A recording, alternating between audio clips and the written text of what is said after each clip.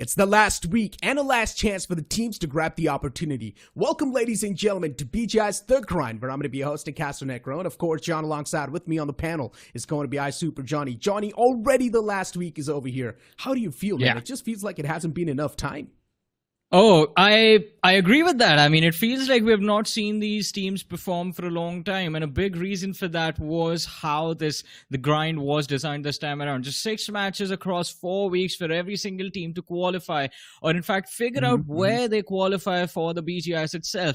But I have to say, the journey so far, it's been exciting, it's been exhilarating, and I believe the last week, well, it's not going to be a letdown. This is going to be the finish that we were all hoping for to the grind.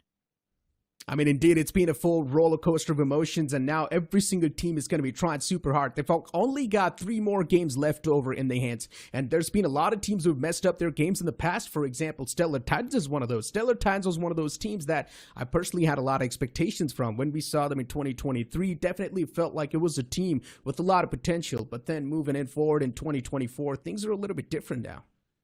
Exactly, and things looking different for a lot of big names as well. I mean, you talk about Stellar Titans, you talk about TWOB, and both these 2 teams are supposed to take the stage today in this final week, day number 1.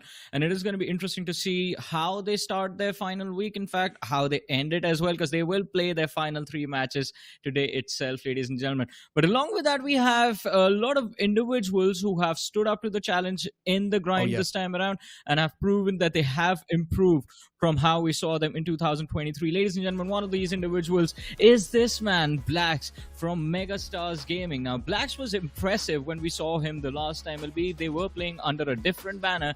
But this time, it seems like the whole team has evolved into a whole another monster. And Blacks, well, he is no different. He has also improved quite a lot. We see the 48% finish contribution over there for his team. Yeah, I mean, Blacks has always been super consistent when it comes to being the man of the team. And he's always been there with the elimination points on the board. That consistency is something that really keeps Megastars Gaming on the forefront. Now in 2023, the same team was also called Team Mayavi all the way in the back, and this team was also showcasing a lot of that potential. Yes, it was a whole other thing that these guys were really impulsive back in the day, but now it just feels like they're able to prioritize the position in a better fashion. They seem a little bit more disciplined. Yeah, Black sometimes does overextend. Don't get me wrong, he does overextend sometimes, but still now it's just a little bit more better. It's a little bit more refined.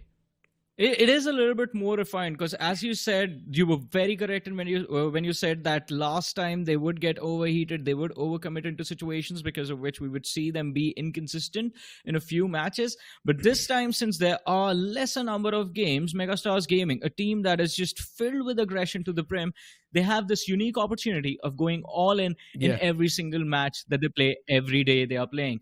As of now, after the first 3 games they've played, they've had 25 finishes, 20 placement points, a grand total of 45. It brought them within the top 9 at the end of the 2nd week. The 3rd week, they weren't playing, so the drop was there in the rankings. But Megastars Gaming, I mean, this will be the team to look out for in that first group that will play the matches in front of us today. And again, Blacks is special. He is built different with that 48% finish contribution. But the other players, we can't really forget Thunder, Legit, and Cypher as well. They have been quite incredible with their survival instinct and support being provided to the star fragger of the team.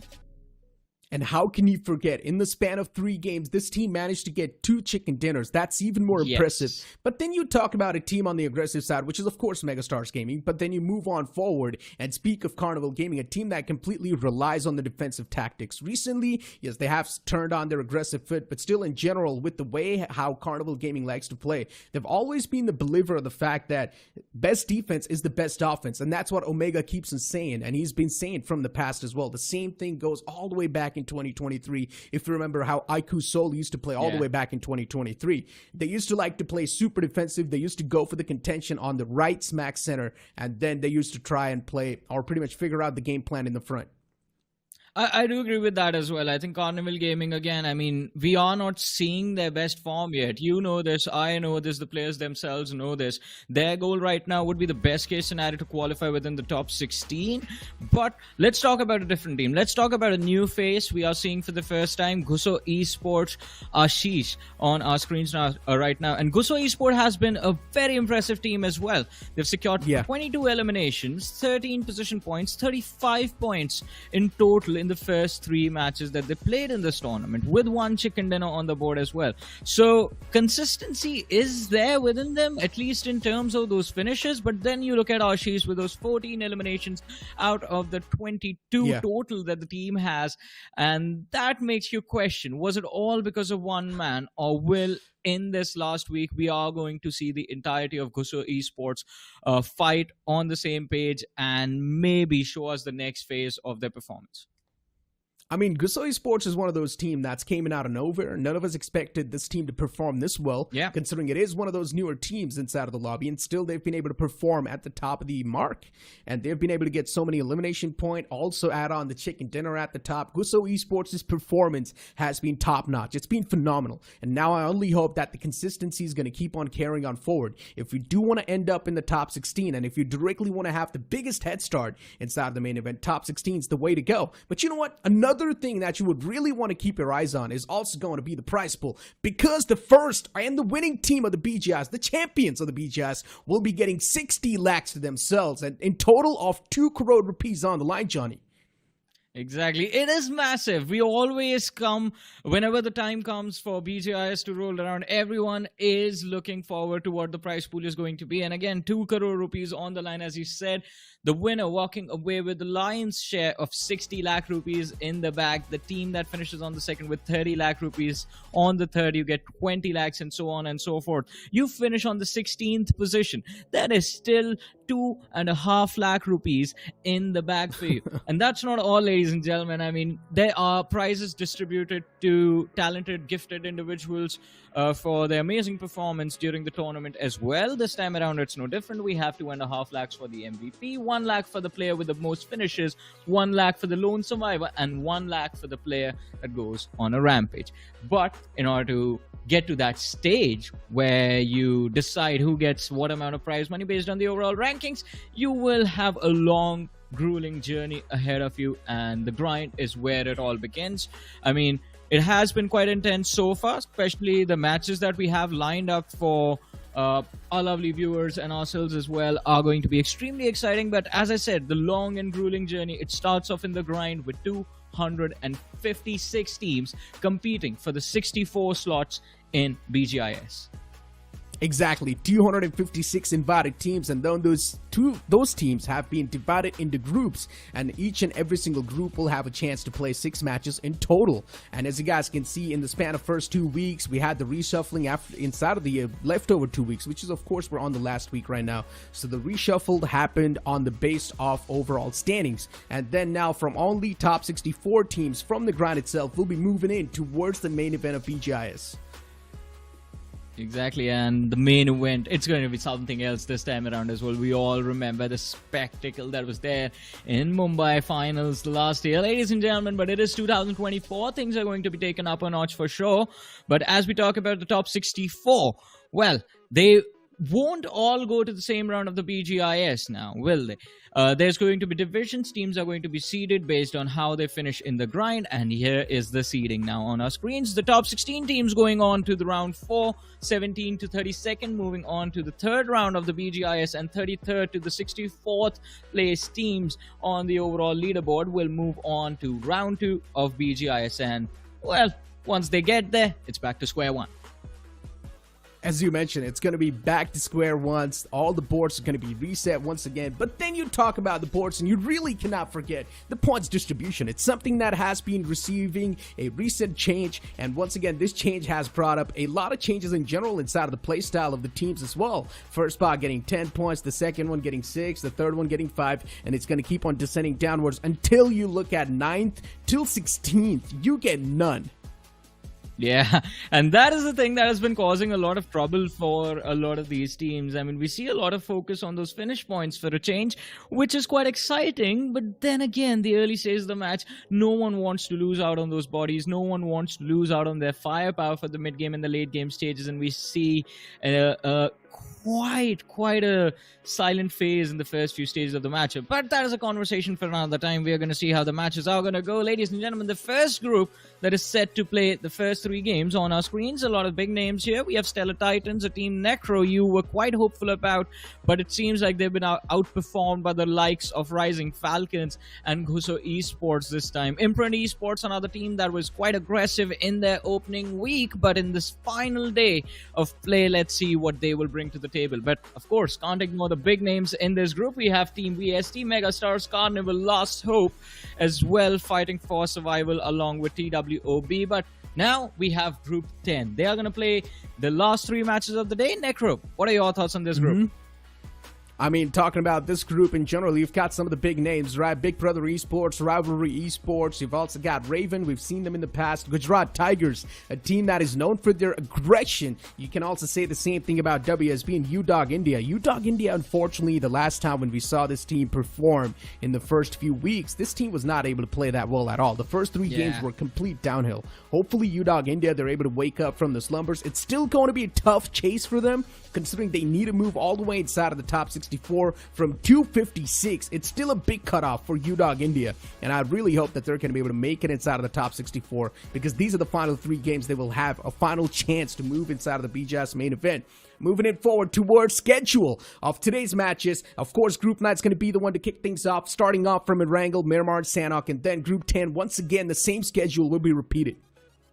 Exactly, the 3 standard maps of the game to be played by all of these teams. The first 16 teams take the first 3 maps, and the next 16 take the next 3, as we discussed. And as you were talking about UDOG India, Necro, I do agree with that. I mean, it's a big name, a big part of the history of BGMI in this country, and a big part of the BGMI community as well. And right now, I mean, when they ended their second week, I'm going to keep going back to that second week, by the way, since that was a good halfway marker where we saw all 256 teams play 3 matches, so we kind of have a baseline reading of what the performances look like on these 3 maps as well. And UDOG India, as you said, did not really go well for them. Were only able to secure 4 points off of those 3 games, so it's just a little bit over 1 point per match average that they are having, and that is not going to cut it. Right now, within the top 64, I think you need to have at least 6.5 points per match if you want to find yourself within the top 64, but that is right now when the final set of 128 teams haven't played their matches. That average is going to go up, and I think a safer point to be in would be to hit that 7.5 point per match. If you can do that, I think that should bring you to the board if you are a team like UDOG India. But still a lot of teams to look at. I think it is going to get very interesting how the rankings are going to unfold. Exactly, and talk about things being unfolded. There's one more thing that's going to be unfolded in front of your screens right about now.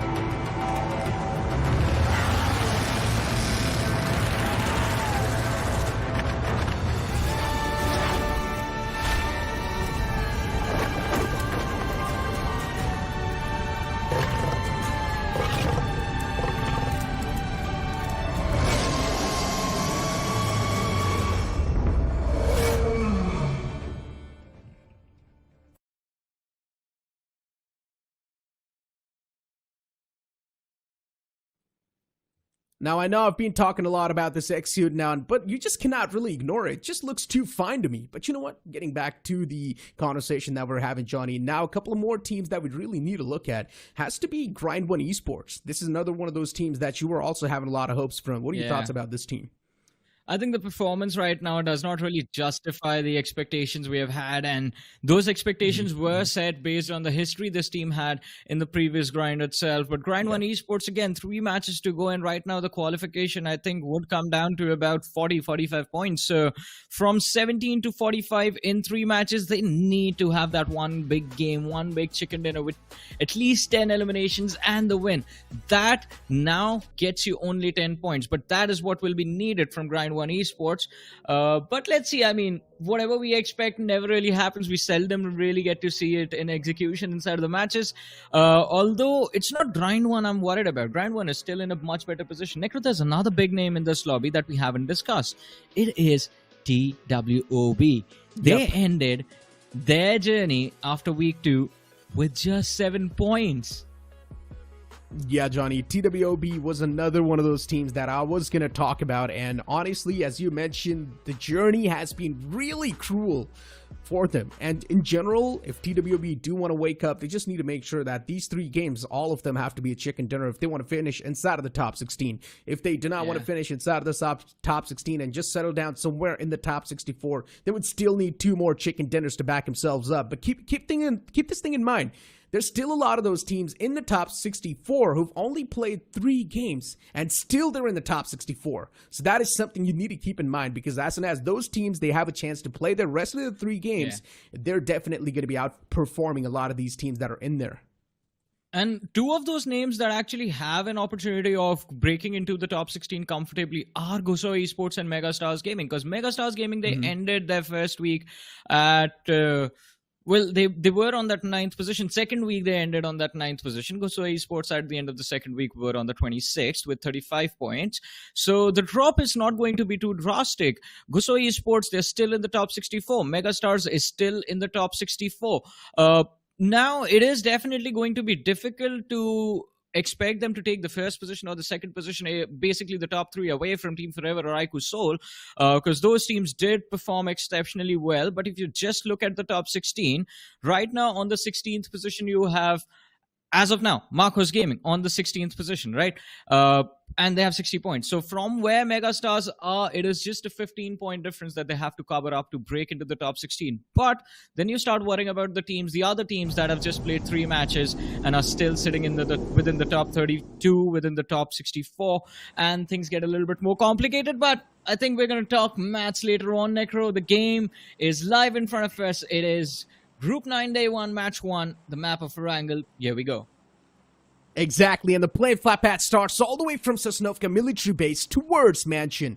Now, once again, this playing flat path is being super cruel. If the teams do want to move in towards Georgiapol City, or even Georgiapol, or even Gatka, that's where Carnival Gaming likes to move to. This is going to be a tough extent for Carnival Gaming as well, because they would need to drop down in a temporary drop location, get their hands on some basic loot, and then move in towards their main compound. So in general, this playing flat path just favoring completely one side of the map. It's going to be putting a lot of the teams in that discomfort. So let's hope that we're going to be seeing a lot of those early game fights. Yeah, I mean, I'm hoping for the early game action as well, especially for the teams that are struggling for points right now. This might be a do or die moment already in game 1 itself. Initially, right off the bat, we do notice a little bit of a drop clash between Last Hope and ASG, as it seems like both the squads are looking to take control of that Novorapnoi city. ASG, though, they've backed off. They're dropping quite close to the bridge, and Last Hope, they will be given full reins of Novorapnoi. So at least something work out in the favor of Last Hope. But there's a massive cluster on that eastern half of the map already, towards Milta, towards Farm. That has to be watered as well. That is open spaces right there. It indeed is open space. TWOB as well, just dropping in towards Farms, as you mentioned. You've also got OF just dropping in to the right side. You've got ASG towards the Sosnovka military base. An interesting drop location for ASG.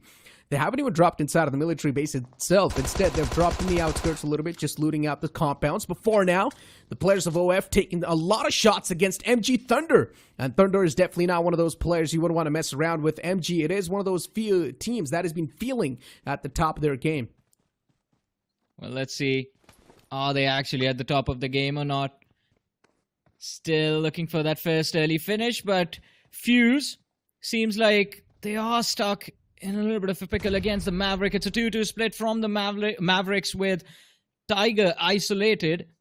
Gopal and Sumit really stuck in a corner. God. Nice little nade on Biscuit. Does not secure the knock. Dishes out a lot of damage though. This second one will help them with the opening knock. But look at this. We have Shergill on the flank. And Mavericks, all of a sudden, the tables are turned against them. Nicely done, the Uzi, of course, a close and personal, but still, somehow he gets staggered.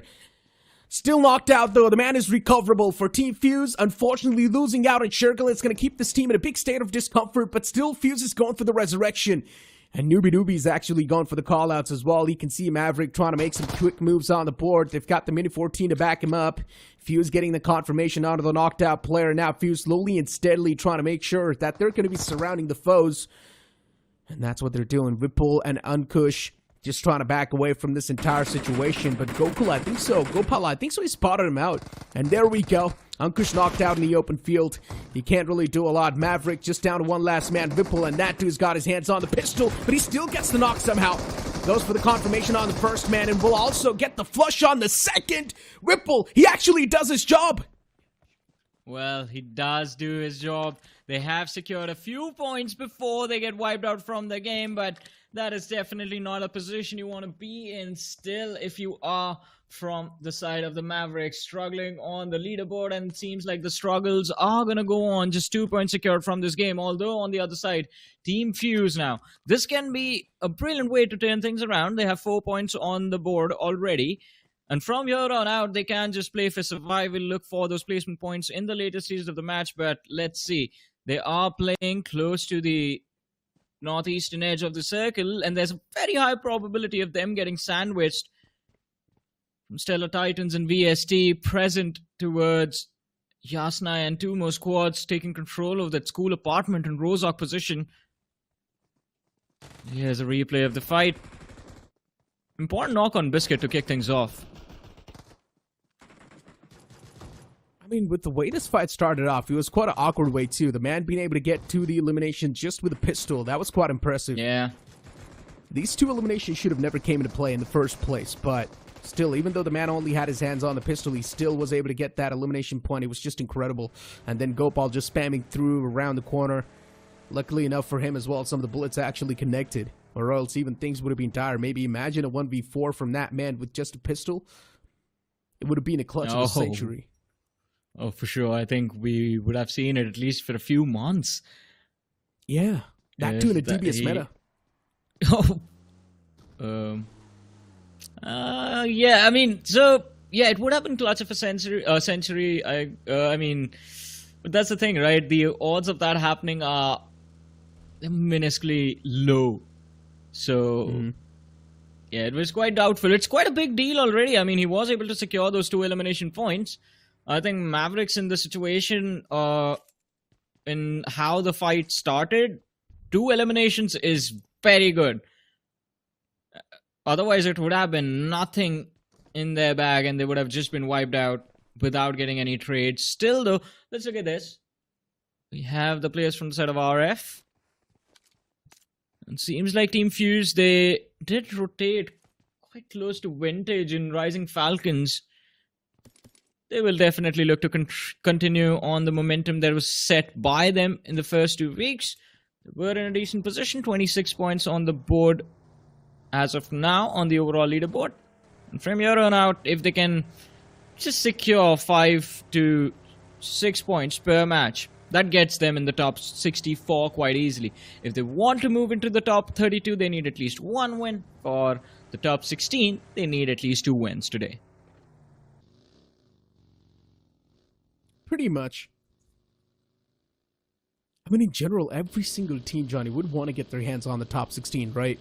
That's a big boost you're having inside of the main event. Directly in the round 4, imagine the amount of time and efforts you can actually put in behind the scenes, looking at the teams that will be performing currently in front of them. They can just keep on taking down all the notes, realizing the fact that how the games can be played for the future. they can be taking down all the nodes from the teams that will be moving in from the previous round to the future rounds. There's so many possibilities. You will just in general have much more time to research. Yeah. TWOB, Eggy, one of those players that just feels like recently the man's lost his edge, but hopefully he gains it back. Eggy's been struggling in his own ways. He's not been able to get a lot done for his team. The same thing can be said for AJ, Prince, Turbo. But all it takes is the first initial knock, and that too, they're looking forward to take that fight against the players of MG, who's got the momentum with them. This is going to get very interesting. MG Thunder on the flank, a little separated from his teammates, but is he aware of Prince's position? His back is turned towards the opposition. This is going to be brutal. And AJ as well with the information from the other side of the ridge. Thunder is about to get sandwiched, shot fired, and the knock is going to be secured. Do MG find the trade here, though? That is going to be very important for them to reset this fight. TWOB with a clear advantage, the upper hand in this action. Oh no, Blacks took shots, so even his position's now revealed. You can see the players of TWOB knowing exactly where the players of MG are. There's even Cypher in the front lines. It's better to back away from this spot, and that's what they're starting to do slowly and steadily, Johnny. Just backing away from this spot, letting the flow take over.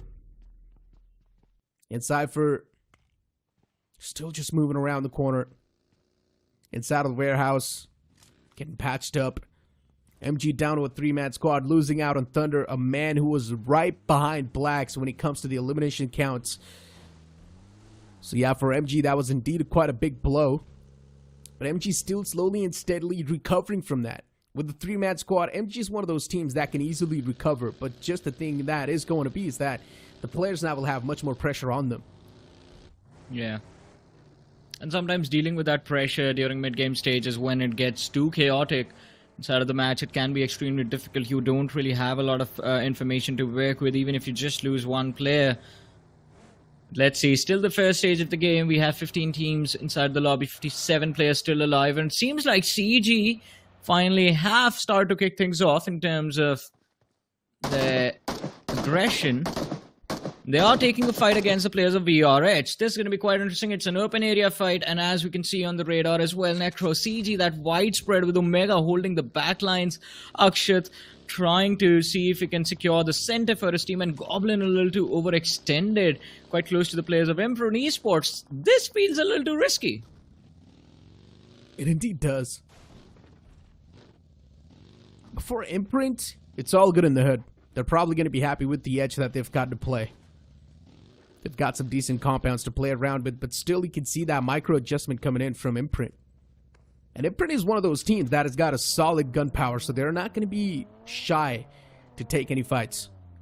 They will straight up try to brute force against you if you do take their favorite compound inside of the zone, so IMPRNT is definitely one of those teams to watch out for. Yeah. Carnival Gaming at the top, having so much information to play with on top of the Big Boy Mountain. You've got MG as well, moving in slowly and steadily. This is going to be interesting, Johnny. We might see a collision happen soon. There's too many teams breaching in from the same breaching point. Yeah. This is going to be so chaotic, so brutal, and a lot of these squads, it will be important to find that cover as quickly as possible. In the meanwhile, though, mid-rotation action from MG, Megastars Gaming. We see the entire squad abandon their vehicles, take the shots on the opposition, the players from the side of only finishes, but none of them get finished. All of them just go along their merry way. They make the great escape and have found cover, in fact, that we were talking about in the school apartments. This could be a brilliant position to work from, but alright, my apologies. They just overshoot the school apartments. I believe still looking to head up north. I'm not sure if you saw the elimination feed, but Shadow just got knocked out. Yeah, Stellar Titans. Blunder. Yeah, still. Already, I guess, the pressure's starting to get him. Mavericks being completely wiped out off the rip. We saw them fight against Team FUZE. The fight just did not work out at all. And if you look at the map right now, Johnny, Carnival Gaming being at the top right in the smack center. It's like a date with destiny. And then there's GUSO Esports towards Georgia Pool. Even that team's feeling super good. Marcos Gaming in front of us, and for MG, the only thing they're doing is just move away. just trying to get inside of the zone. They're going to find a clear breaching point towards Pachinki. So there's no problem for TWOB, though. TWOB is one of those teams, one of those lineups that is supposed to be aggressive, but this recent shift in the play, I guess, is really costing them their points. Yeah, quite a lot as well. And when you look at the lineup that TWOB has, a lot of experienced players in the team. And this is quite surprising, not really seeing them be a part of the action at all. As we talked about them in the first 2 weeks, did not really go there with the opening weeks, was horrendous from their standards. And this week, definitely expecting a bounce back. But in the meanwhile, ASG, it seems like shots were fired upon one of their players. And they are aware of the position of IMPRNT Esports. But there's a little bit of distance between the two opposing sides now. So it will be extremely tricky to gain that line of fire, try and dish out some initial damage before the fight progresses. But over here, what has happened? What Harshit from Only Finishes, it seems like, has made a mistake and just runs into the arms of VRH, who are quite happy to welcome that one free point in their total tally. That's exactly what you need if you're VRH. Just stand inside of the compound, getting that one freebie. They're happy. CG, though, look at this 2-2 split they've got. Or you can pretty much say every single player is just split apart. They're spread. And then Omega is all the way in the front lines towards the bridge. Omega's job is to make sure that he's sort of like the insurance policy in the front lines. Even if things do go a little bit south for them, if the circle shifts on top of the Omega, they're at least going to have some sort of control. Before now, it's Marcos Gaming taking a fight against the players of Last Hope. Or you can pretty much say Megastars Gaming, not Marcos. MG, it's a little bit confusing. But yeah, Megastars Gaming going for a fight against the players of Last Hope. And Last Hope, they've already lost out on one of the players. And now the last hope remaining for them are the 3 remaining players. But this kind of evens the fight for Megastars Gaming. And Dawn also getting taken out. Can really work out in their favor. They secured the finish. So the numbers now are a complete 3v3. But Megastars legit. He's gotten quite close. Has the shotgun for the duel as well. Expect someone to be on that first floor, but it's going to be Rini with a nade. Point blank secures that knock. 2 remain. Cypher and Blacks in a 2 versus 3. With Blacks pinned down, I don't think there are a lot of options left for Megastars to recover from this fight. Legit, completely confirmed. And Rini, he's still got the nade pulled out. MG down to a 2-man squad. Things are just getting worse and worse. And they're also completely pinned between the players of TWOB and LH. And look at Last Hope. He also finds Cypher. Catches the man lacking and slipping by. But Cypher was not that slippery. And now MG's just down to that one last man alive. It's going to be tough to recover from this spot. As the circle as well just shifts. And this shift is also going to be quite interesting as the circle is shifted away completely from them. These teams, they need to disengage from the fight and focus on the circle as quick as possible. Because now the circle is too small. All the better spots are going to be taken away instantly. Black's just pinning that compound. Black's, all he can do is just wait for the opponents to take leave. He cannot be the first one to take leave because TWOB, they've surrounded this entire fight. Even TWOB, they want some elimination points for themselves. As soon as Last Hope, they take an exit from this compound, they will be welcomed with open arms by TWOB. But they need to be careful, as you mentioned. I mean, the zone is not theirs. They're trying to gatekeep the players from Megastars and Last Hope at the same time. Having them surrounded, it can work out, but look at the radar. Last Hope, they've gotten the back of Prince. He's been spotted out, fired a few shots to just try and shoo away the opposition from his corner. But Last Hope, this escape is what they wanted. They've completely abandoned those apartments and are moving along their merry way towards that eastern edge of the circle inside that water city. This move of theirs, this might have just secured them a few extra points deep into this match. That position as well, it's going to be difficult to contest. So if the circle moves towards the water city, I think Last Hope, they are going to do quite well for them. But towards Georgopol is where things get interesting. We have GUSO Esports up against the players of ASG, who have lost 1 already.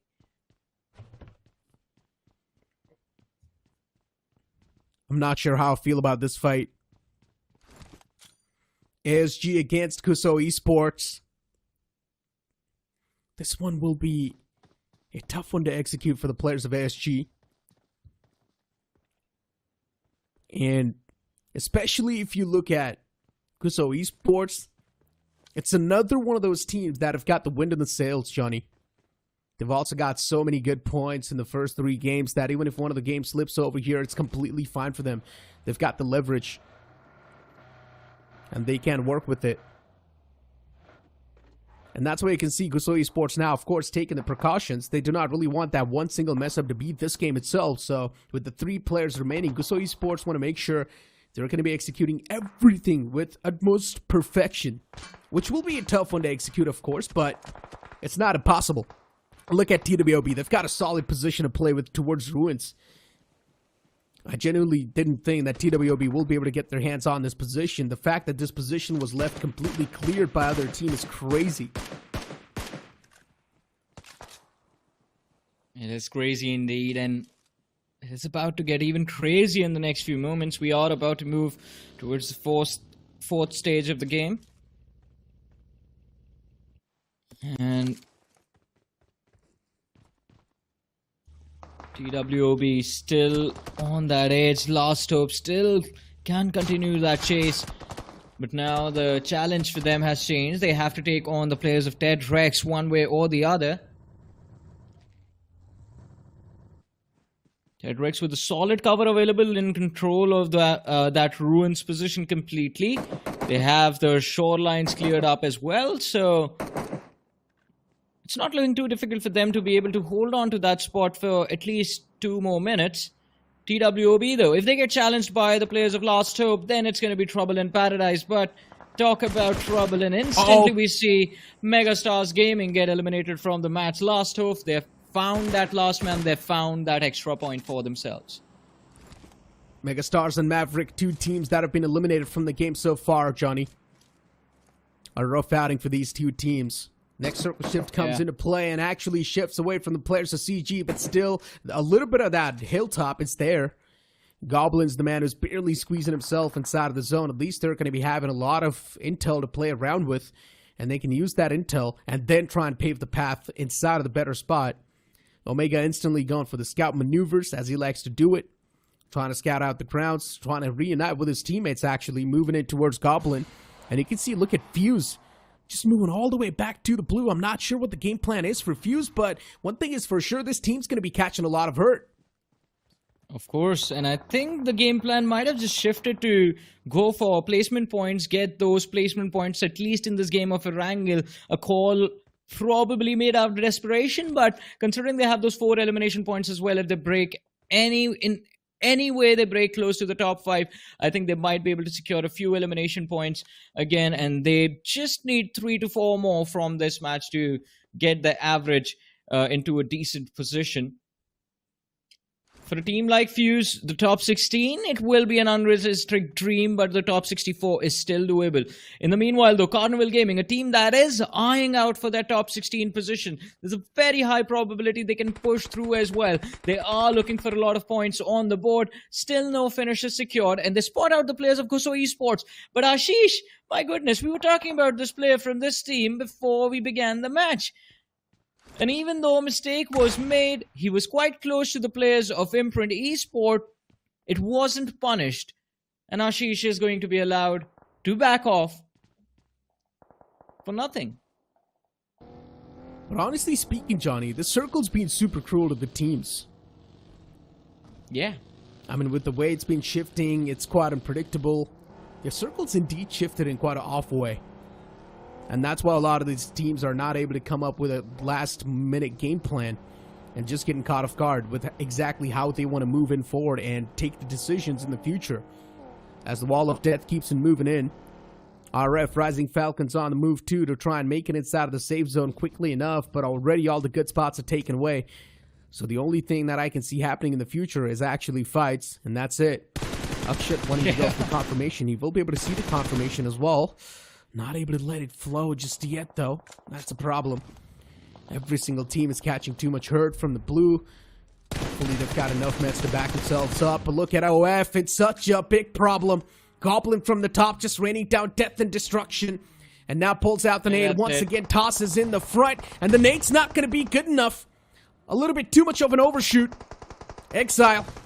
Trying to back away from this spot, but he just gets spammed out to death. Goblin, nicely done. Spams the man to death. And now there's Stellar Titans in the back lines. Goblin spot out the players of Stellar Titans too. The next circle shift is also going to be in front of them. And the circle is still a little bit closer to the players of CG. They can still play on the edges. I think they're just going to hold on to that hilltop and go for the finishes now. As you mentioned, there's very little space left inside of the map, inside of the safe zone for these teams to occupy, and the high ground advantage that Carnival Gaming have to work with, it's just too big. It's the biggest, it's the tallest peak inside of this map of Erangel. There's such a big vision advantage. They have the scopes as well. The only thing I'm worried about is the ammunition, because we just saw Neo with roughly around 45 bullets left in the backpack, 40 in the mag as well. Akshat about 150 in the backpack should be good enough for a while, but they will run out of ammunition eventually, and when that happens they will be forced to come down to the flat surfaces, join the rest of the lobby, and that is where Carnival Gaming can be in trouble. So ideal situation for them, and as I said, this is a team that can definitely hope, and they can in fact break into the top 16 as well. So right now getting these finishes is of the utmost important. If they can secure the win as well, then it is the best case scenario. But Carnival Gaming, from that spot, they need a minimum of 4 more eliminations. 10 eliminations on the board, then their job on Everest is done. They can climb down to the open fields and take the fights on an even footing with everyone else. I mean, once again, Johnny, it's just Carnival Gaming being defensive. It's not even like they're being super offensive, no. They're just at the top, collecting those elimination points that are in the open.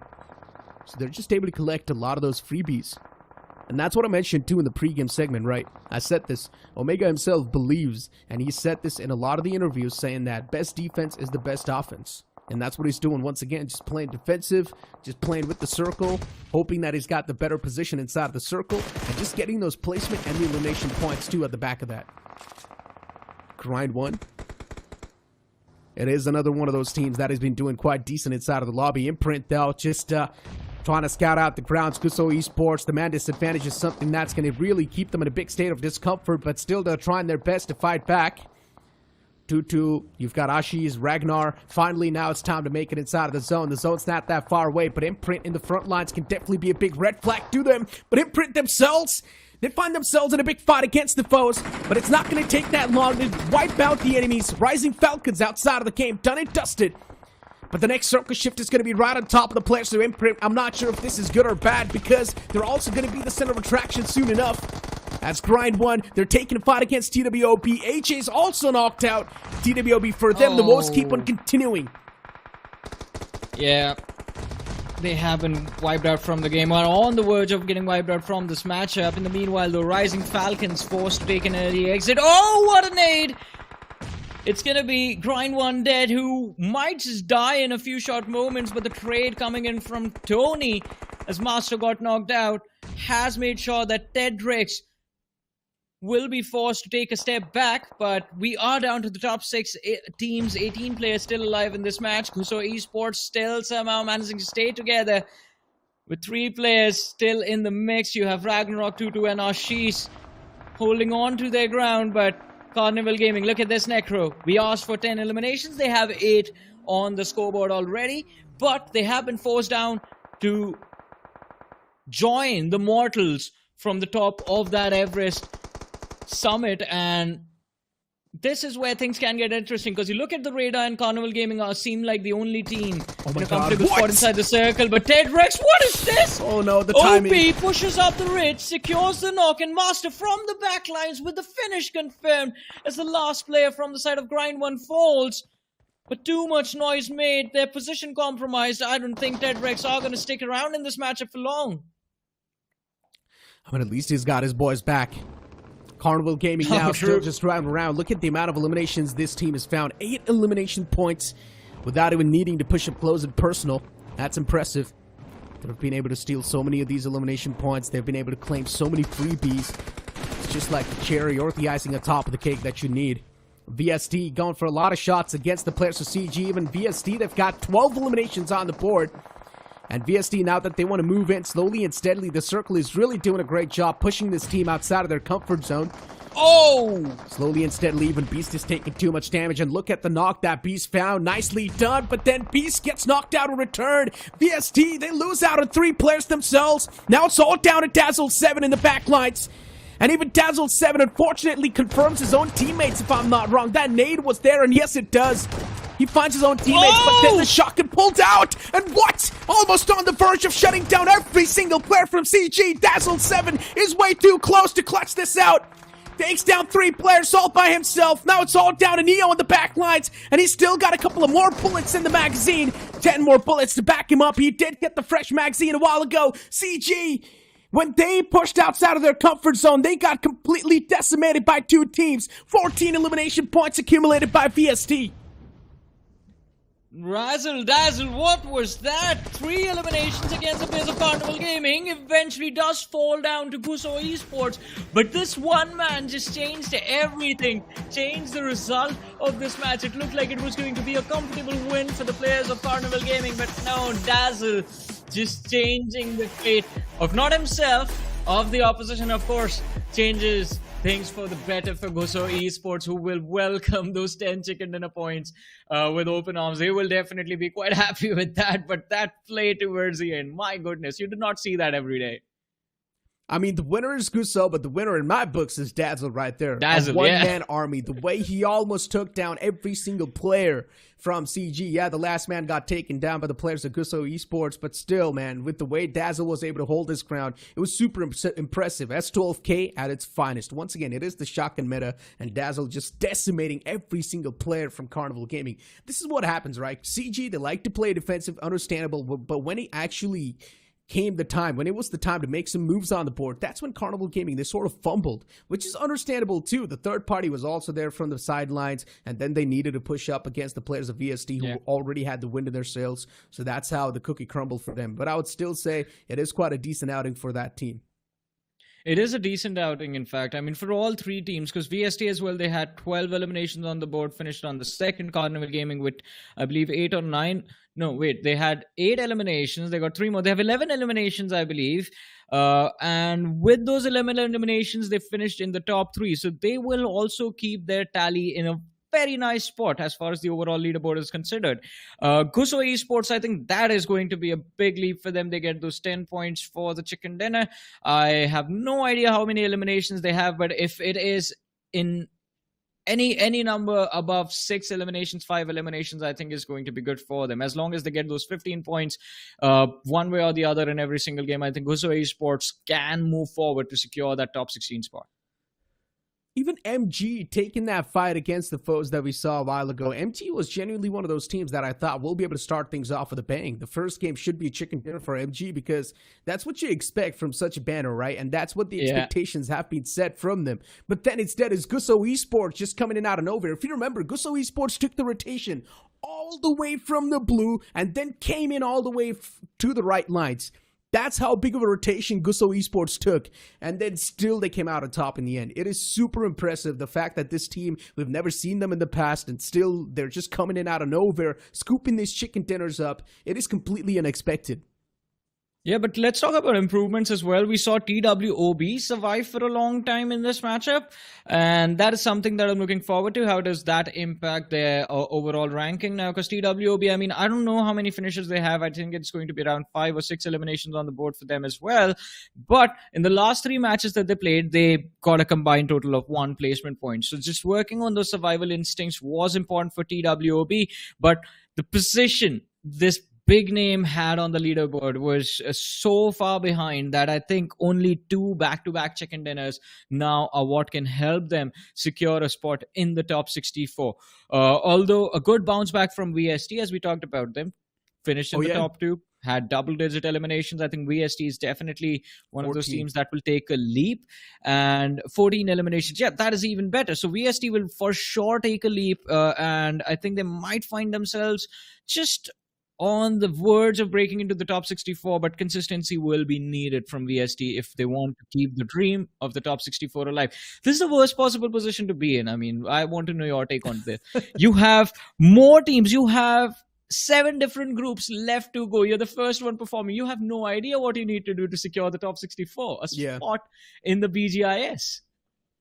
I mean, what blows is that VST, if any other team is barely on the edge of top 64, you're always going to be super anxious. You would never know that if your slot's going to be taken away by some other team or not. So it is one of the worst possible situations to be in, where you're also having that hope, but then there's a chance that hope is also going to be snatched away at the last moment. So it is never a good feeling to be in that spot. But VST, they got 20 points in total, Johnny. So they're still, I think, so pretty much chilling. 20 points is a really good outing from a game, considering the winners, GUSO Esports, they were not really participating in a lot of the fights themselves, and that's where you can see Dazzle7 at the top of the board too in the MVP the previous game. 57% of finish contribution and 8 finishes on the board all by himself, and Dazzle was indeed at the forefront. This is 13% map impact from an individual is just an insane stat to look at. And as you mentioned, I mean, he was definitely doing wonders. That final fight where he got those 3 eliminations from the players of Carnival Gaming, I think that was the highlight of his play for sure. But before that as well, putting in the effort for the entirety of VST throughout the match was something that was special about Dazzle in his performance on this matchup. But we move forward, and Ashish from GUSO Esports, it seems like consistency from his end never fades. We talked about him during the pre-show, and we get to talk about him again, Necro. 6 elimination, 10% map impact, and a 66% finish contribution to his team. Pretty much. And then you've also got Master over here with 3 elimination points. Yes, that's not a lot, but still, for some of the newer teams, any of these elimination points can actually be a big ray of hope. They've still got 2 more maps to come into the future, so there's a chance on the map of Miramar things can be a little bit better. And then Sanhok is one of those off maps where you never know which team is going to be the one to come out on top. It's all going to be position based. If you do find yourself in the center of the circle in the last few moments, then yes, it's all good in the hood for you. The stars are aligned. Moving on forward towards the point standings, Johnny. Team VST at the top, as I mentioned, 20 points accumulated. GUSO Esports, they were not able to squeeze in a lot of those points, but that's why you can see the positioning points too that they have gotten. And then moving on forward towards Carnival Gaming, as you mentioned, 16 points in total accumulated. Even for Carnival Gaming, that was not that bad of a performance.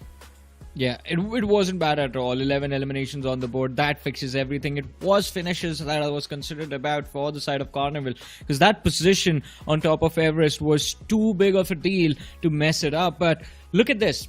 Almost half the lobby wrapped up by the top 3 teams. It seems like there was an extreme vacuum of those finish points inside of this game, and that has me concerned for a lot of these big names like TWOB. Just 4 points on the board. That is not going to be enough. Last hope as well, Grind 1. It seems like Grind 1 will be in a world of trouble in the next 2 games. Exactly. That was my reaction when you said that TWB was able to survive for a decent longer. I understand. Yes, it is an improvement considering TWB was also doing a little bit worse in the past, but still, this improvement is something that is next to none. And TWB needs to focus on much more larger scale if they do want to move in directly towards the main event. Top 64 from 256 is a massive cutoff. You imagine the amount of teams that are going to be eliminated from the ground itself, and then hopefully if you do manage to place yourself in a better standing inside of the in-game qualifiers, then yeah, maybe you'll have a chance to come back. But still, it's a whole other thing, right? You move on forward towards the latter half of the board for now. MG, Megastars Gaming, with only 1 point. As I mentioned, this is one of those teams that you never expect to see on the latter half of the board, and that's with only 1 point. And I agree with that. I think the way they played in their opening week, it was very impressive. Every single match that they played, all 3 of them. But now in this final week, final 2 games remaining, Megastars Gaming, I think they need to make a push as committed as possible towards that top 16, because Megastars is one of those teams that you would not want to see them settle for top 64, for top 32. This is a team that's a caliber for straight up qualifying for the top 16, and nothing else will suffice.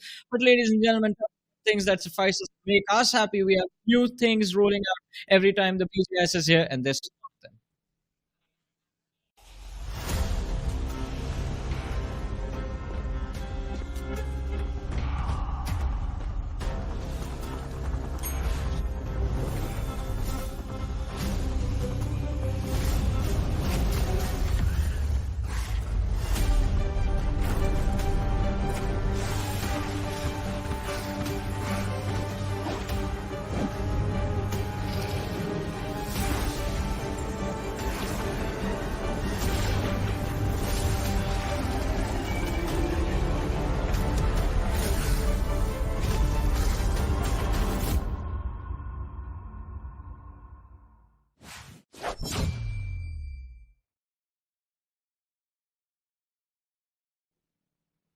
Once again, man, that X-suit.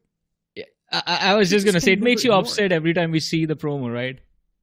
Exactly. I mean, you just can never ignore it. It just looks so clean. It looks so good. The texture, the detailing on that X-suit. You know what, guys? I do not want to keep on praising it too much. I would just ask you guys to go inside of the game, give your luck, give it a shot. Maybe you can get your hands on that X-suit if you're lucky enough. Because me and Johnny, we're out of luck.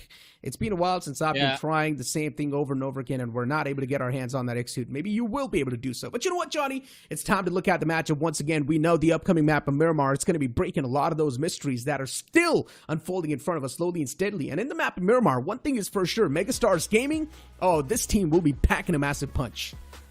Oh, of course, and they are going to be waiting for their opportunity to strike as well. We know what they can do with that high ground advantage, and it seems like Miramar has always been their map where they kick things off. This is the opportunity to wait for. But ladies and gentlemen, there has been one opportunity that I have been waiting for, and ladies and gentlemen, it's a pleasure to introduce to you guys Universe, who's going to be joining us for BGIS The Grind this time around. Universe, how are you doing? Let's let the audience hear your voice before they see your pretty face.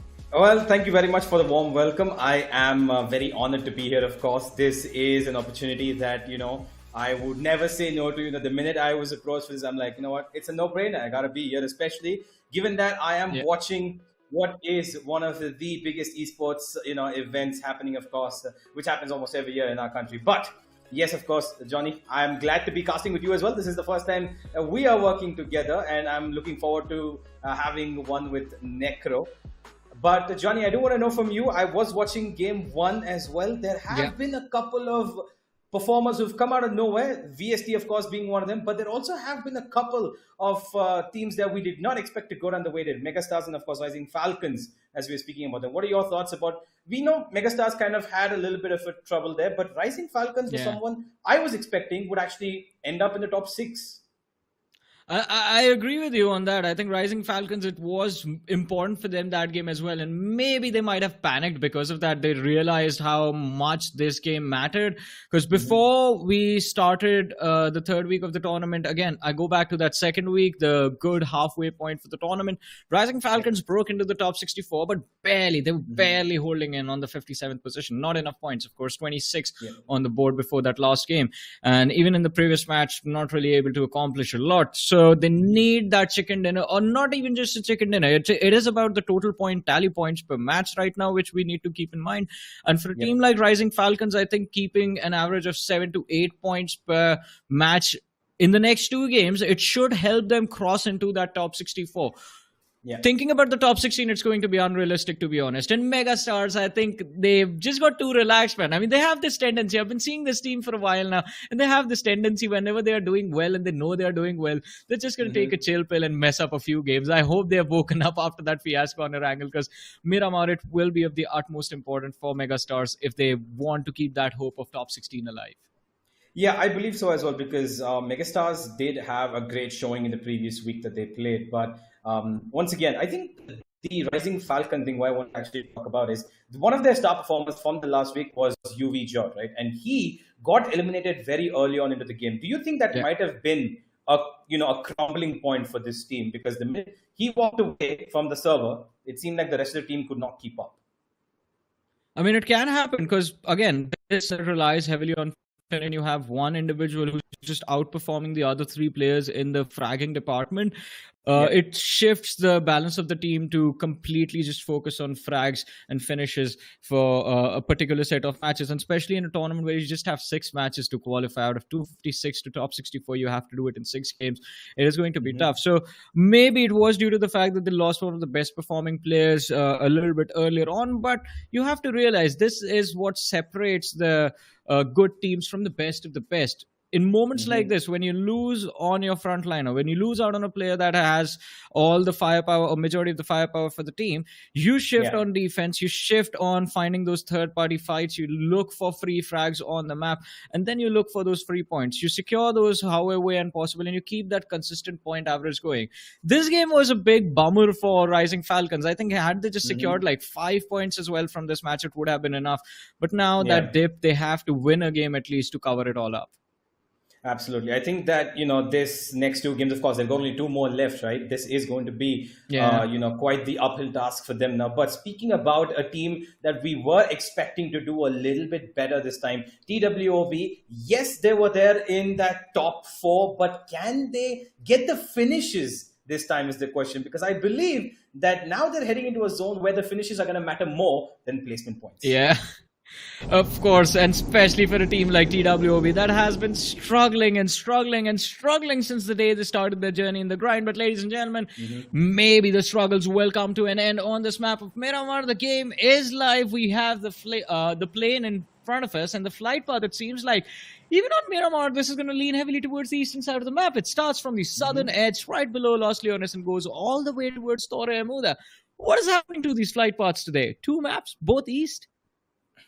I mean, I guess they kind of like to get the players to travel themselves towards that western side. And of course, Miramar being the map it is, it's I love the road. Me personally, I'm a road trip guy. I love the road travel. Whenever I've played on Miramar, I kind of enjoy that ride, going towards Monte Nuevo, going towards El Pozo. Yeah. And that's kind of what even, Carnival Gaming did in the previous map, where they kind of, took that trip towards, I believe it was Gatka, where they took over, and of course towards the hospital region, and then of course ended up on the mountain side. But I believe that this flight path, of course, is going to give a lot of early fights once again, unless, of course, we actually don't see that many teams lining towards that eastern starboard. We're going to see only IMPRNT Esports moving in that direction, while the rest of the entire lobby has taken towards that western side. Of course, they will have maybe 1 or 2 drop clashes. I do see maybe ASG and Last Hope could be having one towards the southern side of that map. And as we speak of it, I think there has already been an early fight here. Yeah. Yep. And it is with Winchester as well. Wow.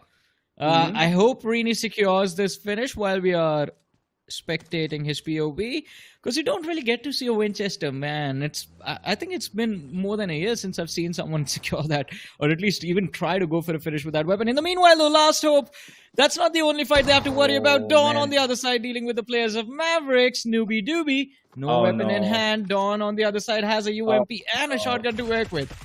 Yeah, you can't, what are you doing? Swinging your fist at bullets? Even Superman, only Superman is allowed to do that. Okay, you were going to say even Superman couldn't do that. But right now, Dawn, I believe he himself is a Superman right now. He's already taken out one. He's looking for the other finish to confirm as well.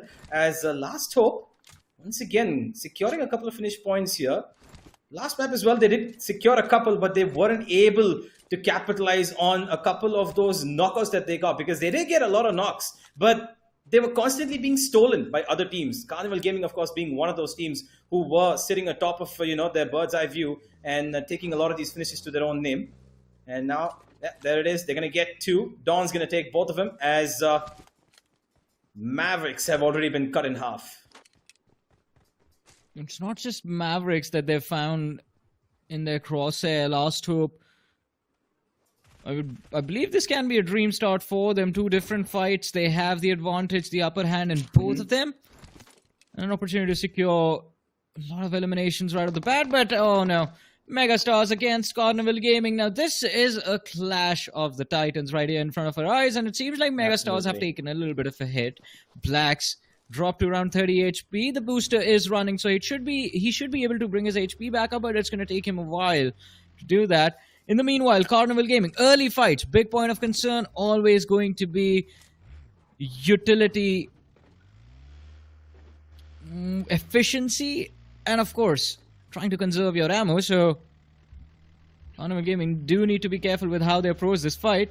The only thing they have going in their favor is they are quite close to the edge of the circle, but the party bus, on the way towards boot camp of Megastars. And here we go. Kicking things off, it's going to be Neo with a push.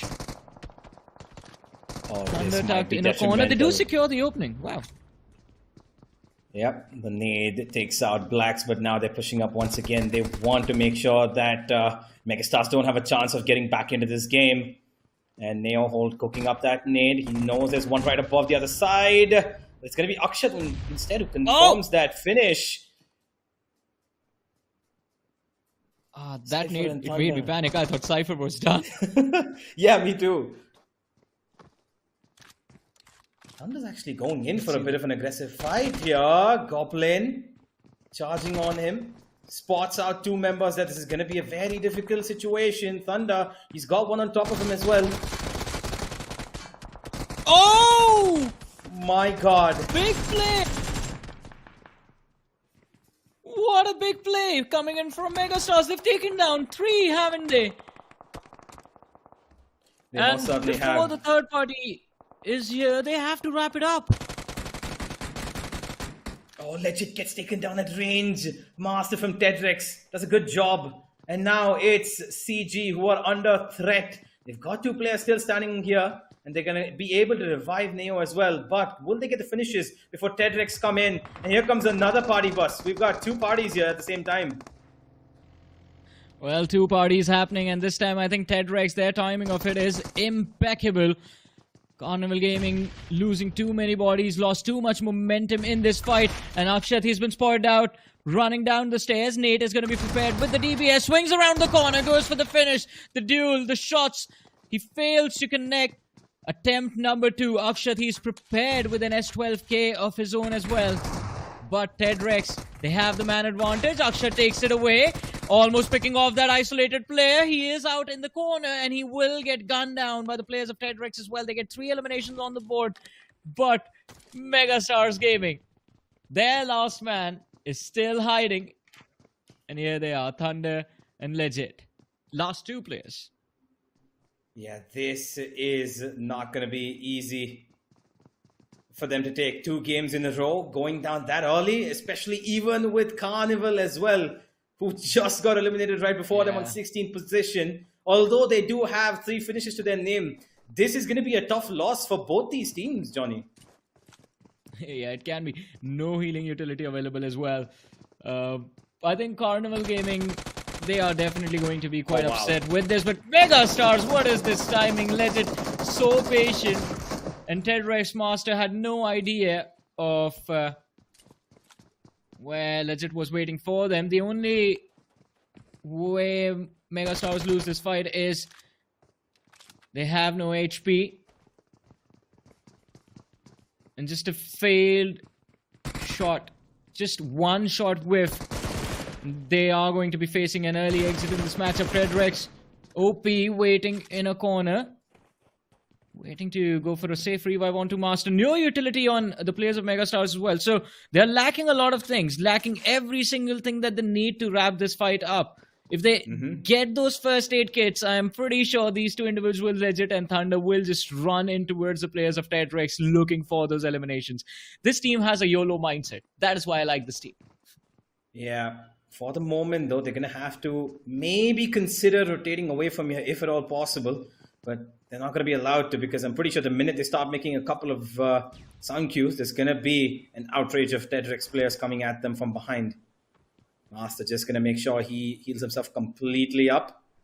And everybody from TEDREX seem to be just regaining momentum to take this fight once again, because they know these 2 players of Megastars, although they are low, they're not going to be easy to take down just yet. Of course. The last time someone thought these 2 individuals would go down easy, that was Carnival Gaming, and well, they're sitting in the back watching this match now. The worst thing about this entire setup for Megastars is the fact that they know the crates are there. They can't even loot the crates. At this point, if they can just pull out enough healing utility and throwables from the players of TEDREX, I think it is going to be a job well done. Thunder just runs in goal. One looking for the second. Just revived, and what just happened? Megastars! What was that? It was a 2v3 and they still win it with a sliver of HP. Nah, that is not... No way! Thunder and Legit! You have thrown this competition out into the bits, as TEDREX just probably watching and understanding what in the world just went down here, Johnny, because that was an outright push. They had no information about whether all these players could be in front of them. They're just like, all right, you know what? We're just going to push, see what happens. We're low. We might as well take this fight because we cannot get out of here either. And what a call and what a push, man.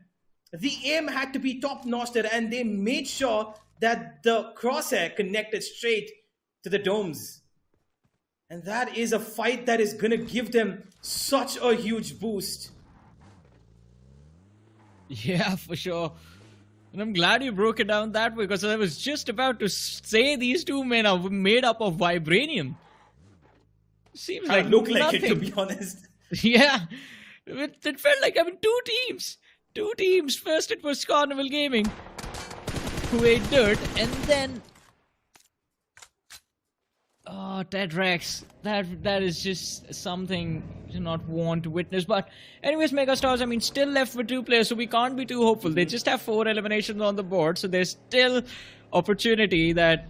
Not opportunity, but there's still a probability that they can early exit in this matchup and just mess up everything up, mess up the hard work that they've done in the first opening week of theirs. In the meanwhile, though, TWOB, now this feels like a fight that TWOB will be extremely comfortable with, considering it's a 2v4 in their favor.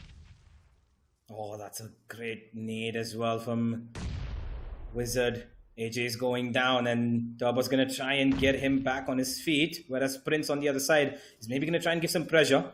Last up do have only 2 players against these 4 in front of him. The cavalry needs to arrive as quickly as possible to make this a fair fight.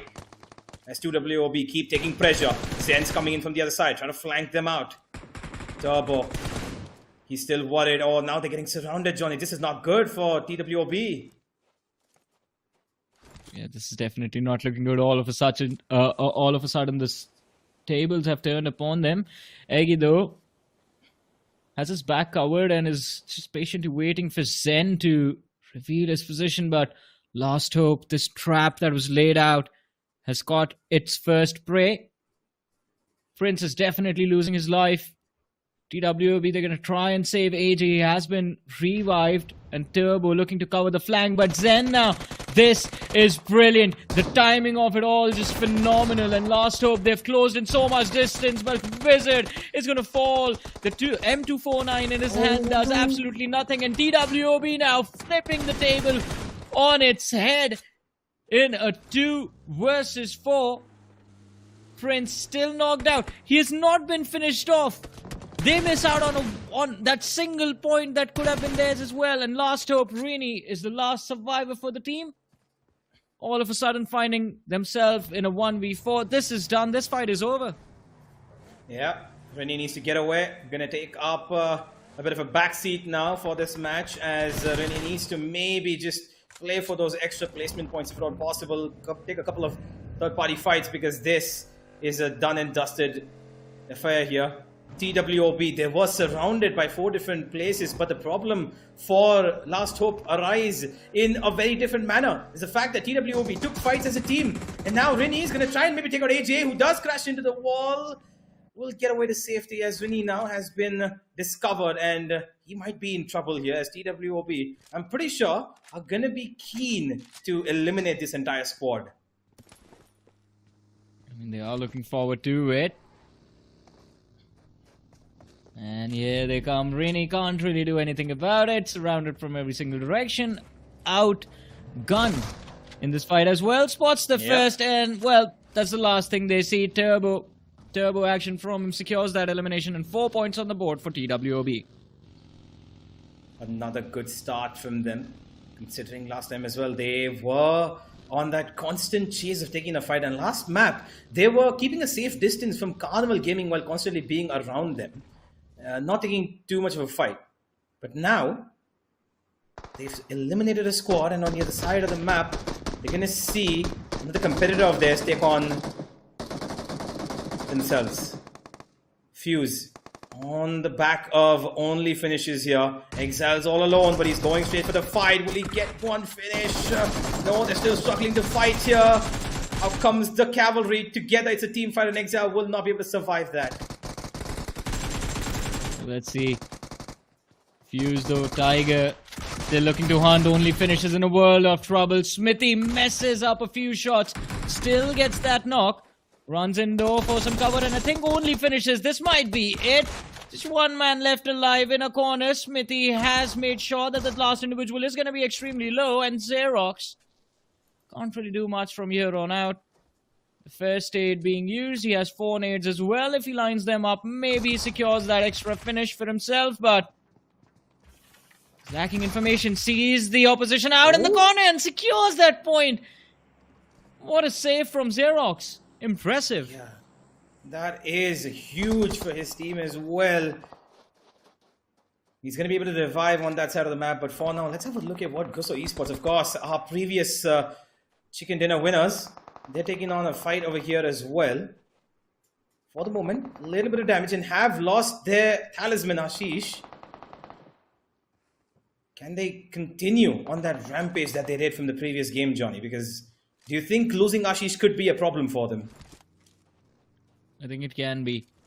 So an important player for the team, was the man responsible for securing a lot of these finish points in the opening week, and right now just that one man being out of the picture can be brutal. But so Esports, I think the job on their part was also done quite well in the previous match. In this game, if they can again break into the top 3, opportunity will present itself for them to secure finishes in the process as well. They need to play for survival. Yep. At this point, though, they are doing that quite perfectly. Few extra points lying in front of their eyes in the form of grind 1, so maybe just a quick early bonus. Most likely.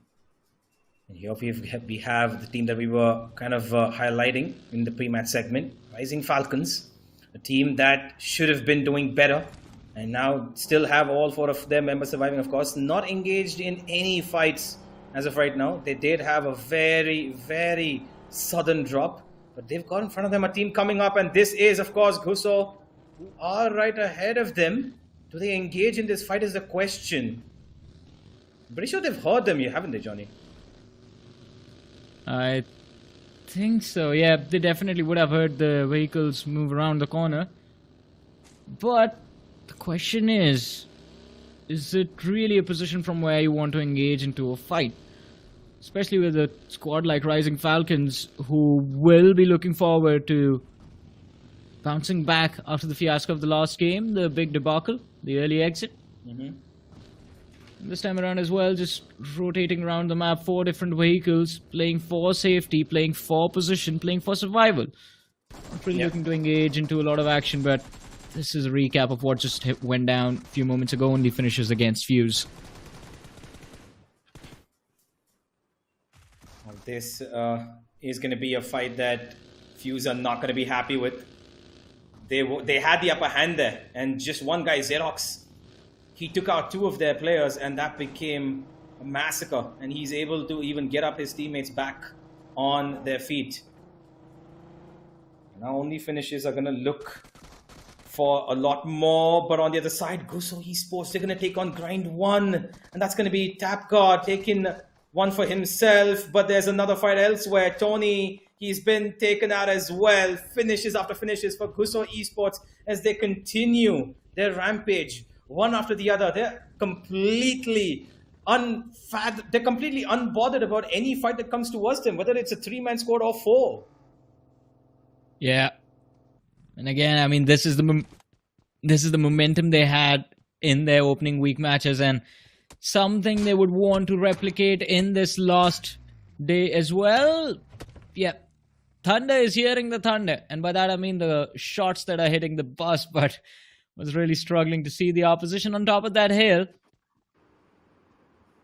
And now my question to the players of MEGASTARS Gaming is, how does it feel to be on the receiving end of this scenario? Because usually they are the ones who are dominating a hilltop, and they will just shoot down on anyone they see. Rarely see them be the ones running for cover inside these factories in Miramar. A big reason for that is they lost 2 players early in the game, so now playing with just 2 individuals, it becomes very difficult to contest any mountain, any hill inside of this matchup. But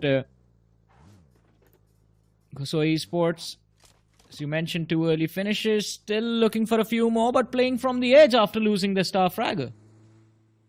Yeah, and if we have a look at the map, it's going a little bit more towards that center, just at the edge of the truck stop. And there are teams that southern zone, Johnny. I'm a little worried about that. Look at that, 4 teams there. Grind One, who just took a bit of a beating, by the way, heading into Mavericks, and right ahead of them, we've got Stella and Megastars. That's going to be quite a quadruple fight, if at all. They all meet up towards that southern part, because the cover there, I believe, is not too much.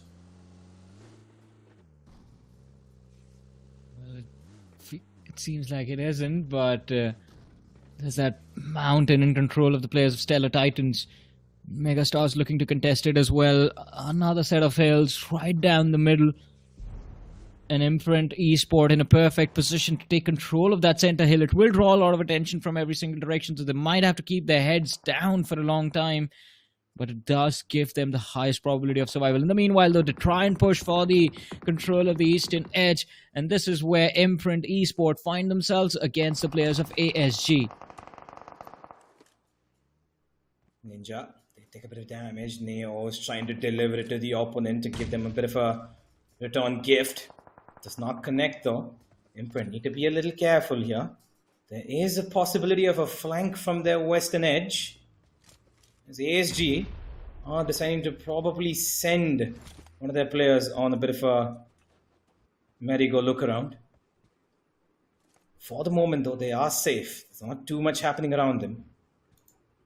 But if at all ASG decide to go on a different escapade, they want to just take the fight instead of going into the zone, because IMPRNT right now just at the edge of the zone, and now they're going to make the move in. And I think Neo might be in trouble here, Johnny.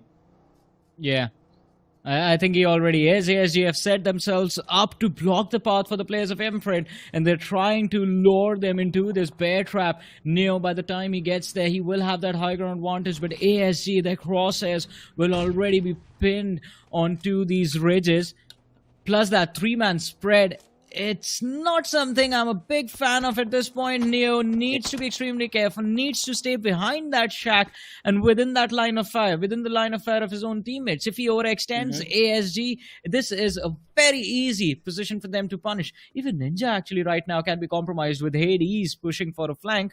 But let's see a little bit of a standstill between these two teams. Also, look at the radar. There's another team waiting in the backlines, looking at all this commotion. That is VRH, and I wonder what's going through their head right now. I think they're going to try and maybe third party here pretty soon. But for the moment, IMPRNT still going to try and take some aggressive fights. It's going to be against Grind One. Nades being exchanged. They're on foot, whereas the other team in front of them, IMPRNT, are going to be getting away in their vehicles. Sahil still lingering around here, wants to just go and retrieve his UAV. Does get into it and will be able to get away from here, as IMPRNT still keeping themselves alive. And honestly, to be very fair, Grind One have been gifted a life here. If IMPRNT had chosen to take that fight, I'm pretty sure they would have lost their last two members, and this would have been a horrible result for them in this map. Oh, of course. Let's see, talk about horrible results, and I believe we are going to witness one for Rising Falcons, or we might witness one for Rising Falcons as they find themselves against BST, and it's the man Razzle Dazzle himself who gets dazzled this time by Rising Falcons. Gabbar though still trades the knockout. Two more players left hiding behind the smoke. No throwables available for Gabbar. Has that smoke, but it can only be used to cover up a position, not really for those knocks. Juice lying in the middle of nowhere can be spotted out. Piece too close for comfort from the side of VST, but with this numbers advantage in the players, with the players of VST, it's too difficult for them to lose this fight. There it is. They have the 4 points secured in the bag, and they get to move forward with all four of their players. Even Dazzle has been brought back.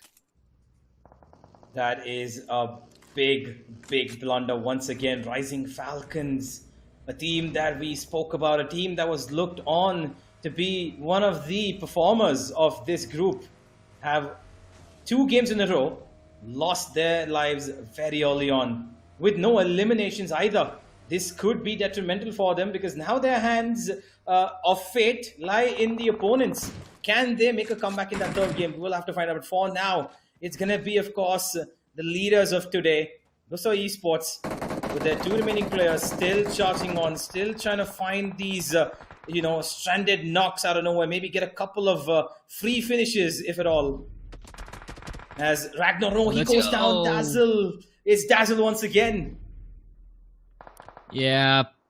this is not going to work out for GUSO Esport too well. Tab got last man left and he jumps into the fire. The Molotov will dish out that extra bit of damage, and VST get that extra point in the bag. 6 eliminations secured as we head into the top 8 teams of this lobby, ladies and gentlemen. Stellar Titans against TWOB, with an opportunity for a juicy little third party available to the players of IMPRNT in the back lines. But it is going to be TWOB with a push onto the last surviving man from the side of Stellar Titans, and the shotgun does justice. Was it the shotgun or was it... Alright, it was the AK from the flank.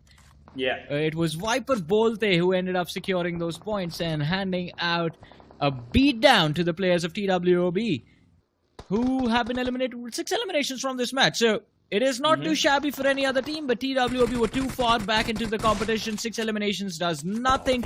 In the meanwhile, VST now not stopping, not slowing down. 9 points on the board already. They've broken into the top 5. If they end up finishing in the top 2 this game as well, I think they are already quite comfortably inside the top 64. Yeah, most certainly. This has been a revival of the ages for VST. Where they started off at the beginning of today, they've picked up a form that only few can recreate. But Gappa does get a little greedy there, maybe. Going for that solo fight. Will lose himself down to the ground.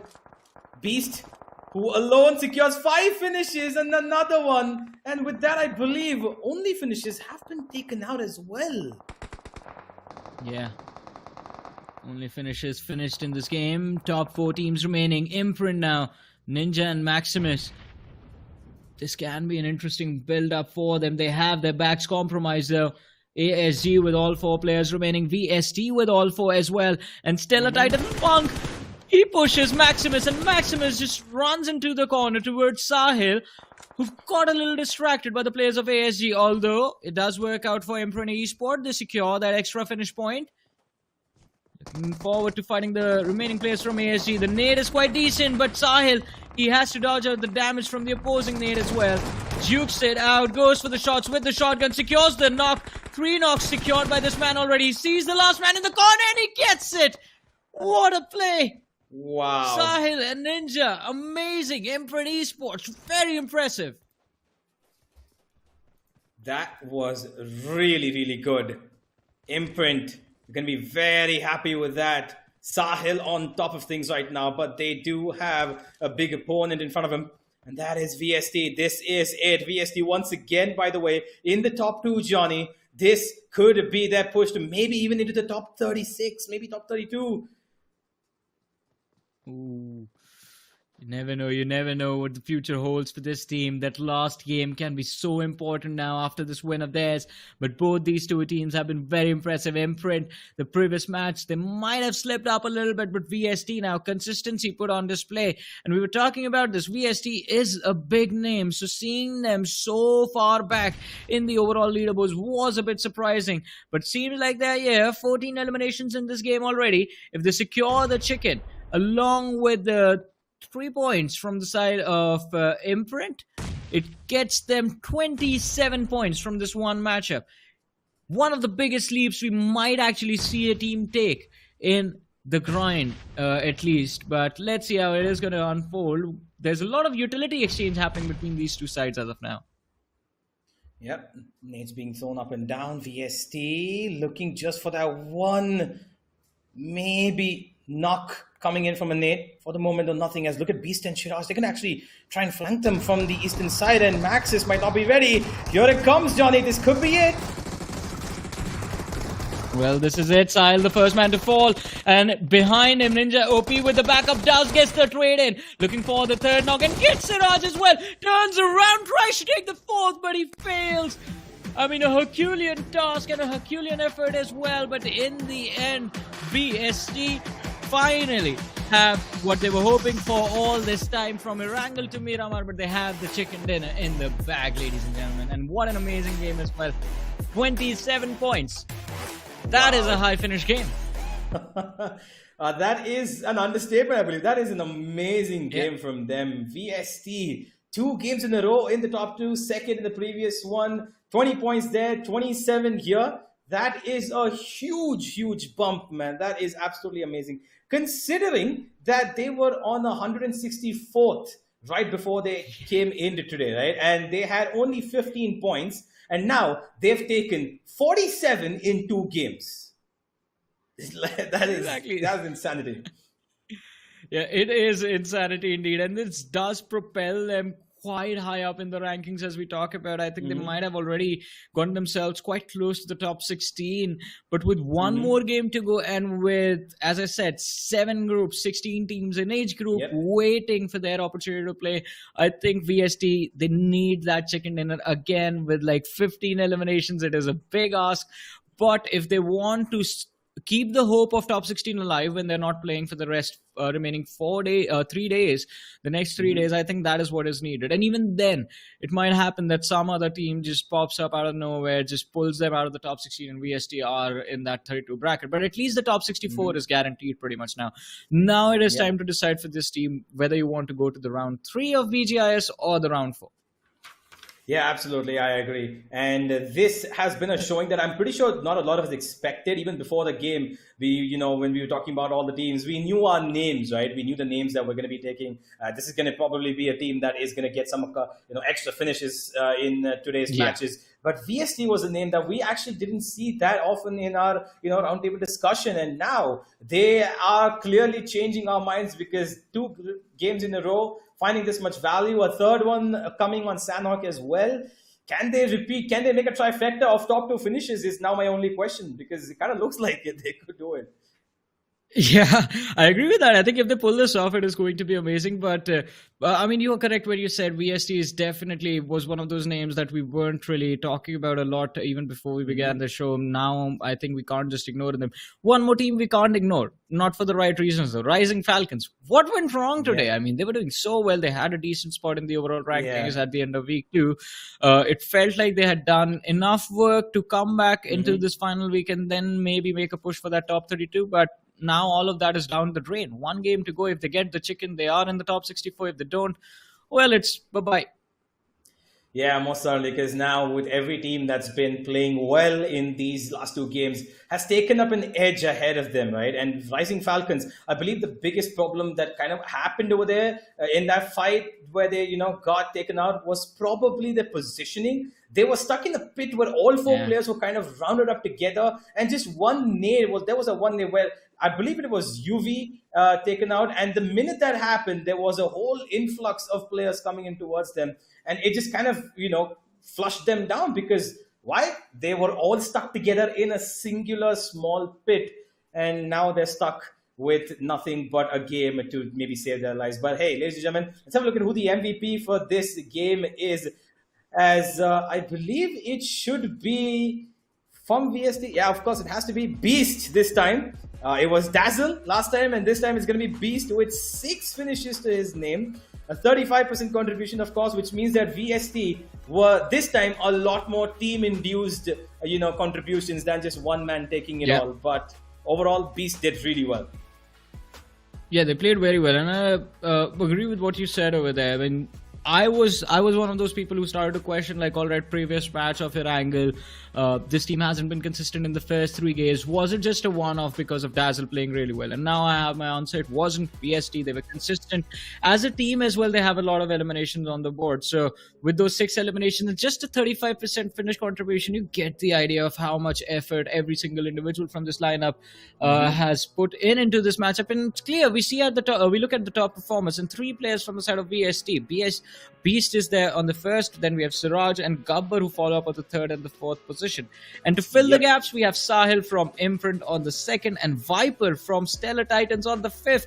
Stellar Titans, now let's talk about them. This is a big name that is just struggling so much.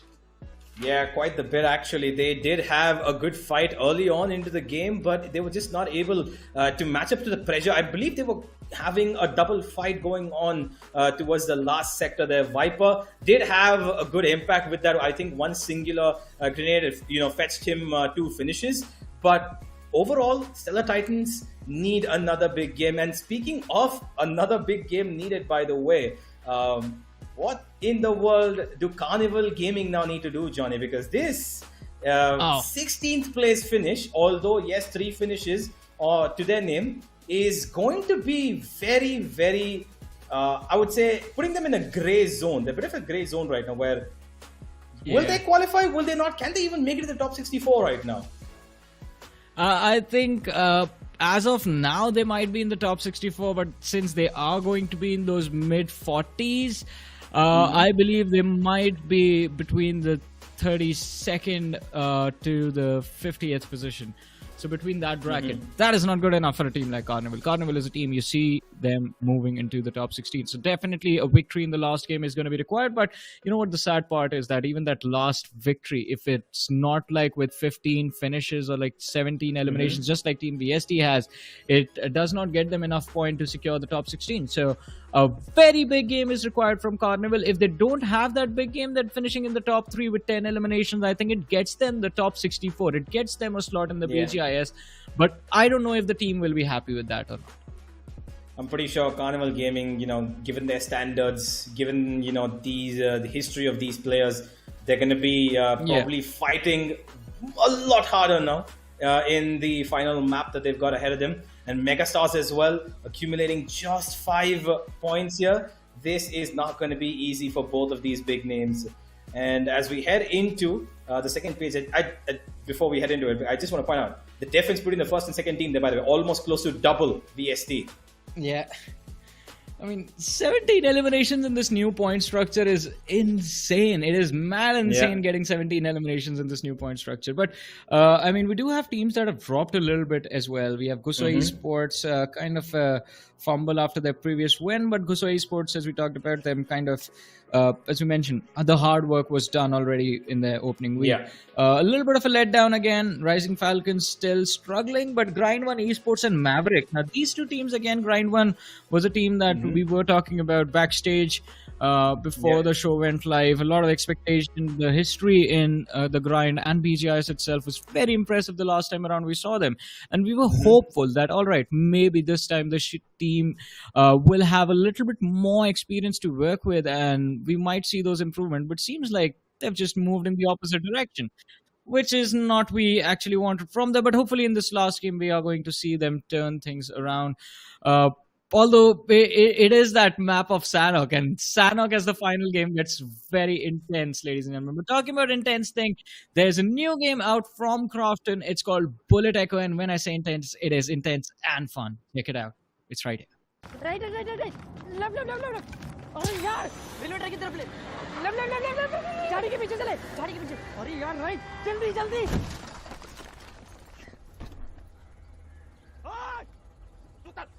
उतर चल finish कर दे उसको रुकना मत Action redefined, even on the go. Download Bullet Echo today.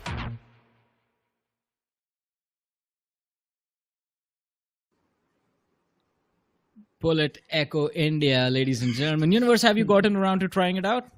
I did give it a shot, and it did seem a lot more game that's kind of up my alley. Although I have to say I love the production of that ad because it kind of feels like something that I would do sitting in the back of a car, playing a game, shouting my mouth out, and then I'm like, oh wait, my shouting is actually causing commotion. Okay, I should probably just calm down.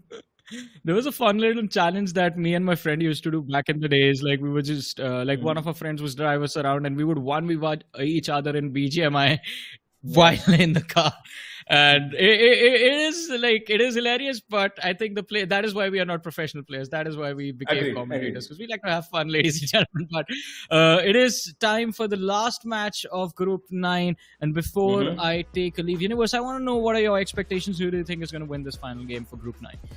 I believe it's actually going to be... You know what? I'm going to make a complete call out. It's going to be Carnival Gaming, as they will be trying to maybe, push things all out of the place here because they need a big game here. And as I speak about big games, we've got a man here who has already witnessed quite a couple of big games. Necro, welcome back, as I'm going to be sharing the stage with you as well for the first time. Yeah. I mean, thank you so much for that warm welcome. You know, I was sitting in the back looking at the games. VST, what a great performance this team's been putting up throughout the day. You can't really complain a lot, but getting those 27 points, so many elimination points to back it up, 17 elimination points, indeed super impressive. And then IMPRNT Tuna finally starting to wake up from the slumbers, even IMPRNT getting a decent amount of points in that game. But still the real concerns remain, right? You talk about Megastars Gaming, you talk about TWOB, Carnival Gaming as well. Carnival Gaming, the first wrangle was phenomenal, but still the phenomenal performance in just one game is really not going to cut it. You need consistency all across the board if you want to finish inside of the top 16. And top 16, you know, you get a big head start inside of the main event itself.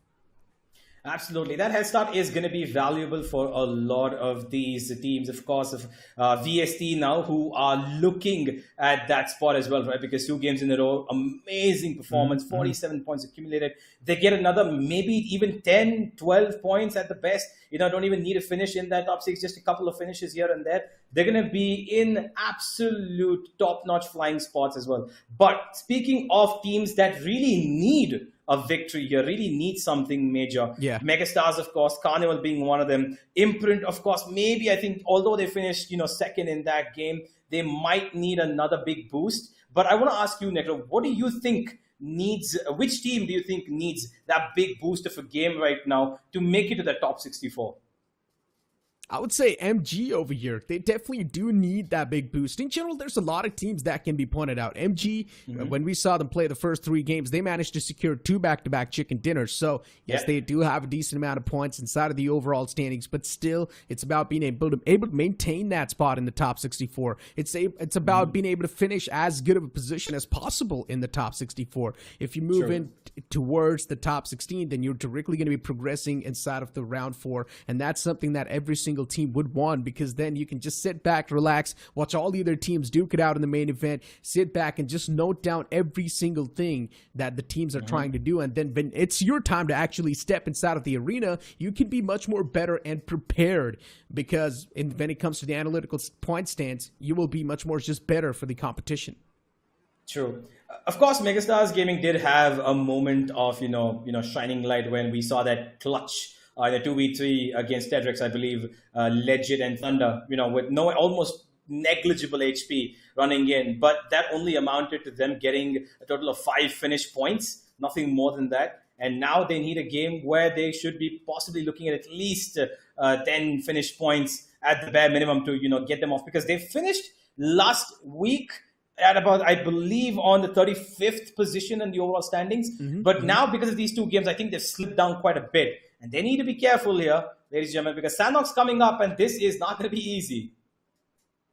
I mean, the same thing can also be said for Stellar Titans, right? Stellar Titans is another one of those teams that is desperately looking for a chicken dinner if they do want to end inside of the top 64. At this point, I do not even know if Stellar Titans has a chance to even move inside of top 64, because this is the last chance, the last game they've got left over. And Sanhok boots up in front of us, ladies and gentlemen, as the plane flat path starts all the way from Bantai towards Hot Tin. Now, this plane flat path is tilted to the left side, but once again, it is the map of Sanhok. You can easily extend to the spot where you want. Well, it seems like there's an even spread for the moment. Of course, early commitments in terms of fights should probably be avoided by the teams that need a desperate win here. Maybe just get in to the groove, see a little bit of, you know, reconnaissance, try to get a little bit of map control first around where you're playing, then maybe move around. But there, look at that western edge over there, Neko. Yes, we've got TEDREX right next to Carnival Gaming, and I think in between that we've also got another team. But speaking of another team, VST, the leaders once again now have an early fight against them.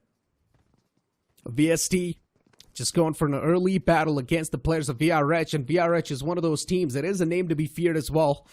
But VST, for them, they've got the momentum, they've got the wind of the sails. They're feeling themselves, that's for sure. And VST is not going to be one of those teams that will be backing away from this fight. They're more than glad to take this fight. Shiraj with the AKM in his hands, definitely it's a weapon that can help you out up close and personal. All it takes is one single headshot and the opponent's skull is already going to be decimated, but none of these guys have actually fully committed to the fight yet. No one's able to find that initial knockout. But if you look at the elimination feed, you can see so many eliminations happen on the board. It's TWOB going up against the players of ASG, and already ASG, they're on the verge of getting fully eliminated. But then you can also see the players of G1 around the corner. ASG completely eliminated from the game with that being said, and TWOB, for them, still the problem continues because now it's a third party around the corner. Oh, once again, BSD losing 2 players, but there are people coming in. Beast once again looking to help his team out, and they will be able to secure all of the players. VRH absolutely taken out here in one single fight, as I believe it was Beast who got 3 there. Correct me if I'm wrong. He did. And now look at this. Too many fights happening at the same time. And TWB is trying their best to fight back. AJ is way too low. And he's still putting a lot of bullets in his skull. He does get the knockout, or maybe he was almost on the verge of getting the knockout, but instead he's the one to get knocked out to the lobby with this team. That's going to be it from the side of TWB. TWB, one thing is for sure, they haven't cracked inside of the top 64, and that's a big blunder. TWB is a big org, and all the players that TWB has, they have had a name for themselves since the past, but now definitely they have fell off. GUSO Esports in a fight themselves too. There was a man inside of the watchtower, but then TapGod moving in the outskirts, getting the knockout once again. GUSO Esports getting the advantage inside of the fight. GUSO Esports keeping themselves alive. Did have a bit of an early trouble here, but securing at least one finish point, as they've got another one here, and they're going to take out FUZE completely. That's the third, and that's going to be GUSO Esports with another good start this time. The first game as well, a wrangle where they did have a good start. Once again here, securing 3 for their name. And as you can look at the board, ladies and gentlemen, we've already got a lot of teams going down pretty early in here as well. It's just been stage 1. And of course, this is Sanhok. But FUZE, with just a 1 player remaining now, Gopal.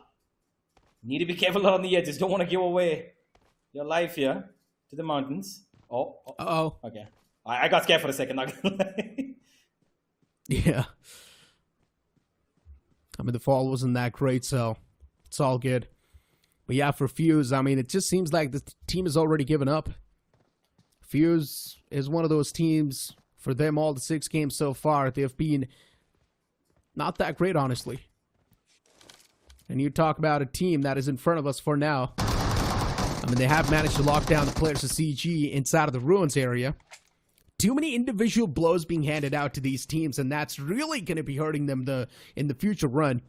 FUZE is down to just that one last man. RF is down to just that one last man. And then CG and Hope, they've lost their individual players. And these individual players can really be a big stinger in the future because you need every single player alive inside of the game. Last Hope, the man's out in the open. And he will be easily scooped up, but still it's just a knockout, not the confirmation. Last Hope trying to get that finish by hook or by crook, but they're going to have to let it go. Josan does get back up on his feet. But there is a bit of trouble for them. They don't really have, I believe, healing utility available to them right now. Here's a bit of a triple fight here. I think there could be a third party coming in towards them, which is Rising Falcons right around the edge here.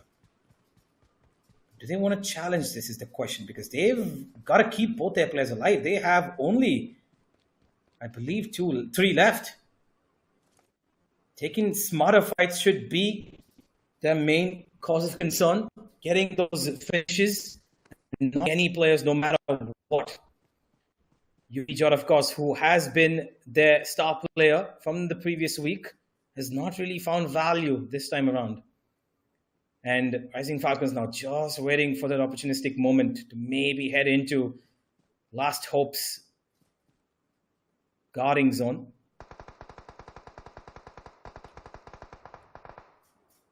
I mean, I just love the way the Sanhok started off, right? Super aggressive, action-packed, that's what it seems like. And now look at Last Hope starting to make some mistakes once again. Not really scouting out the surroundings, and then instantly one of the players getting caught out in the open. Last Hope, they got the recovery from the previous fight, but then once again, it's like getting out of danger from one and then finding yourself in the other one. And RF, for them, This is the exact start they wanted to have. Unfortunately, though, losing out on 2 players is not something they must have calculated. Yeah. Because RF, there are only 2 players in the front lines for now, GHUSO and UB. And the teammate, if I'm not wrong, is a little bit spread out. They're down to a 3-man squad. But it is still something they can't do quite good. For Last Hope, down to a 2-man squad, this will be a tough fight to recover from. Yeah, but there is a problem, Necro. GUSO Esports are right behind them. I'm not quite sure if they're actually going to travel towards this side of the map. Rising Falcons might find a flank coming that they won't expect. Unless, of course, GUSO Esports are kept busy by only finishes, which is happening just on the northern side of the map from where Rising Falcons currently are. Rotations currently on foot for only finishes, as they've got a very scary team on their side. Do they want to challenge this fight outside the blue?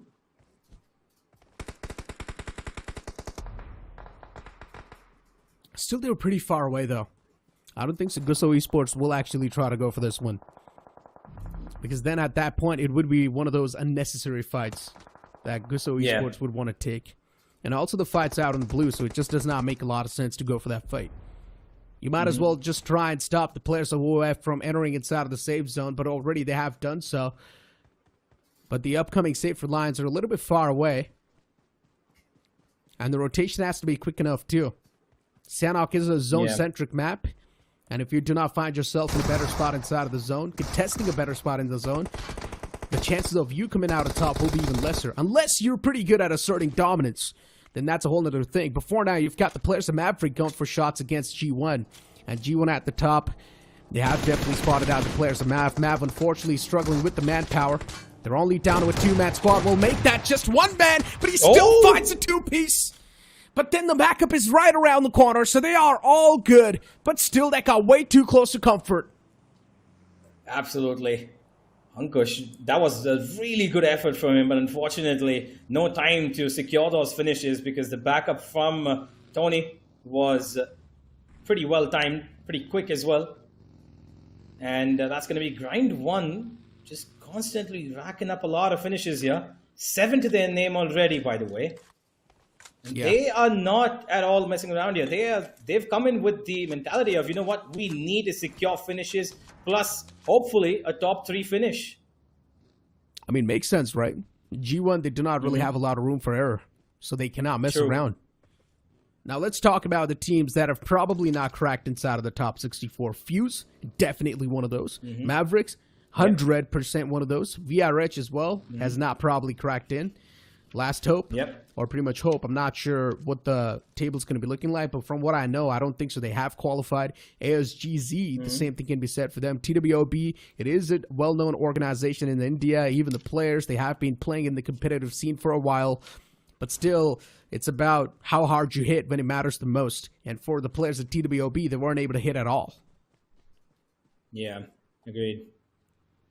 We do have Megastars this time around, not losing early lives. They've got all 4 of their players hale and healthy, ready for the fight. But no finish points just yet. Same as Carnival Gaming. The 2 teams that probably need a couple of finishes this map are still sitting on 0. Although Blacks does have a couple of targets ahead of him. He's not going to be too keen on charging just yet. Goblin keeping a keen eye on Rising Falcons. Oh my God. That's going to be a knock. Could it be a finish? Just about. Yep. You'll be jawed. Yeah, there it is. That's going to be it. That is a big loss for Rising Falcons. Yeah, the blue zone's going to get the confirmation. Oh, they get another. And Rising Falcons now down a number. CG trying to back away and reunite with the teammates. But look at the rotation that CZ is trying to pull off. They started things off all the way from Ruins, and then they moved in towards Tambag, Nakam, Sami. They were just moving in from the extremities, moving in from the edges of the map. And now they're trying to breach in from the southern side, which is going to be the safest breaching point, by the way. I'm not sure if they have got their hands on any of the vehicles. If they do have, well, that's just going to make the rotation even more quicker. And in my opinion, CG is not one of those teams that likes to assert their dominance. Instead, they like to play quite defensive. So I would say it's better to go for the vehicle and try and secure yourself a better spot inside of the upcoming zone, which is right in front of us. It's going to shift a little bit too up north. and also a little bit on the edge lines. Yeah, this might be a bit of a problem for Carnival here, as they might be forced to take a couple of early fights against what could possibly be Megastars and IMPRNT, and of course Stellar Titans right across them as well. But on the other side of the map as well, look at Grind 1, pretty all alone sitting on top of the northern side of the map, and they've got a pretty good spot as well. They could take in a couple of stray shots towards any of these teams who try to come in, maybe for a bit of a better positioning.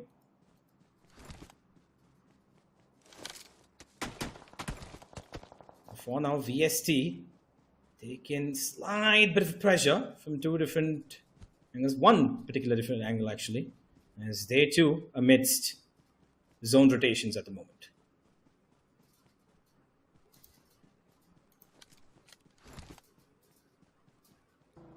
VST, I mean, they have managed to get 4 eliminations off the rip, right? Towards boot camp once again. Off to a great start. I'm not sure how this team is able to stay super consistent. Yeah. I mean, this type of an improvement is something that you expect from the teams moving in from 2023 to 2024. But not a lot of teams have showcased such drastic improvements. But VST is one of those teams that has showcased that insane amount of improvement. And look at this! All the players inside of one vehicle, but still the return knock comes through. VST for them, the stars are aligned inside of the fight. GUSO Esports, what a big blunder that is. One man downhill. Still an uphill battle for the players of GUSO Esports, considering the man advantage is something that's working against him. And even the nade being tossed is just going to chip out even more damage. Gubber's still knocked out. Tab God's position is also noted now.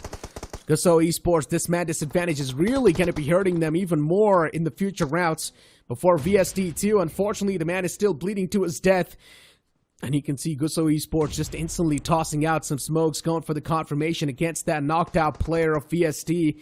They have managed to push up close and personal. Dazzle's in the back lines, and Ragnar's position is noted too, because Gubber is given the constant ping.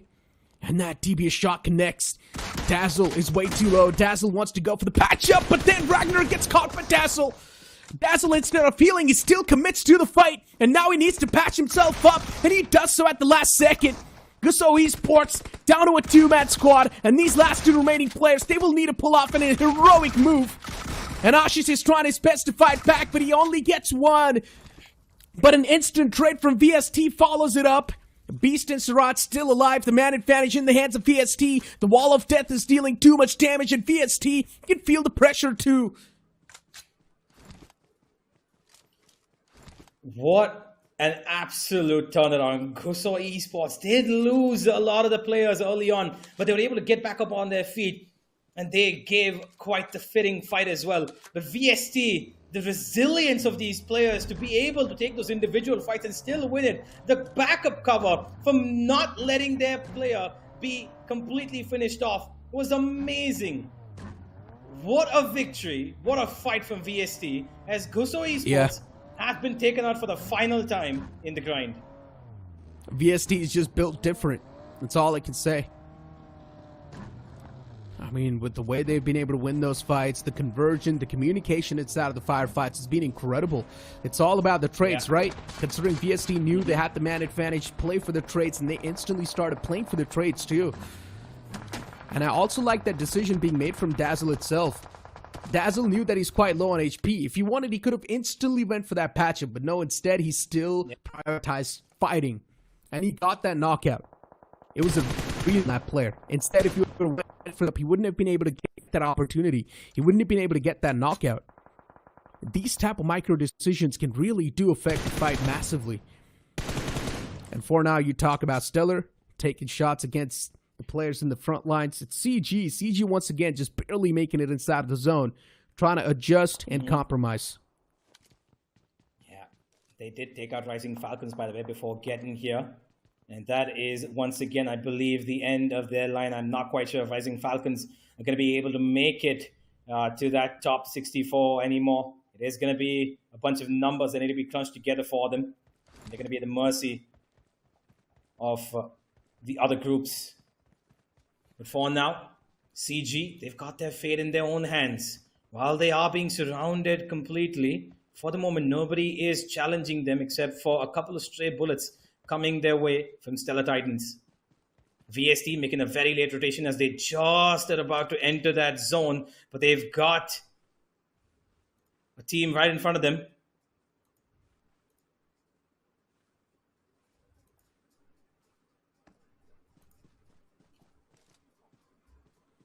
Look at MG breaching in from the bottom right. MG once again just finding themselves in the unlucky side of things. They're probably going to be colliding against another team. That's going to be Stellar Titans. But a fight erupting in front of us. And it seems like the fight's just going to keep on escalating even more. Shiraj pulled out the shotgun. S12K in the hands. And Shiraj is still looking to connect those shots. The team in the front, somewhere down line, they have noted his position down as well, but they do not exactly know where Shiraj is. Shiraj is pushed all the way in the back lines to the blue. He's taking that damage. The big problem, or the main problem here for Shiraj, is that he does not have any of the meds to back him up. He would need to go for loot. There are a couple of death crates just lingering around. If he wants, he can actually loot those. Yeah. But instead, no. He repositions himself in quite a clean fashion. Moves inside the safe zone once again all the way from the side. And look at MG, as I mentioned, even probably going to be colliding against the team in the front in the name of Stellar Titans. And the collision finally happens. Blacks and legit 2 players left alive. It is going to be the shotgun battle. You never know which team is going to be the one to come out on top. Shotguns sometimes, they really do hit hard. And if they hit the way you just want them to hit, oh, well, then no one can stop you from winning these type of firefights. But look at the amount of utilities that is being tossed back and forth. Utilities being exchanged from both the sides, and Stellar Titans, they have managed to take down Blacks way too low. Blacks blows himself up. What exactly just happened there? Man. MG, what a big blunder that was. Blacks, you do not expect such mistakes from a player like Blacks. Yeah, that was unfortunate, but I believe they were successful in taking out Stellar Titans there. And that's going to give them a couple of more finish points. I believe they should be getting those points, unless, of course, somebody stole them away.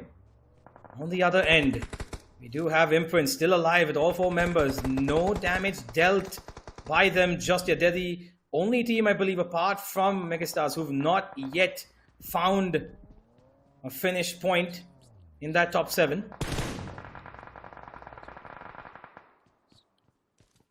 Sahil does have Goblin in front of him. Does take Neo down.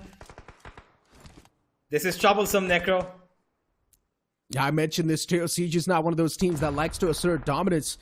Siege has always been one of those teams that likes to look at games or play games in an analytical standpoint. They like to rely on the research. They like to rely on the data they've got and look at G1 pushing against the players of CG. I'm not sure what G1 is doing here. What a big blunder that is. G1, they just walk into an unknown territory, and CG, they welcome G1 with open arms. And now G1 just taken down to a 3-man squad for no reason. Would probably need to back away from this. To the players from CG in the front. Goblin a little bit on the right lines. Utilities being exchanged from both the sides. And look at Goblin. Even his position is compromised.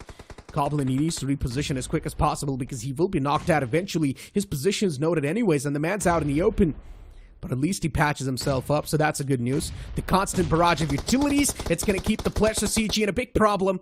It's all about asserting dominance in CG. Once again, they were just trying to play super defensive, but the defense this time is going to be cracked open.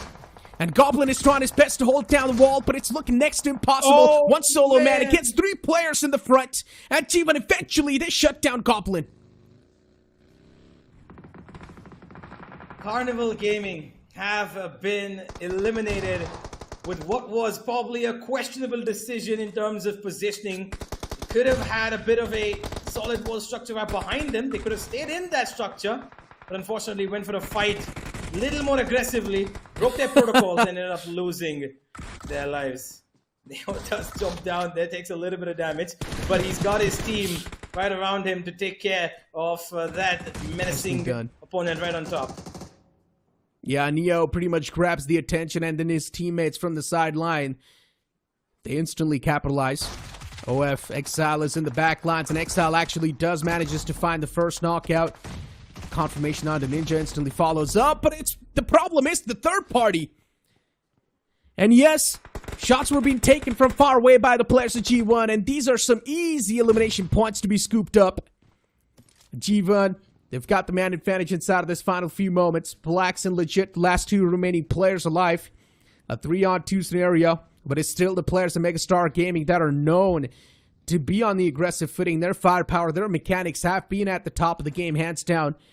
So it is indeed a name to be feared. And now the fact that MG, they have managed to survive for so long, they're not going to be settling down for anything less than a chicken dinner. And that's why you can see the players of MG trying to play it as tactical and as safe as possible. Not to forget, it was just a game ago where two players from MG did take out three from another. So this is a possibility that repeating could take place here. But this is, of course, a different team. Grind one, not going to let this go easy. They're pretty spread across at the moment and taking three different directions to maybe kind of slash them in. But there is that big wall of blue damage coming towards MG. And this is probably going to, kind of choke them to come in and take these fights. And Grind one, they say, yeah, we welcome it. We're not going to push you. You come to us. MG inside of the warehouse. The two players. They're sort of trapped. And there's a chance they can be suffocated to death as well. And as the circle shifts in the favor or in the court of G1, the stars will now align. It's time for the players of G1 to hit. Oh, the nade misses. Everything was booked on that one single nade. It was all about being able to find that opener. Another return nade being tossed, and Hedwig is now taken down way too low. MG. Both of the teams are just waiting for the first initial knockout to be found, and Legit now finally spots out Hedwig. Hedwig's position noted. Exactly where Hedwig is. And Legit is still going for some of the bold fights. And Hedwig eventually gets caught. Nicely done. Good cover fire from Blacks. Now the situation is taken down to a 2v2, but still the zone advantage or the overall advantage inside of the fight is still in the hands of G1. The man who's knocked out will keep on giving the constant pings, the constant information. And that's where you can see the players of G1 being ready for this fight much more in a better fashion. The stance is looking much more stronger, but still, it's about being able to hit the shots when it matters the most. And Legit is able to connect some of the most crucial shots. Behind the rock is Tony, and Tony peeks out in the perfect fashion. Finds the first knockout. The shotgun is there in the hands, but it's next to impossible. The eliminations cannot be converted. And it's going to be MG to lose that situation and G1 to come out on top. Wow, Grind one. Made sure that this time there's going to be no 2v3 clutches going around here. It was a difficult situation. That bait and switch to take out Hedwig was absolutely amazing. Good stuff there. Blacks to cover up for his teammate was really good. But the problem was that they did not know where the third player was situated, right behind that rock. And the minute that switch up between the two players came in, they had a constant push and pull action, made sure that they took fights about in front of the guy who was out in the open. And instantly, Blacks was kind of confused, I believe. Comms were maybe a little off there about where they could concentrate their fight. And that right there was Grind one's victory confirmed, as they will be taking a very necessary chicken dinner here. But is this going to be enough to throw them across the line, Necro, is something we're going to still have to calculate, because the first two games were not really that great for them. A third great game, yes, of course, but points are a matter that come in from all directions, whether it's just not in your hands, but now teams that are across the table will be playing to defeat you. Exactly. I mean, it was quite an action-packed game, right? From the start, the fights were just happening all across the board. It was really tough to even keep track of what exactly is going on and how many teams are getting eliminated in the initial phase. And as you mentioned now, you've pretty much set a target. And now the remaining teams that are still yet to play, they're going to try to break that target down and breach inside of the top 64. So let's just hope, with fingers crossed, that you guys have been able to set up a great target. If you have not, well then, the target will be breached up by the upcoming group. That will be Group 10. And inside of Group 10, we know there are some of the strong players, stronger teams. Big Brother Esports, Rivalry is one of those. Gujarat Tigers, a team that has been struggling in the past, but we know anytime the form can be back in their hands. But in general, speaking of the previous game itself, that Sanhok was one of the most entertaining Sanhoks I've casted.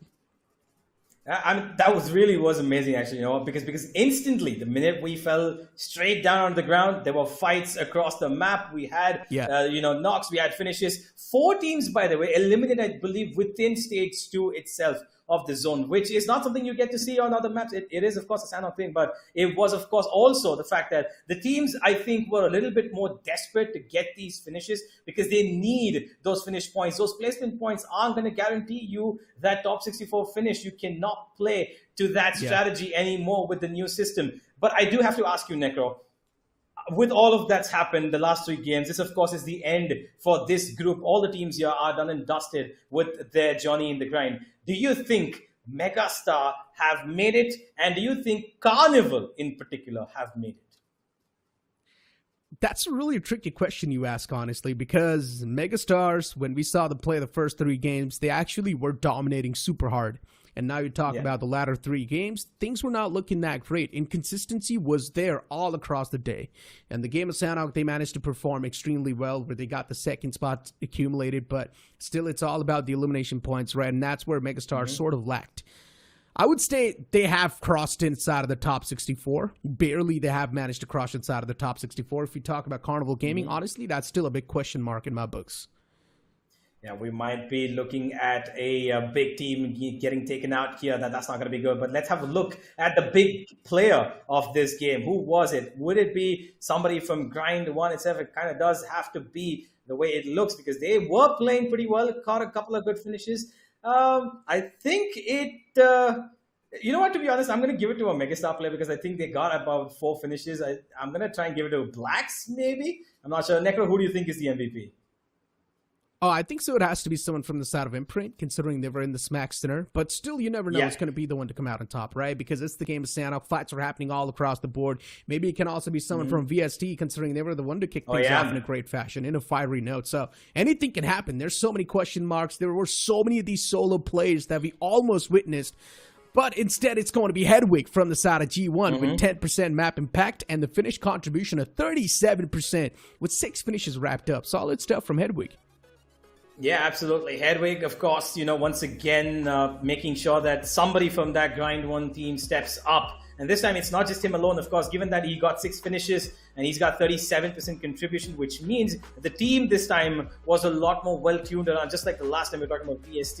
And let's have a look, of course, at, you know, the table as well, what the teams are looking at this, and points, forgive me, not the points, forgive the players we're going to be looking at. Hedwig, Tony, you've got 3 players here from Grind 1, of course, who had a great game, but we still have a player from VST showing up here, and of course Akshat, who's been, I believe, 2 times now here. But those 3 finishes are probably not going to be enough. It's going to be a lot of calculation for Carnival Gaming now. They're going to have to get the calculators out. They're going to have to try and maybe just hope for the best that some other team just falters in their steps, who would be, you know, kind of in the same spot as them and ends up dropping a couple of games here. But Necro, VST, once again, 9 finishes, by the way, this game. Consistency is constant. It's been amazing for them. Now, the real question is, did VST finish inside of the top 16? That's the real question, because VST definitely, they have cracked in the top 64. It's all about the top 16. It's all about getting that big head start in the main event itself. If they've not finished in the top 16, then they're going to be finishing anywhere between the leftover spots, and still they will be having a better head start compared to the other teams that will be moving in from the in-game qualifiers, or the teams that have not managed to qualify in from the grind to the BGIS main event. Moving it forward towards the point standings now, you've got Megastars Gaming on the 2nd spot with 11 points. You see not a lot of points secured from Megastars, so as I mentioned, they might just barely manage to squeeze themselves in that top 64. And the same thing can also be said for Carnival Gaming, right? Barely managing to squeeze themselves in that top 64. But there's a chance they can be kicked out if the leftover teams do really good. Yeah, absolutely. We've got a lot more groups to be played just yet, but Grind 1 Esports on top with 26 points. That's going to give them a huge jump up from where they were for coming into today's games. And as we look at the second page, Rising Falcon, honestly, a disappointment, at least in my eyes, because I was hoping for them to actually do really well today, you know, give out quite the competition, but just the 3 finish points for them is going to probably, I'm not sure, just edge them out of that top 64, because coming into today, they were on 105, and they were actually one of the, you know, finish points kind of a team in the first week that they played, right? They got 20 finish points in the first 3 games. Yeah. So seeing this kind of a downfall is kind of unfortunate from Rising Falcon. Yeah. Indeed, it is super hurtful, but it is also understandable the fact that teams are accordingly going to adjust to the tempo of the lobby. And considering in the first week when we saw them play, they were just being thrown inside of a battleground that they did not know exactly how to counter or play. And now that they are back inside of the remaining weeks, that they know exactly what to expect. And that's why teams are playing much more better if you're trying to compare them to the first initial week that we saw them play.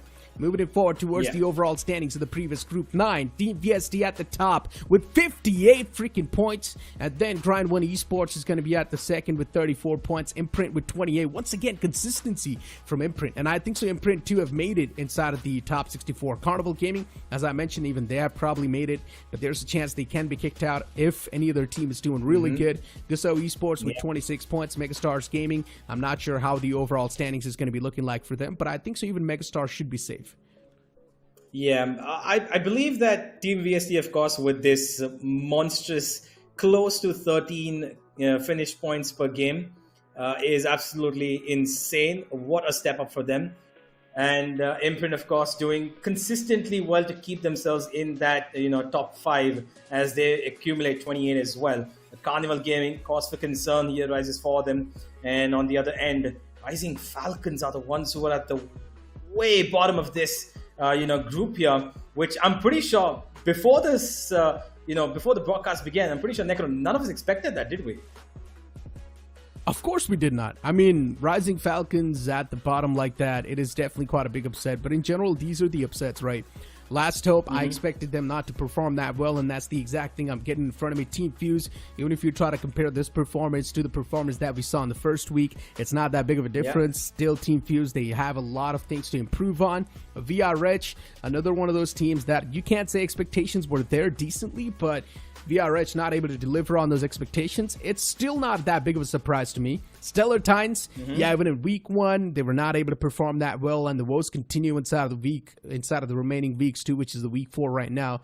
So I mean, in general, these teams that are not able to perform in the remaining 3 games too, we know the journey is pretty much done inside of the grind. The only way they can be back inside of the main event is if they do ace their in-game qualifiers. Yeah, absolutely. It is going to be a tough journey. But ladies and gentlemen, we are heading into now another group. We've got new teams coming in, another set of 16. But before we head into, of course, that, let's have a look at Megastar Gaming, who, of course, were the highlight right before we entered today's games, right? We did talk about them. Let's have a look at their performance so far. Now, previous week, of course, they accumulated 45 points, which was one of the highlights of them because they were a team that made it into the top 30. They were in the top 36. They were 35th right before entering today. And they did that on the back of just 3 games, right? And now they've accumulated only 11 finishes in total and no chicken dinners compared to the 2 that they got in the previous week. It's a big drop off in the performance graph, right? I mean, the numbers itself can speak volumes for it. Winner, chicken dinner too. You can see in the first 3 games they got 0. They got 2 back-to-back, and then now over here in the last week they managed to get none. This in itself just showcases the intensity of the lobby and how intense now the lobby have gotten. As I mentioned in the first initial week, teams are just put inside of a battleground that they do not exactly know how to play and how to adjust accordingly. But now, in the latter weeks, teams know exactly how the other teams are going to be playing, and they know what to expect. That's why teams are playing much more better. Teams have adjusted much more better, and that's why the performance as well is now really tough to squeeze out. But still, I would say, considering MG, they performed exceptionally well in the first week, they're still going to be in the top 64 no matter what. These 17 points are, of course, going to be helping them a lot, and they will be easily in the top 64. No issues over there. Yeah, absolutely. But let's have a look at what's coming for the audience. Let's have a look at what's the promo, ladies and gentlemen. I'm pretty sure you guys are going to enjoy this because me and Necro will not going to get our hands on it. रुक यार jiggle wiggle करके दे दिया. Who's that guy? पकड़ बे कौन है? Jiggle wiggle करके सब लोग बोले मुझे सेंसे. बोलो जिगल विगल करके सारे प्रो अपने लड़के. जिगल विगल करके सब लोग बोले मुझे सेंसे. बोलो जिगल विगल करके सारे प्रो अपने लड़के. जिगल विगल करके सब लोग बोले मुझे sense.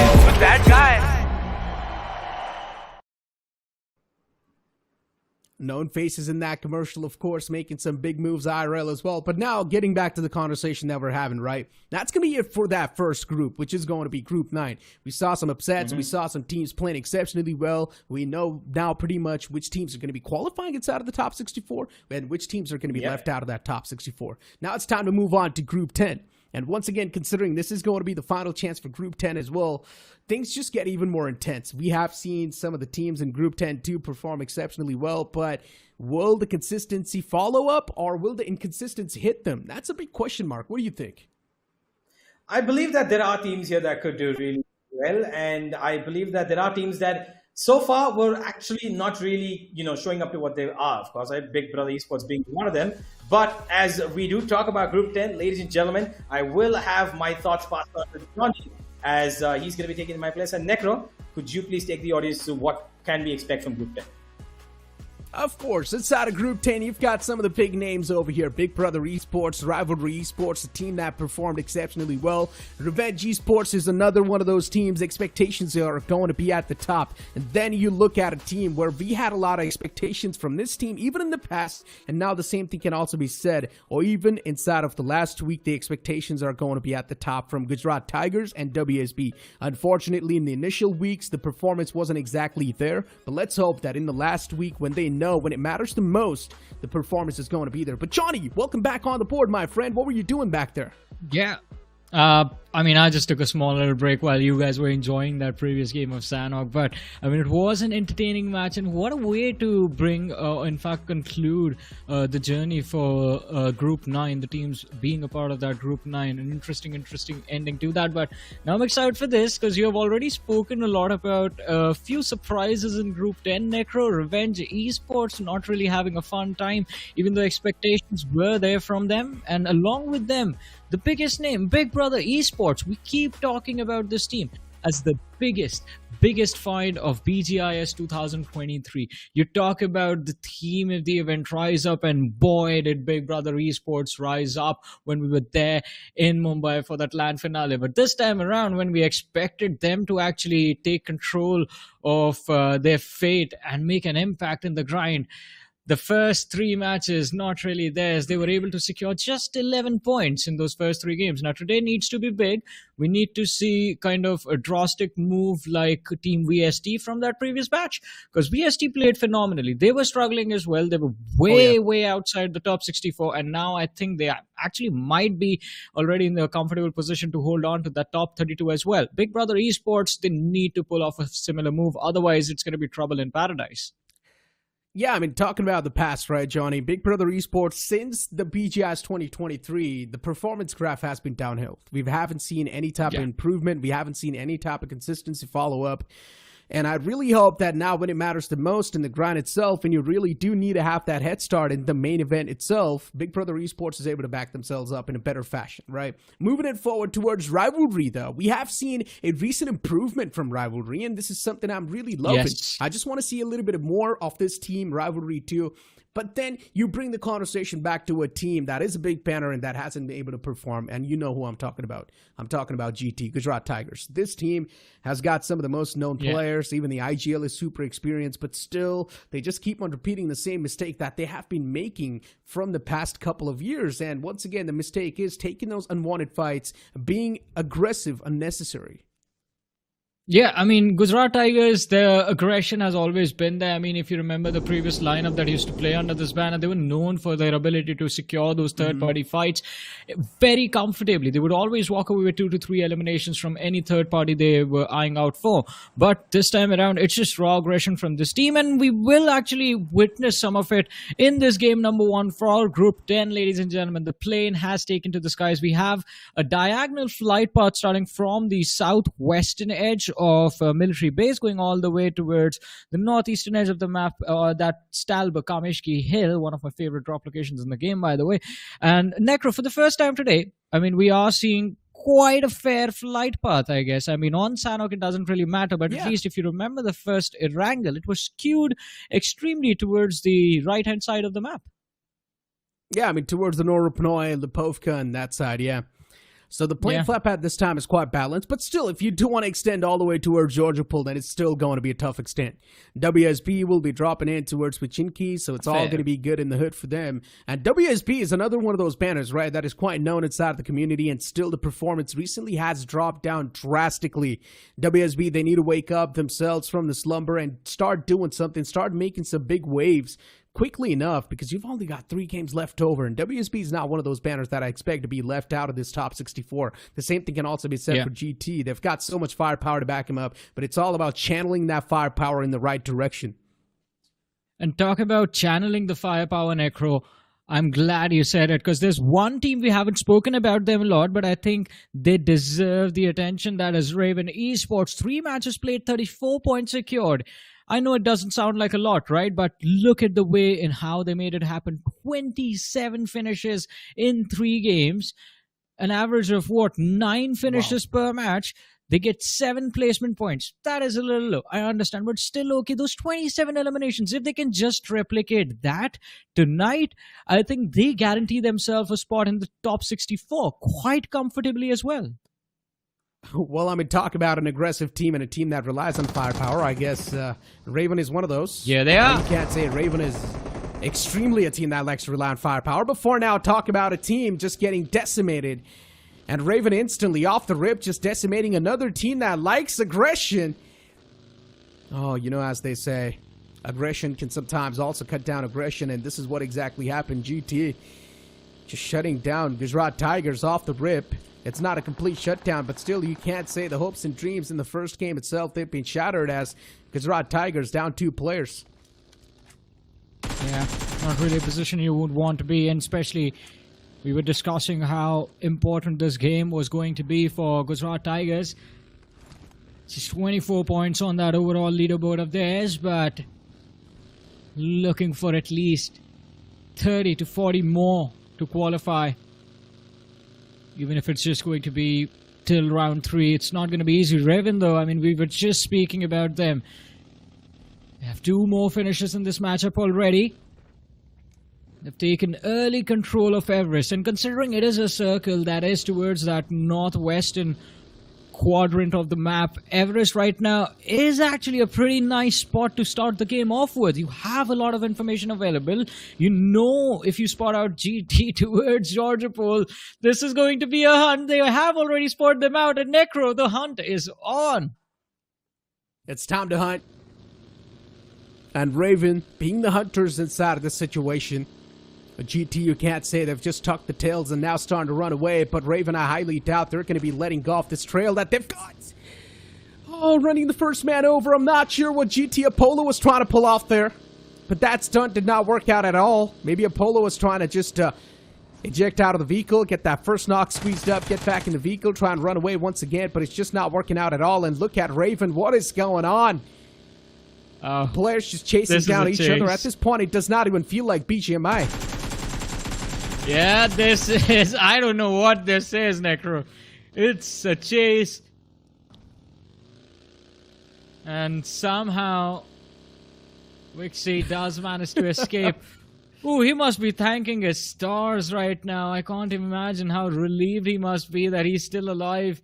And his teammates as well, to a certain extent, considering it could have been a 0-point match for GUJARAT Tigers. Now they can at least walk away with a few, as long as Wixie is there. I mean, I would genuinely say it's a hope that you really do not want to have, though. You might as well know the fact that you're pretty much done and dusted, then actually have that little bit of a hope, and then that even that hope being snatched away. That's just going to hurt even more. And talk about team revenge. I mean, even for them, things did not start off in that great of a fashion. Yeah, aggression, cutting off aggression right there, my friend. And the great part is that even for Team Raven, they know that they like to move in towards Georgia Pool. And somewhere down the line, Raven probably knew, considering this plane flat path, they're probably going to be colliding against GT. And both these teams, they knew that the plane flat path is not favoring their drop location. So yeah, I mean, it was just that the players at Raven were much more better prepared. I mean, better prepared in the sense we just saw one weapon in that initial 2v2, that Uzi in the hands of the lad from Raven. easy finishes. Nowhere left to run for Gujarat Tigers, but still we'll keep an eye out on Whiskey and see where he goes out, because at this point every single point will be of extreme importance to Gujarat Tigers. Big Brother Esports on our screens.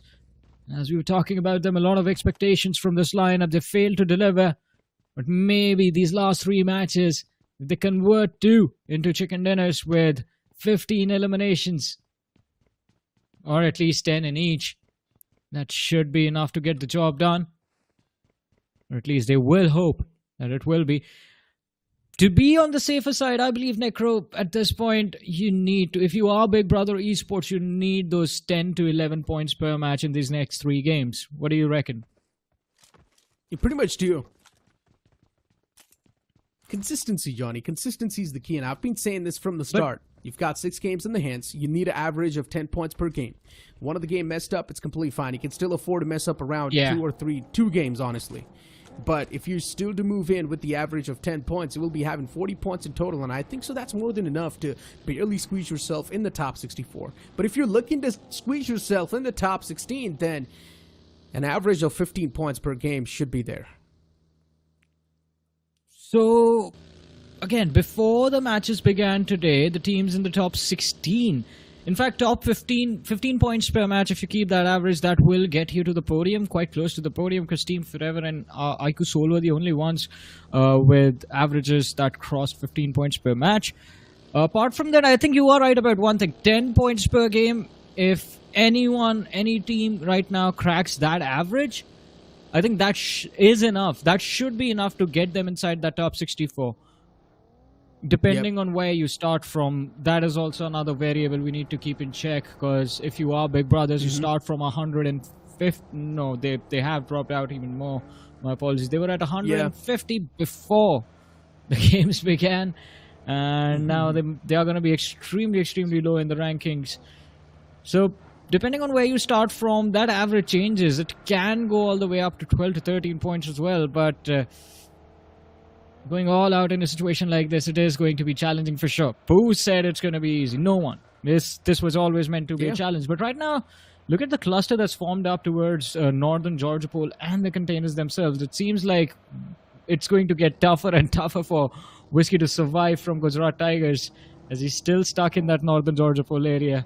And he's getting surrounded by a huge wave of teams from every single direction. INF, one of those squads who are moving from the east to the west.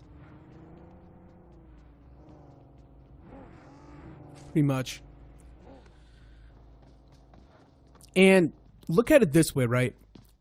When you try to come up with an average, you always got to also consider the mess-ups. And at least you can expect the team to mess up 1 or 2 games where they won't be getting 15 points in itself. Maybe like 4 or 5 points that game. So if you do still consider that teams do end up messing up 2 of their games and only they do manage to get 15 points in the 4 games, they should still be in the top 16. They should still be in the top 16 if they do manage to get at least 5 or 6 points in the messed up games. But for now, talking about this game itself, look at the splash of color towards the centric part of the circle. Still the center, or the smack center, is going to be towards Ruins. But going for the high ground is still also going to be quite the move. And Raven right now, they've done so. They've got the high ground control. They were also going to be having so much information and intel flowing in constantly. They're going to be spotting so many teams going for that last minute rotation. And I like the fact about this group is that every single team, or at least majority of these teams, are trying to be quick on the feet, other than SBA. Yeah. SBA are taking their sweet time, sitting back all the way in towards Milta City.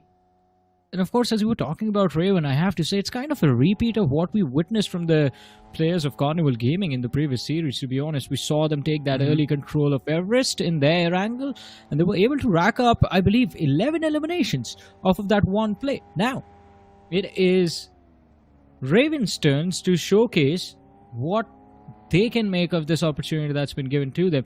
In the meanwhile, though, WSB, they're taking that eastern flank from Everest looking to head towards Ruins. It will definitely be a challenge for them to move out from there because it is quite an open position. Plus, this late in the game, you can already expect teams to be holding on to that stronghold next to the river. But here we are in Milta again, Necro and SBA. They are still not done looting, apparently.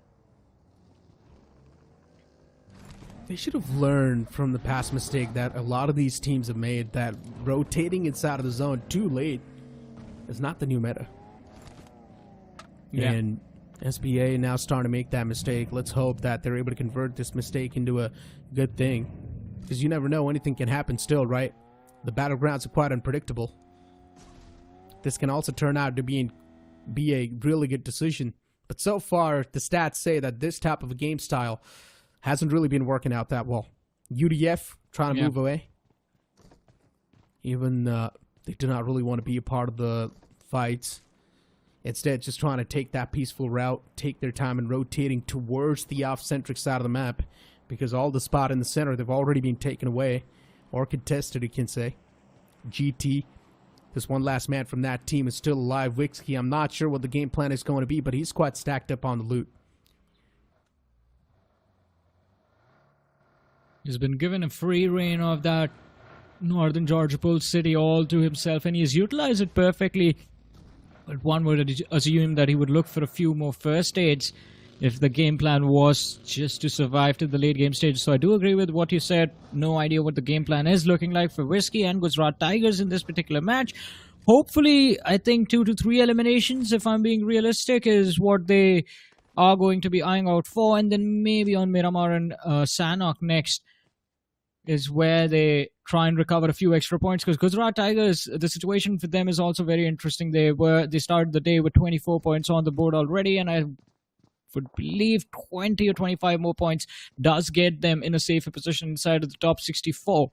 But of course, a win will always be welcome. So if they can secure a chicken in Miramar or maybe in Sanhok, that changes things a lot for them. In the meanwhile, though, we have the players from BGMI Esports, and it seems like they have spotted out the opposition in the distance, but even with the information to work with, they realize the position right now cannot be compromised. Quite a wonderful spot in that squad house next to the shoreline.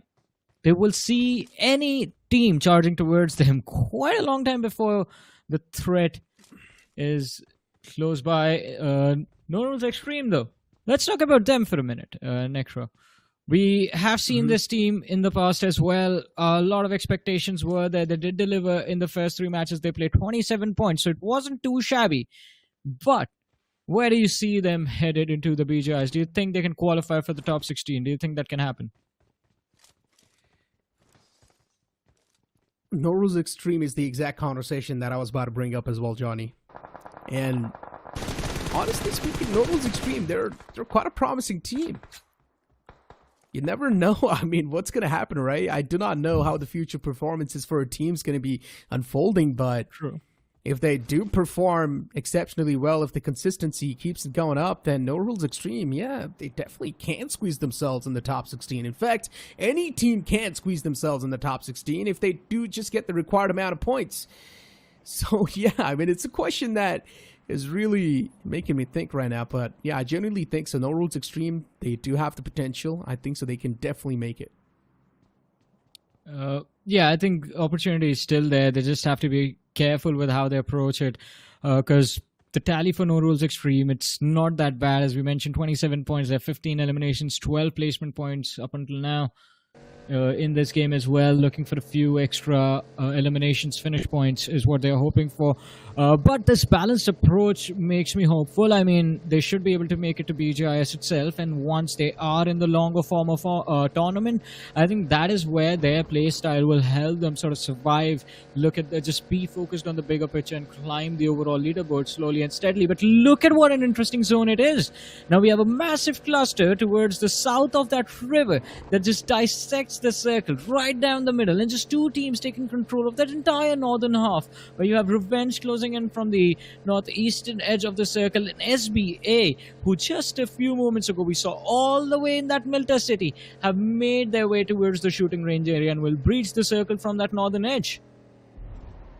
It sort of is giving me the flashbacks, Johnny, but just the difference is that the circle is a little bit more tilted to the northern side.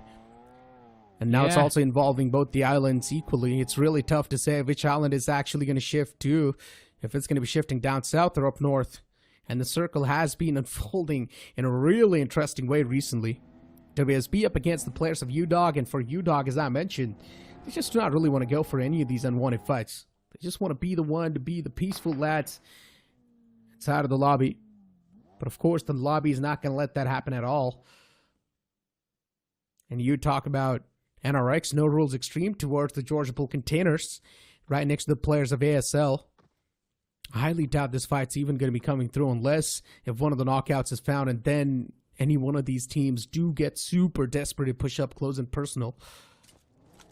But still, so far, we haven't even seen a single squad being eliminated. GT off the rip. They dropped down to 3 members, and that's it. That was the most critical condition we've seen so far.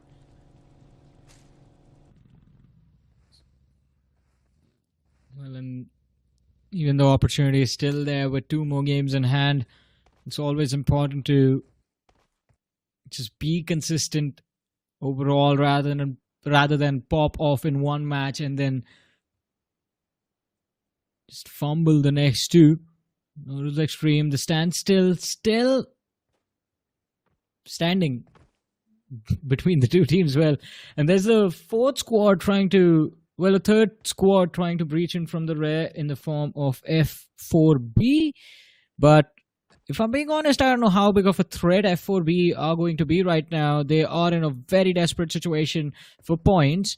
They secured absolutely nothing in the first 3 games that they played. And today is all they have to try and fight for the top 64. For them, for F4B, top 16 is not even a question. Can't even dream about it. That's not allowed against the rules. Top 64 is still, I would say, if they win at least 2 games, in fact, if they win all 3 games. Yeah. The possibility is still there, right? Yeah.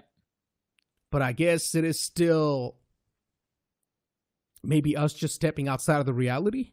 You can't say. But yeah, looking at the circle, and you really got to think the unexpected. I think so. The circle is going to be shifting up north. Every single team is just going to be caught off guard. Because Raven had the best amount of position, or the best position that you can ask for. But look at Rivalry now. They're the one making sure that Raven are going to be their rivals. And Raven being taken down with the 3-man squad now. Hulk was smashed down to the floor. Hanzo in the back lines. Aimgod and Reaper to back him up. For Raven, I'm not sure how good of a fight this is going to be, because once again, at this point in time, every single team is just waiting for the next circle to reveal its intention. And when the next circle pops up in front of them, that's when the real fights will start to brew up. Before now, it's the players of Rivalry really being desperate to take this fight. Let's hope they've got a proper structure, a proper game plan in taking the fight. But instead, no, the circle is actually going to shift down south once again. Oh my goodness, this is such a big curveball for everyone. But Big Brothers, they welcome this with open arms. Seems like they're the only team with a good control of the zone right now. If they can gatekeep everyone else, if they can just force the other teams pouring in from the western edge to cross paths, I think that can open up the floodgates for Big Brother Esports in this game. They can walk away with a lot of elimination points. But Raven Esports, after that initial assault from Rivalry, looking for a reset, they move down from Everest extremely quickly, rotate wide from the southern side, and breach the circle from Ruins. They have decent cover to work with as well, but from here on out, I think Rivalry is going to follow them like a hawk. And the moment the players from the side of Raven slip up, Rivalry will be upon them. But look at this, INF and UDOG. They found the players of SBA sandwiched between these 2 teams. UDOG India, though, need to be a little bit more careful. Backs exposed from the other side of the hill. And I think Justy and Rampage, they do realize this. Big opportunity for you, Big Brothers Esports, to put some some frag numbers on the board. Do they take it? That is the question. Much. And this is how the fight escalated between Rivalry and Raven. And then even Revenge Esports just getting completely knocked out, or knocked back to the lobby, if you'd like to say.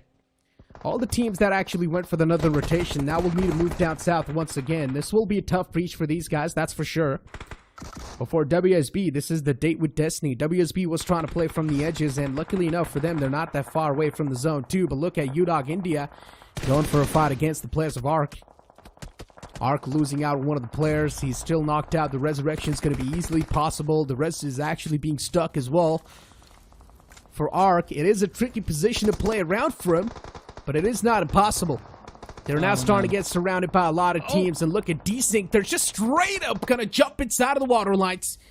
DESYNC don't really see any way out of this entire situation. That's why they just straight up jump their vehicles in the water. And now even the same thing can be said for Cancer 2. He's also trying to pull the same move off. In the water lines, all the 4 players of DESYNC. They're looking to pull off a surprise play, a surprise factor.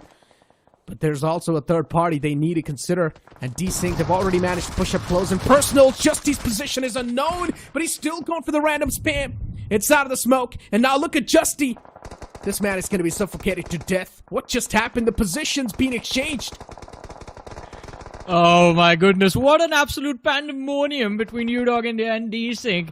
And SBA, they were looking to capitalize upon this, but they haven't. ARC, though, are going to be grateful for the breathing room allowed to them. But in the meanwhile, it is UDF with a very awkward push. ARC, 3 players knocked down from the side of UDF. Gucci is looking very Gucci with all of this chaos. He has his teammate right next to him. Should be an easy revive, though. Just one more player remaining from the side of UDF, and that last man is in that river, so he can't do anything for his team.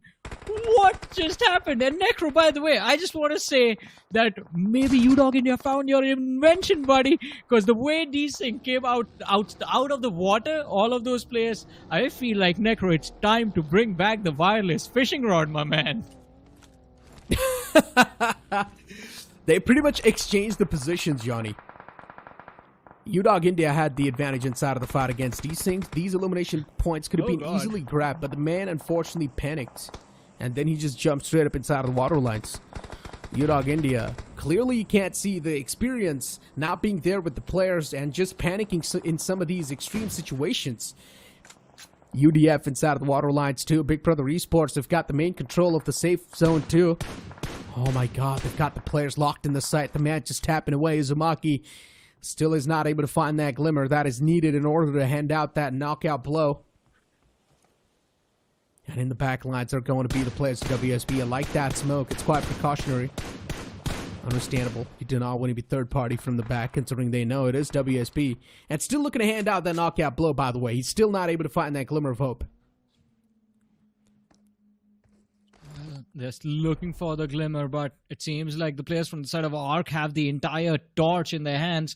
This is the luckiest team I've seen in this game so far. First, you get charged upon by DESYNC very aggressively, then they get dragged off a few. There's another team that pushes UDF. UDF just completely botches that slam on that cliffside, and their vehicles fall into the river. ARC take full advantage and secure so many points off of that. But WSB, oh my goodness, it seems like there is a lot of trouble upon them as incredible push comes to shove, and Rivalry, they have seen 3 knocks secured. Bidgloo still inside the smoke, and without taking a big hit, Rivalry just annihilate the entirety of WSB. I mean, at this point, it's an easy cleanup for them, genuinely speaking. Spot is still there around the ridge, but then the entire team now starts to roll up. Prince John knocked out. Tyson, the man is still trying to scout out the grounds. He pushed up in enemy territory and still managed to escape. That in itself is a big thing right there. Man's got nerves of steel, that's for sure. Raven now from the back line, still trying to rain down hellfire, but their position is compromised, and now this team is going to be suffocated outside of the blue. No one's going to let this team try and squeeze themselves in the play zone. BL all the way in the back. At least there is a smoke trail, so AimGod can use that and make it inside of the zone, but then his teammate is completely done for. All his teammate can do is actually provide that cover fire that AimGod needs, because his teammate is pretty much done and dusted. BL, Right. Still looking to take this fight against the players of Rivalry. Bitchley's tossing those constant nades, and it finds the knockout onto Aim God. What a nade that was! Rivalry! A three-pointer. Even Kobe's going to be proud of that one. And BL, three of the players around the ridge once again. They have pretty much known the fact that the back lines are now completely secured, and if BL does want, they can go for the commit onto this fight against Rivalry. It's not going to be easy though. Rivalry have caused a lot of trouble already. Just these two individuals. Mahakal overextended over the ridge, is going to get punished for that. An easy knock secured, but this one was by the hands of Big Brothers, who also have a line of fire available. So there's a second threat that has just revealed itself to the players of BL. But Bijlu and his nade. It's a 2-for-1. Tyson knocked out. Mahakal finished off. Believer Esports, they're down to their last man, and they have nothing to believe in, and as even he is going to get finished off. And Believer Esports showed the exit. But Rivalry Necro, what is this team up to? 13 eliminations on the board already. Pretty much. DESYNC is quite low. Damage being chipped up slowly and steadily. And look at GT Vixky. The man pulls out the shotgun. Instant confirmation. The fact that Vixky is still able to stay alive. The fact that he's still managed to find some clean rotations inside of the zone is really commendable. And look at DESYNC slowly and steadily losing out on the players as soon as they step on the shorelines or on the edges. Cancer is still in the water lines. His position is uncompromised. He's taking the damage. He's suffocating to death. He's running out of breath. And even the zone sort of ends up in the outskirts. He's also got the airdrop to actually play around with as a cover. That's really good news. Look at the half of the circle. In the final few moments, Johnny. What is this zone? The amount of nades that were being tossed in by the players of SBA does a lot of damage on that one individual player in the water lines, but he's still somehow alive. The confirmation has not flown up. Yeah. And this time around, it's going to be very difficult for Cancer to survive as well. He's going to be irradiated from this water. With just the utility SBA, though. Perfect position. That shoreline, as you mentioned, the surprise in your voice. And I mean, even I'm surprised and shocked. The circle still in the water. The shoreline is all that these players and these teams have to work with. And guess what? My goodness, I did not realize this. Necro, it's Wixky from Gujarat Tigers. He's made it to the top 4. Pretty much. Oh my god, the utilities. Wixky's still somehow alive. This man is just dodging death. And the fact that he's still able to stay alive is incredible to me. SBA, the amount of utilities this team has, it's incredible too. I mean, they have tossed in so many nades in the span of the past 15 seconds. And then Wixky repositioning himself behind this airdrop. He's got no neighbors. So that's a good thing. Yeah, solid position once again to play with to Wixky. And SBA slowly and steadily moving in with the zone, and the fact that even Rivalry is still alive is also quite commendable. Visually needs to move inside the zone too. The wall of death is moving too quick. He had the P90 back him up, but the P90 is not going to be able to do any type of damage. Wixky's still in the water lines. His position is compromised too as the players of Big Brother Esports. This nade is being tossed to perfection, but unfortunately overcooked. It's not going to find the value that is needed to be found. And now SBS slowly and steadily wanting to move up close and personal, just wanting to take a little bit more of that control of the zone. Being proactive is the way to go, and that's what the players have realized. And actually, the final zone is in the water lines too, Johnny. This is getting super awkward. Big Brother Esports too, wanting to take the proactive control of this rock, and they almost do as well. Uzumaki has managed to do so, but the Molotov is just perfect. Another nade tossed in from Skeleton. It finds the knockout. Uzumaki knocked down. And then you've also got another player in the name of Exodia in the backline, just looking for to provide that cover fire. But still, SBA, every single move they're making on the board is perfect. But Rishi, he's out of utility. It's a 1v3 in front of his eyes. And he knows where Skeleton is. Sees Exodia as well. There's a nade right lobbed in his face. And Rishi is holding on to his position around the corner. Puts on the first aid. Wants to see if the opposition just walks into the blue for this fight. And as soon as the first aid, whoa, it's not even popped. He just gets that last knock. And he gets finished off. Big Brothers baited into making a very unorthodox play. And they get punished in the end. But SBA, Necro, You and I were questioning that late rotation from Military Power. I think we need to take our words back. This was an impressive chicken from SBA. Yeah. I mean, hey, we need to speak based on the stats, and the stats say that the late rotation haven't really been working out for the majority of the teams, but SBA, I mean, I guess because the zone just shifting completely or extremely to the southern side, SBA's late game rotation sort of favored it as well, and considering it was a late game rotation, they wanted to breach in from the southern side itself, so it worked out perfectly. It was like the stars were aligned for this team. Yeah, I mean, the stars aligned and they played that shoreline position perfectly as well, to be honest, because we did have the camera upon them every now and then in the middle, and you would notice they would not overextend at all towards the flat areas, even if they got if they were being low towards those cover positions, they weren't really overextending. They were like, all right, we might be out in the open, but what if the zone moves towards the shoreline? Just that what if scenario turned out to be true, and it paid quite nicely to SBA. But again, apart from them, I think a good bounce back from SBA. They were, I think, outside of the 200s even before the start of the day as well, and I think this will help them break or at least inch closer towards that top 64.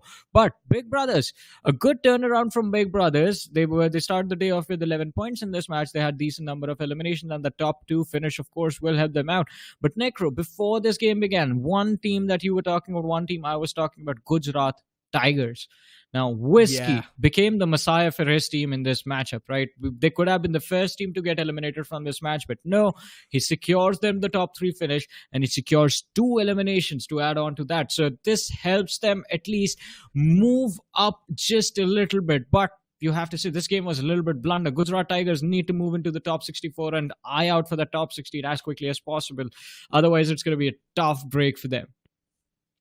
I mean, at least he squeezed in some sort of points, right, Wixkey? And the fact that now Wixkey's managed to squeeze in those type of points, it's really going to be motivating the other teammates to do something in the game, right? Because it's just one player trying to carry the team in the back, and the rest of the Gujarat Tigers just getting eliminated off the rip like that. It was a big shocker for them. And Gujarat Tiger knows now that the time is passing by, the games are passing by, and as the games keep on passing by, the room for errors is getting minimal and minimal. And you really cannot afford to make any type of errors in the leftover 2 games. Even the game of Sanhok has to be chicken dinner. You realize that. Now, Gujarat Tigers, there's only go big or go home.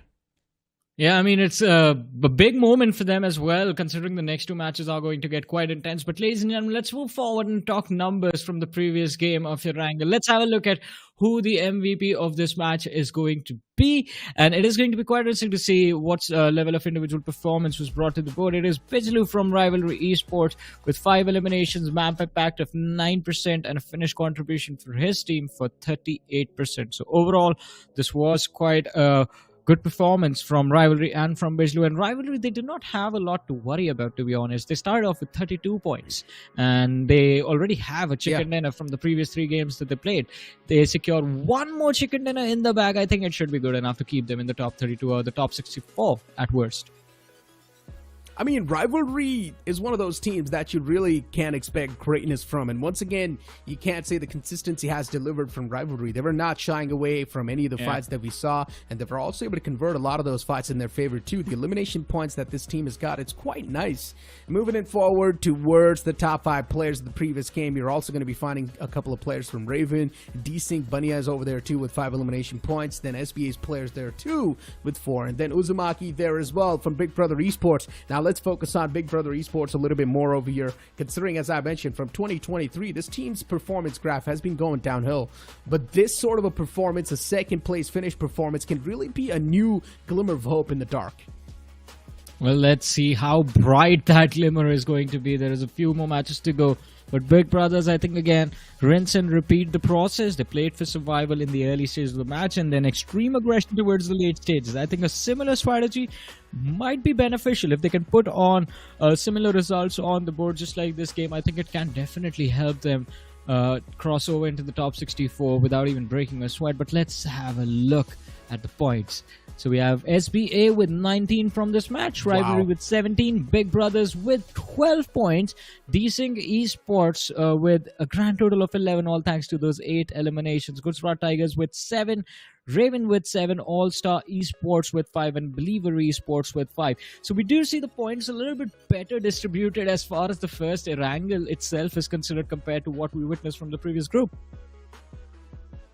Honestly speaking, that's a really good performance from Gujarat Tigers considering they only had one last man alive from the start till the end. 7 points accumulated. That's super impressive.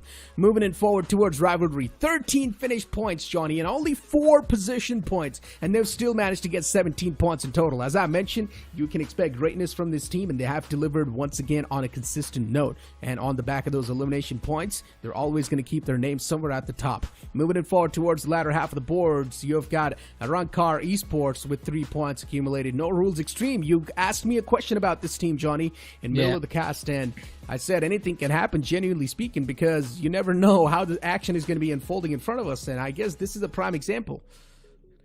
Oh yeah, anything can happen, and they drop the ball. But talk about dropping the ball in UDOG India. We see them finish this game with just 1 point in the bag. Not really a position you expect UDOG India to be in, but with this match done and dusted as well, I think Necro now we can comfortably say that the hopes and dreams of this team have sort of come to an end as well. Just 2 matches, not enough matches, and I don't know. I mean, they will have to just turn into gods of destruction in the next few matches if they want to stand a chance to qualify.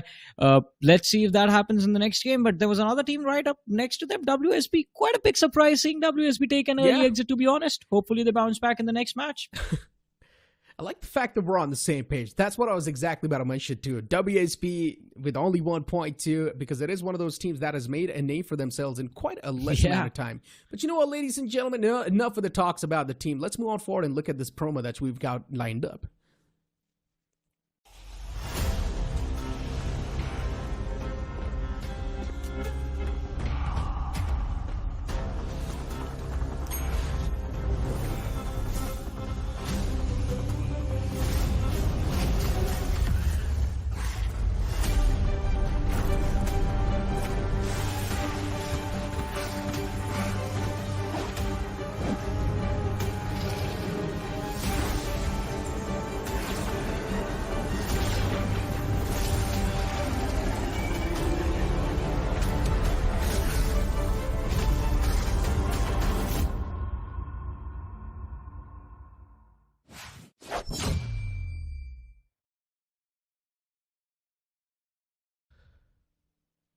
Now, Johnny, another one of those teams that should be part of the conversation has to be undefeated Mizoram, because so far they're looking pretty defeated. When they took that fight against the players of ARC, which was ARC, remember, near the water lines, they got completely shattered. And then from the future lines, things were just not over there. So yeah, I mean, in general, that fight was really not in their way.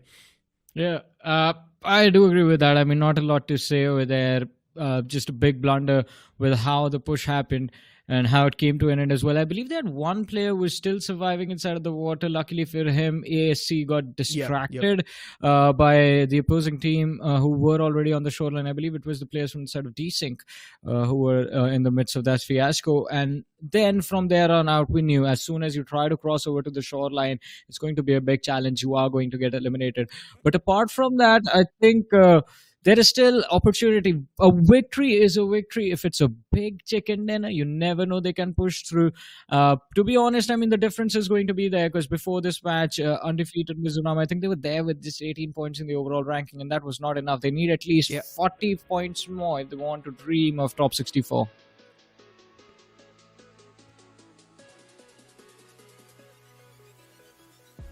And well.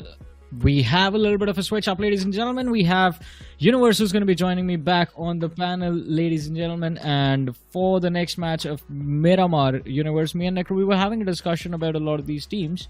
We talked about UDOG India, we talked about SBA, Raven, WSB. I want to know your views after the first game. I'm sure you were watching the teams and analyzing their performance as well. Who impressed you the most and which team was a letdown for you? Well, honestly, I gotta say that there was a bit of an underperformance from Raven because they started off pretty, attack heavy in the beginning itself, right? Taking out 2 players from that Gujarat Tigers team. And to be honest, I was impressed by Wixky staying alive for all that time towards the end there and being able to manage to get at least 2 finishes to his name.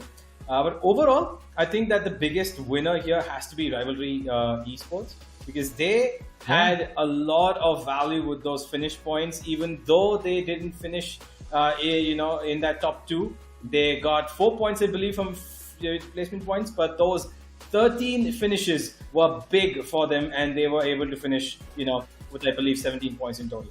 But now, the biggest, I think the biggest talking point for me has to be that the similarity between the circles that we saw from Group 9, where it came towards that ruins, towards that western side of the Mount Everest, and how it went towards the circle, right? Towards the eastern side. Yeah. Now, the biggest thing for me was that river zone. That water zone absolutely messed the minds of so many of those players. The strategies were thrown out in the air. Surviving in water became an absolute need for these teams, especially teams like DESYNC, who were constantly around there.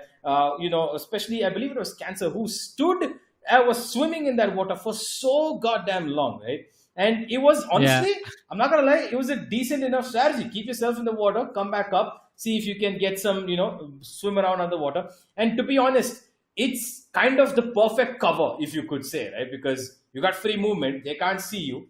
And at the same time, you can come back. But the only problem is you can't really deal damage to your opponents, and that's going to be difficult. But I hope we see, of course, we're heading to a much better landed map right now.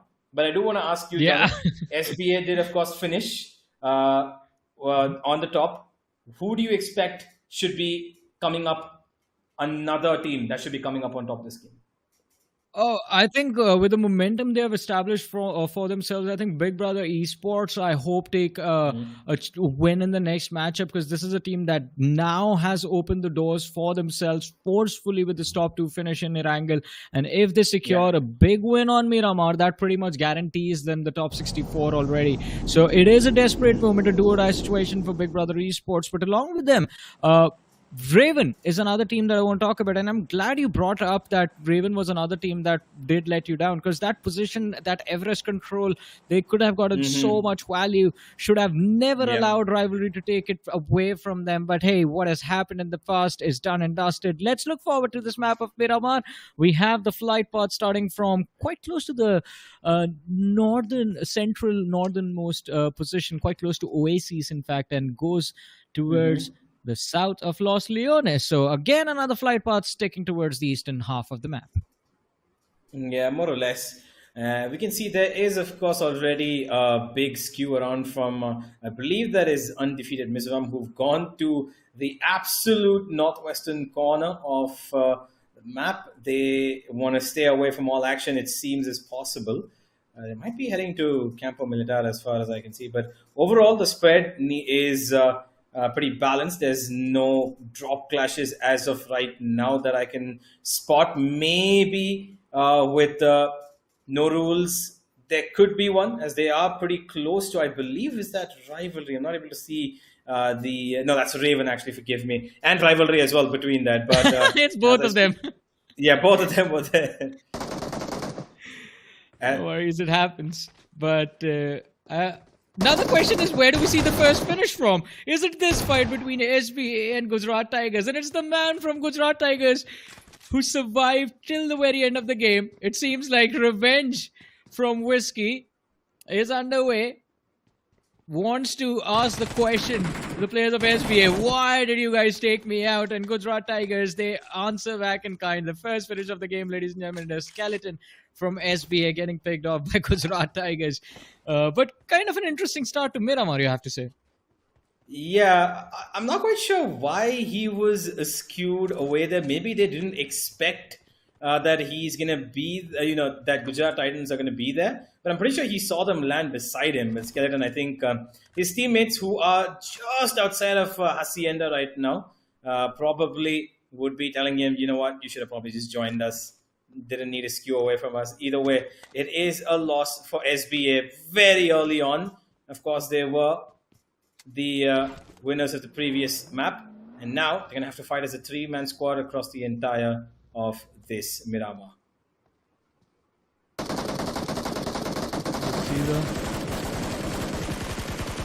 All right, Rivalry. They escape. Dawn fails to connect a shot. The scope not really helping him out that much in that situation, but NORULES XTREME now information compromise, and Rivalry is not really a team you want to take on lightly, so they need to be extremely wary of how they make this push. Along with that, saw a few more names pop up on that finish feed, and I believe along with SBA, yes, it is WSB who have lost one of their men. Oh no! Oh, ARRANCAR, but awkward. For a second, I'm like, okay, are we gonna see the first fall damage knock? And then it's okay. We had a bit of a slippery slope to help ourselves with. But NORULES seem to be pretty aggressive over here, and War takes an edge for it. It's gonna be Big Brothers from behind, Sarvit, who finds him completely off guard, open from his back, and that's going to be NORULES XTREME, who did go out with a couple of extreme aggression towards Rivalry, now paying the price for it. Well. Who says war never changes? Changed from a crawling player to a crate, and Sarvit was the man responsible for it. But Big Brothers, again, one finish is not going to cut it for them. They need that win, need the win to keep the dream of BGIS alive. Rivalry, in the meanwhile, just running barefoot, running not for the hills, but for those buildings where they can find at least some loot. Because, yeah, why do they still have nothing? Why is Bijlu still there with no weapons, no helmet, nothing, just an armor and a flashbang, a stun grenade to work with? Finally finds a few weapons. I think there was an early, that job clash we were talking about, right? Rivalry, Raven, and three teams just getting down together. I think Rivalry got caught amidst the decision making. I believe that they kind of thought, okay, you know what, maybe we shouldn't be getting down here. Got caught off in between the mountains right there, and unfortunately had to choose to be a little movement safe. As yeah, we have a look. There it is. There's a flip. I mean, this is clearly a NORULES XTREME kind of a thing, right? They're standing true to their name, to be fair, at least. Hey, exactly, man. It's no rules, right? Defying gravity. That's what they were trying to do there. But, I mean, so, yeah, from that drone shot, it looked very scary. And I was very concerned as well. As you said, we could have actually witnessed the first POV player getting knocked out due to fall damage of this BGIS. Those moments are very rare. You hardly see it from the player's POV. You always see it like on the finish feed at least. But they are quite lucky, to be honest. Anyways, I mean, coming back to the conversation about that early fiasco, Raven, NORULES XTREME, and Rivalry. Rivalry, they are happy with the escape. Raven as well. But NORULES XTREME now, they get punished for no reason at all. Because they lose one player to the side of Big Brothers, and all of the looting spots quite close to their drop position are already taken over, because Raven and Rivalry instantly just went for the hills to control of that El Pozo city. And look at NORULES XTREME, they're stuck in those crater fields. That is middle of nowhere. Yeah, it is a tough spot to be in. They've got Big Brother right above their northern region. They're heading into right now both Raven and Rivalry. Once again, it's that trifecta of a fight that could ensue once again. And Big Brother could be a fourth party to this fiasco, if at all they choose to go for it, because it is right above when they get inside the zone. Crater Fields could be witnessing a massacre really soon. And look, it's okay. NORULES, they're going straight for this fight, it seems, Johnny. Oh, and they kick things off. It's Bijlu knocked out, the MVP. Well, not really in a position to be the MVP of this fight, at least. Lucifer in the back lines, just the VSS. And was that the secondary weapon, the Winchester, which I saw on his back? Yeah, yep. Well, not really a combination you can do a lot with. But Donria still being careful and respectful to the opposition. Rivalry, they've set up a nice little trap on the other side of the ridge. Lucifer with the VSS. That too takes down Dawn. And the knock is going to be secured instantly. In the meanwhile, Bijlu has been brought back as well. what a wonderful way to turn things around by Rivalry. They were patient and they punished NORULES XTREME to perfection. Oh, he needs to be careful. Another knock comes in. APS is going to try and keep his team alive in this fight. But Beast, he's been a great player for this team, Rivalry. He's going to be able to stick the revive here as Beast was trying to give cover, but he's gone down as well. And now it's just Arto who's going to have to take this fight, and he does well. Does get down APX, and it looks like NORULES XTREME might have lost this fight, unfortunately, taking something out of their depth. Rushing onto Rivalry like that. I'm not quite sure that was a decision I completely agree with, Johnny. Yeah, me neither. I mean, they kicked things off quite nicely, but the commitment to the fight itself was... yeah, it wasn't really there. Dawn was the only man going for the push. He was left isolated, and Rivalry took full advantage of that. By the time Dawn got towards that ridge and peeked the corner, there were already three players waiting for him on the other side. One going for a revive, two with their crosshairs ADS'd on his face.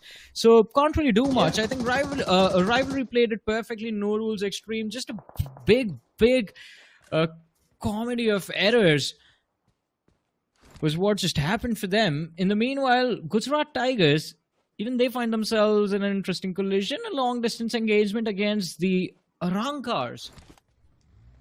ARRANCAR eSport, in fact. Gujarat Tigers this time around keeping all of themselves alive for a little later in, of course, the game. UDOG, though, they've got a fight ahead of them. ARC are charging on a team that's already been pretty down and dusted here, Johnny. This is not going to be good at all for them. They were out of contention, but they're going to try whatever they can. Zeus going in for those finishes, going to get one, throws down the smoke to get the revive down, but he's got pressure from behind him. Here comes the final member, but he himself also is a final member. Zeus, 1v1, the shotgun, the jump, and the finish. Zeus showing why he's the mightiest of them all, the king of all gods. Yeah, and it seems like ARRANCAR eSports, with their backs against the walls, is only how this team plays. If you remember the last game, they were down to their last man, and that last man was forced to clutch out a fight. This one, no different. UDOG India almost wiping the floor with ARC, but then Zeus to the rescue. Make sure that the entire team survives. They did not lose a single player in that entire situation, in that entire fight. Yep. It came so very close, by the way. It was a 1v1. It was very risky, but it was a clutch it was a fight that had to be fought. And Zeus comes out on top with as thunder or lightning strikes from him. As I just remember that it is Thor who is the god of thunder, not the god of lightning. Forgive me. As we have rotations coming in from every part of the map, mostly towards that eastern side. Forgive me, western side, as we've got so many teams heading in towards that Monte Nuevo spot, which, by the way, right now, not really occupied by anybody, just Raven at the southern edge of Monte Nuevo. And if you look at the team that's the farthest away at the moment, it is ALS, who are just making their way from Minas del Sur in prison. And they will probably be heading into DESYNC. Look at DESYNC. They might actually be able to zone camp them towards that bridge area. Unless, of course, they're rotating back in. My bad, I just kind of missed that. Oh. In the meanwhile, though, Big Brothers. Look at the radar. Both these two squads spread all over the place. You see a few players from the side of Big Brothers lying here and there. A few from the side of Rivalry on the other side of the street.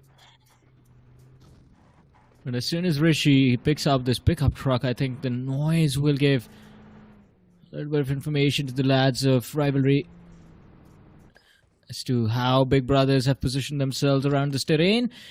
And here is the line of fire available. Uzumaki going for the spray, hits a few shots, but not enough to secure the knock. Rivalry, they managed to make that escape. That was a close one indeed. Here's a bit of that replay from the UDOG and ARRANCAR fight, which came down to the very wire of it, and it had to extract a 1v1 clutch from Zeus, making sure that the finishes come through, taking all the points possible before That last jump shot straight to the dome. And now coming back to Big Brother, who just, of course, did have slight altercation with Rivalry, who, by the way, are playing really safe right now, aren't they? Because they did have a rocky start, Rivalry, having no weapons, no utility, and now just kind of scraping through whatever they can find through already pre-looted spaces. Yeah, I mean, that is why the struggle is there, but it also showcases a brilliant adaptation from a team with a lot of experience, because they have learned through failing a lot of times that if you have a slow start in the looting phase of the game, you better not run into fights willy-nilly. Get your looting done no matter how long it takes, and then approach any fight, approach a team to set up a fight, or try and just camp your way to the win if you want to as well. But you need your complete loot. You need at least 3 to 4 heals, first aids on every single one of the players, decent ammunition, decent scopes, 2 smokes at least on every individual, at least a nade and a Molotov. Bare minimum, all of this needs to be there, along with armor and helmet, of course. But as you said, I mean, they've been struggling and moving through spaces that have already been looted, so I think we are going to see them take their sweet time approaching those fights during the late game stages. But also, Rivalry Esports, I mean, they are in a position where they have an opportunity to go YOLO and just start blasting at anyone they see after how the wrangle went and how the overall leaderboard looks like from their perspective. So it is quite interesting to see them take the step back, and I'm concerned about what they will do to these teams in the extreme late game stages if all 4 of their players are still there. Yeah, I think right now Rivalry's main game plan is going to be try and find a third party where they can maybe, you know, access some valuable, luxurious crates fallen on the ground, and maybe just play on the back of that, try to get some finishes first from a distance with the scrappy loot that they've got. For the moment, undefeated Mizoram. You're going to have a bit of pressure on them from, I believe that was SBA, and Big Brother are also around them. There's a huge fight that's going to ensue at the northern edge of Monte Nuevo in just about a second. And in between all of this, that final member of NORULES Extreme, Riser, trying to do a Vixky cosplay from the previous map here. Playing from the edge is going to keep himself safe and hopefully edge into that top 4 to get a couple of placement points. Well, let's see. I mean, not really what we thought we were going to witness from the squad, but it's going to be interesting to see if they can actually pull it off. But let's see. UDF, we see them on our screens and we see them at the center of the circle as well. Last time, they weren't really able to handle a lot of pressure that was forced upon them in that mid-rotation collision. But this time it feels like since they are going to be in the center and they have gotten there quite early, they have decent cover to work with as well. They should be a little bit more comfortable. Gujarat Tigers in the meanwhile, they collide against Raven Esports. 2 players picked off. Revenge has been taken from Gujarat Tigers for that previous game of theirs. The takeoff Mahakal from the side of Believer Esports as well. And now I think the Tigers are finally let loose. The hunt is on. They've secured 3 points already on the board. Yeah, that was a big fight for them. 2 different angles, 2 different variables, and they were managing to solve all of it together. Once again, it is Gujarat Tigers pushing in hard. Look at the finishes they're getting here, Johnny. It's one after the other, points after points, constantly accumulating in every angle they fight. Yeah, and it is just looking more and more impressive the more we watch them as well. Oh, goodness. But let's not forget, Gujarat Tigers is a team with a lot of experience. These players have the caliber of lifting the trophy itself. So this should be the ideal for them. This should be the baseline reading for a team like this. And I think after a match, since they have 8 eliminations on the board already, if they manage to break anywhere close to the top 3 in this game, I think their top 64 is already done and dusted. They can pretty much relax in that final game of Sanhok, although it's advisable that you do not. But the option is going to be there. Relax. I think relax is a lot loose term. I think they can, just take a slight bit of a backseat. If they're in that UAV, you don't have to be in the driving seat. Take a little bit of a slow approach. But for the moment, slow approach is not what needs to be taken by WSB, who are in a bit of a tense situation when it comes to the overall standings. They did start off on a little bit of a closer to that 64th position note. They were 111, 25 points before they started today, and you were mentioning this earlier as well. How many points do you think they need to keep up with the rest of the lobby here, Johnny? How many points do you think they need from this game and the next game, WSB? Oh, I mean, WSB, they have a long way to go. They've started to work towards it with the previous match of theirs, but it's still going to be a little tough to push through. They were barely on that 60-second spot after week 2 ended. They started the day off with 25 points. I would say let's just keep it at 12 points. 12 points per game. 12? Yeah, 12 points per game. That helps them get very close to the top 16. And since they aren't going to be playing for the next 3 days, I think it should be enough to keep them in the top 64 no matter what happens. So that is like a guaranteed qualification. Yeah, 12 points is an ask, though it is a tall ask. Yeah, it's not going to be easy for them. Yeah, to get out, especially out of a lobby like this where you've got now the Tigers fighting up as well. They've already got 8 finish points to their name, and they're still not done firing through all of their cannons. They are taking fights everywhere. And look at that zone, Johnny. That's favoring Gujarat Tigers so well. WSB right across them as well in that Mountain Nuevo zone. But I think Gujarat Tigers, in my opinion, have a great chance of getting a high finish and a high positioning game right here, right now. Of course, and I think Gujarat Tigers would like to make it happen right now as well, because before we went into this matchup, me and Necro were just having this conversation that there were a lot of questions raised about this team with how they've been performing in the grind and of course in the other tournaments. A lot of questions raised as to how consistent they can be, and I think it is time to shut down those critics, and this is the perfect opportunity to make it happen as well. ARC going for the push, the opening knock is there, Revenge still stuck in that gas station, and well, ARRANCAR Esports, they switch direction, switch gears, but it seems like the gears are stuck, and Revenge, will they have their revenge? That's the first knock. ARRANCAR Esports, they're down to the last man, and it's just Gucci who's run up to the first floor. Not really a lot of space to work with for the players from the side of ARC. Revenge will put this fight to an end. Gujarat Tigers on the other side of the road, they're watching all of this, and I believe what they feel is they've been robbed of these points. Yeah, most certainly. And there they go. One single nade to finish everything that was happening in that gas station. That's going to be big points right there for Revenge Esports, as ARRANCAR have been eliminated. Although they were able to gather up 5 finishes this game, it's still not going to be enough for them, given that they do finish outside of that top 6, way far ahead as well.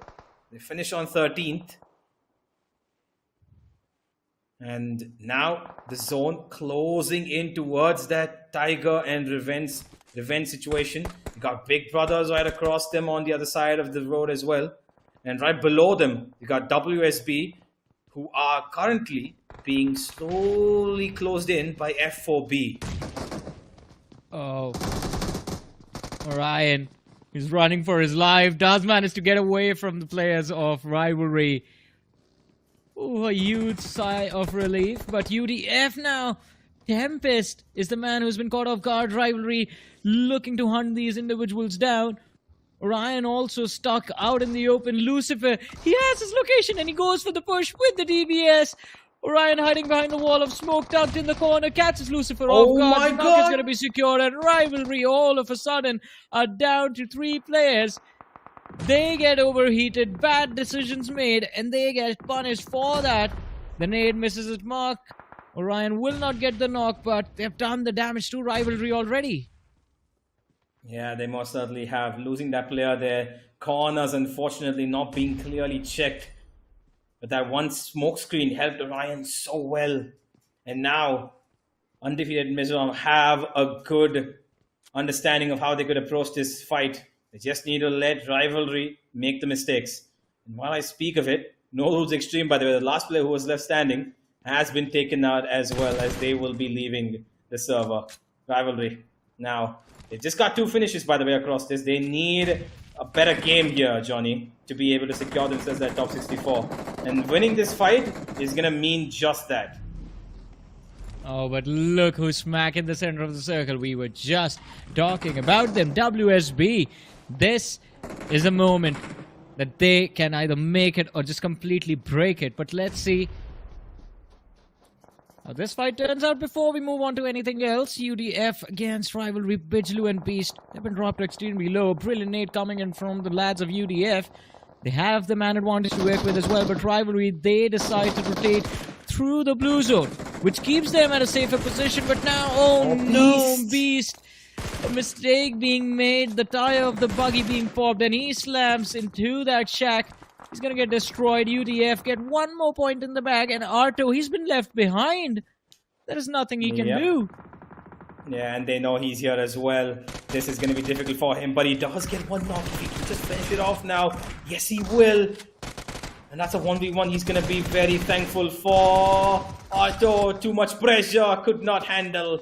Will lose his life. That's going to be undefeated Mizoram winning a very successful fight. Yeah. But big brother Sarwit gets knocked out. Rishi also on his knees. Uzumaki shows up to the rescue. Big brothers, they need to make sure they do not lose any more bodies. The revive needs to happen. Uzumaki, what are you doing?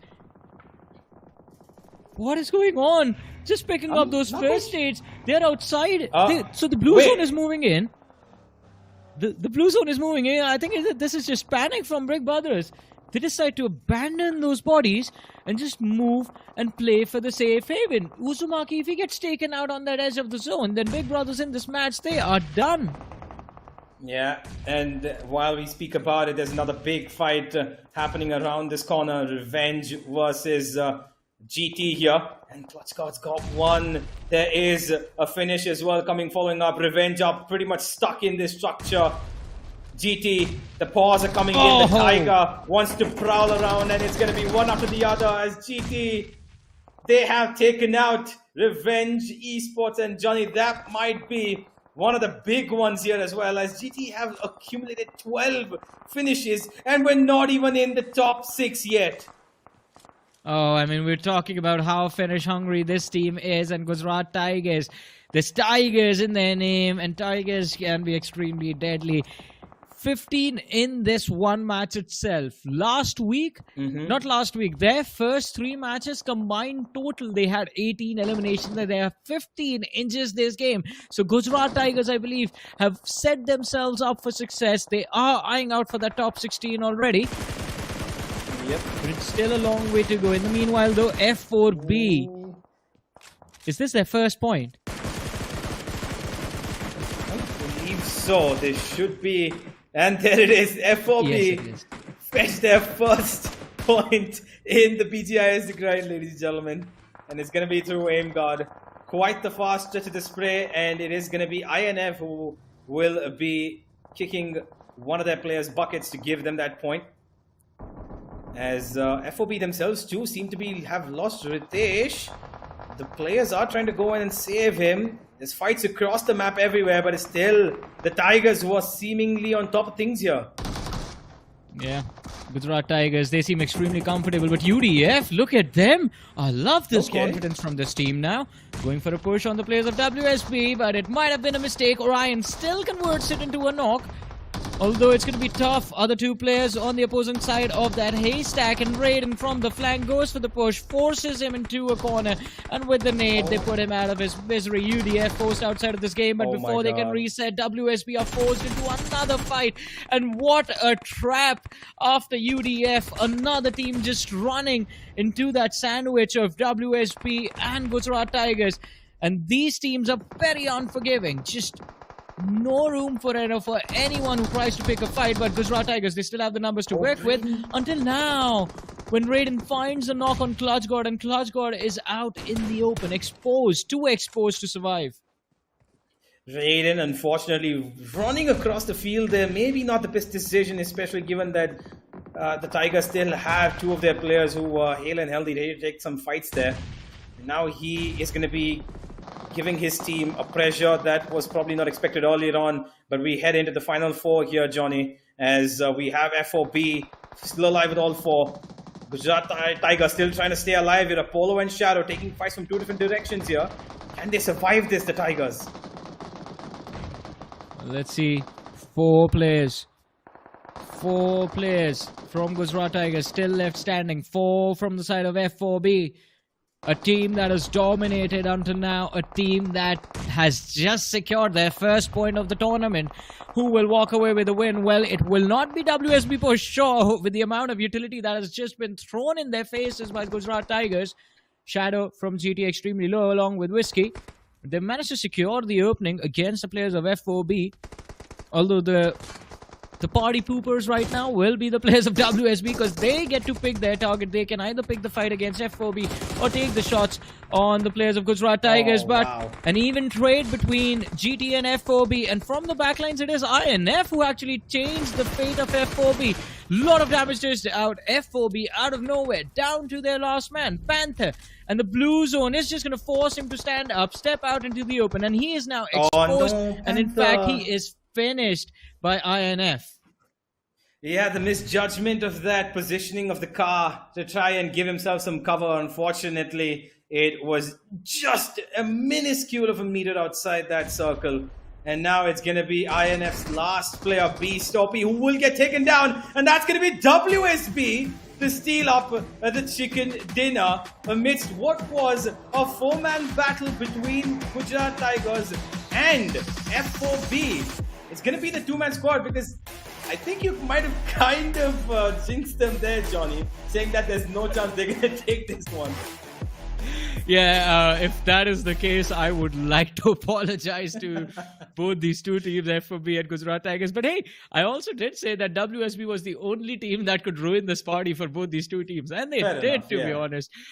Perfect opportunity. I've always told this. We were having a conversation about this yesterday while we were just talking about how what our expectation were from this tournament. The most difficult thing inside of BGMI is trying to predict what the opposition is going to do. And WSB, I think they just knew that no one was going to come charged towards them. They just stayed and held back, let the two teams fight it out, let them damage each other as much as possible, and then just waited for Gujarat Tigers to get exposed, because those nades that were lobbed in their direction were just perfect. It was too perfect. Yeah, but WSB honestly were lucky to be alive there, because the number of utility that was thrown in towards them, there were fires engulfing them from every direction, but just not under their feet. So they were able to keep themselves alive in that small little shack to keep themselves just about in contention for fighting at the right time. At the same time, they did have a little help from INF's Beast, who was giving constant damage from a completely skewed end from his own, managed to take out 4 finishes before he left the server as well. Honestly, INF need to thank him, because him keeping himself alive for that long, being able to take 4 finishes at the bare minimum and getting placement points was amazing. But this game, the totality of this game, belonged to Gujarat Tigers. Yeah, I mean, Gujarat Tigers from the start till the very end were just all guns blazing, and it was a very impressive run that they showcased in this matchup. As you said, and I mean, I just want to see what the overall ranking for Gujarat Tigers is going to look like, what their total point tally for this week is going to look like, because they've already shattered their tally from the previous week with the first 2 games. They were pretty decent in that map of Erangel, even though it was just Whiskey still surviving. I believe he walked away with like 6 or 7 points from that game. And in this game, they just completely annihilated almost a quarter of the lobby all alone. But along with them, we talked about WSB, Gujarat Tigers. I think another team that has kind of tried their level best, but I think the struggles will just keep on. They don't seem to end for them. Is Big Brothers, because Big Brothers, it looked like during the mid game we were seeing their name pop up on that finish feed every now and then. But in the end game they weren't really there, were they? Yeah, they weren't really there. 5 finishes to their name is all they could accomplish. But let's have a look at how many finishes the MVP of this game has got. It is going to be Shadow with 6 to his name. 35% contribution for him there. Which means that I believe, how many kills? How many, keys did he secure? 19, 20? I'm not quite sure. The entire team.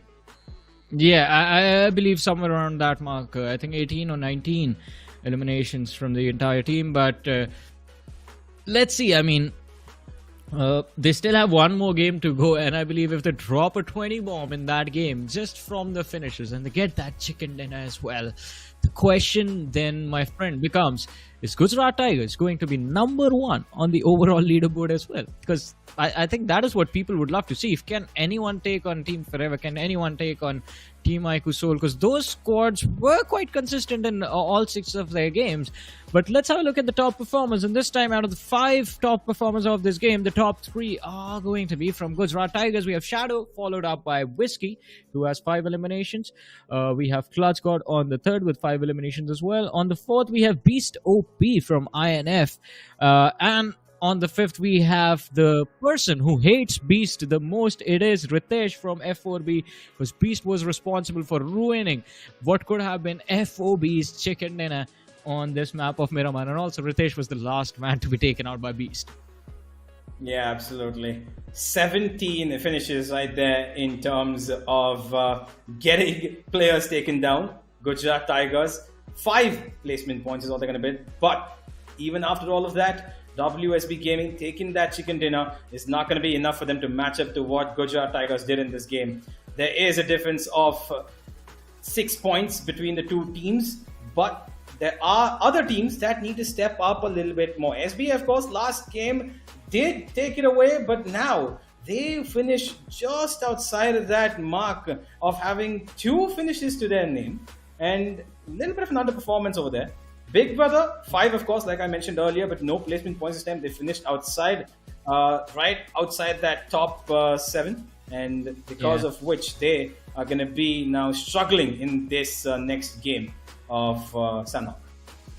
I don't think it's going to be struggle as well. I think it's just going to be panic for Big Brothers, because if this game does not go well, I think their hopes and dreams of qualifying for even the round 4, or not the round 4, the round 2 of BGIS will be it's going to be in shambles. But as we move to the next page of the rankings, ARRANCAR eSports are there on our screens with 5 points, ALLSTAR as well with 5. We have Rivalry with 3, DESYNC with 2, and then Believer, Raven, NORULES, XTREME, and UDOG India with no points secured from this match. The only team that gets away a little unscathed from a match like this is Raven eSports. They've done too well to be worried about going 0 points from a single game. Apart from them, Rivalry, I think it is time Rivalry steps up again in the last match. Yes, they have secured a lot of finishes. Yes, they have been consistent in getting those finishes. But I think it is time they fill up their quota of 1 chicken dinner every week as well.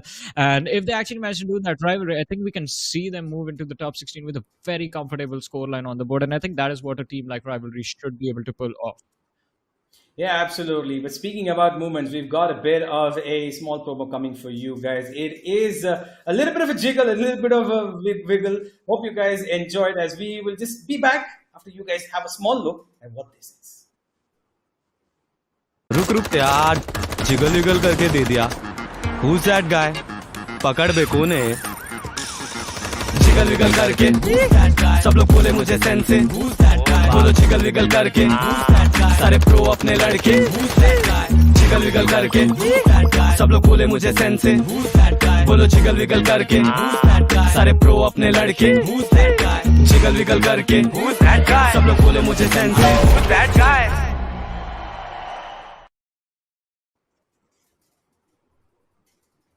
And it was nice. I mean, jiggle, wiggle. I wonder, I mean, so we figured this out. There's one of us on the English panel is actually used to go by the name Babu Bhai Universe. I'm going to give you a couple of days to figure out who it was, since there have been a lot of people here now. But bringing a conversation back from this very awkward challenge for Universe, ladies and gentlemen, we have one more match remaining for the day. It is going to be the map of Sanhok for Group 10. And again, a few opportunities still left for Big Brothers to find a way to secure a spot in the top 64 from this next game. But while I take a backseat, Universe, I want to know from you, what is your prediction for the next game? I believe that Big Brother Esports might make a bit of a comeback here. Rivalry as well, who didn't really do justice to what was their first game, you know, take out stuff and bring it all the way out through. But now I think that Big Brother and Rivalry are the 2 names to look out for, as I welcome back Necro for the final game. Necro, you have been watching, of course. Yeah. Have you noticed something that you have been either surprised or disappointed by? Well, I would say I'm surprised by Gujarat Tigers playing super well, because this is something that they really needed to do. And when the time asks for that type of performance the most, Gujarat Tigers, they step up massively. But then you talk about the disappointments, and you still need to talk about teams like UDOG India and NORULES Extremes. For them, the woes are still continuing. I don't understand what they need to do to be back up on the block. But something needs to be done right here, right now. They need to buckle things up. I don't think so they're anyways going to be cracking inside of the top 64, but it's still about it's still about taking an exit on a good note. Yeah, agreed. And NORULES Extreme did have a peculiar decision-making array towards that end there, trying to take fights which I believe were not really in their favor. I believe that, they kind of were just trying to stay true to their name, be extreme, have no rules about being extreme, just, take whatever fights that come their way. But unfortunately for them, I think it was more about, now at this point, it's just about having fun, being as crazy as possible and giving trouble to as many opponents as they can. But before I move on to the next team, I do want to ask you now, who do you think needs the biggest jump amongst all these teams to secure that qualification? Who is in desperate need of a big performance? I would say Big Brothers Esports. This is one of those teams that is in a desperate need for that big performance. I mean, the first game, they started things off on a decent note, but then once again, the second game is a big letdown from them. And now the third game, it needs to be another solid game in order to be back inside of the top 64. Cracking inside of the top 16 is too much to ask for at this point in time. It's too late for a team like Big Brother Esports. So the only thing you got to cross your fingers and hope for is that you pretty much hope that you're going to be cracking in the top 64. And that's pretty much the best thing you can ask for yourself. Another team that needs a desperate performance is also going to be GT, because this is the first game in the grind itself that they have performed super well. They need more games like this, and the upcoming game of Sanhok has to be just the same way it was in Miramar. Well, it is the last shot here. They've got nothing more. This is the dead end, and Sanhok's going to be the playground for them to try and maybe replicate another bunch of that, Miramar performance. But speaking about another team, we did have Raven Esports, who came into today's games feeling a lot of confidence, of course, right? Because they had 27 finishes before coming into today's games. And the minute they come in here today, the first game, it was rather towards slightly underwhelming. But this one, 0 finishes, 0 placement points, got taken up very early on. Any thoughts on them? I mean, Raven Esports, as Johnny mentioned, in the first initial weeks, they've already done a lot better. So I guess Raven Esports right now, it's time for experiments, considering they know they've already cracked inside of the top 64. But still, any type of points can be really helpful, right, to pin your position down in that spot. So I guess Raven Esports, too, will probably try harder in the game of Sanhok to get things done a little bit more better. Another team that can really be a part of the conversation over here has to be DESYNC. In the first game, DESYNC was doing decent. The second game, DESYNC, once again, they were sort of there in the limelight. But then now in the game of Sanhok, DESYNC needs another solid game, another solid hit. Yeah, absolutely. DESYNC, while you and Johnny were looking at that entire river sequence go down, I was just, kind of scratching my head, trying to figure out how in the world is this zone going to work. And we might have maybe another map that could possibly give us one like that, unless, of course, Sanhok decides to be a little bit more land-friendly. But for the moment, do you expect another early, aggression in a couple of teams here? Because we did see that in the previous group when they played Sanhok. I mean, it is the map of Sanhok. I do expect early aggression and some drop collisions. But you never know. Maybe these teams have practiced in the offline side of things, and they probably do know where each other drops. Considering they have done the research, they should know where every single team likes to drop on these maps.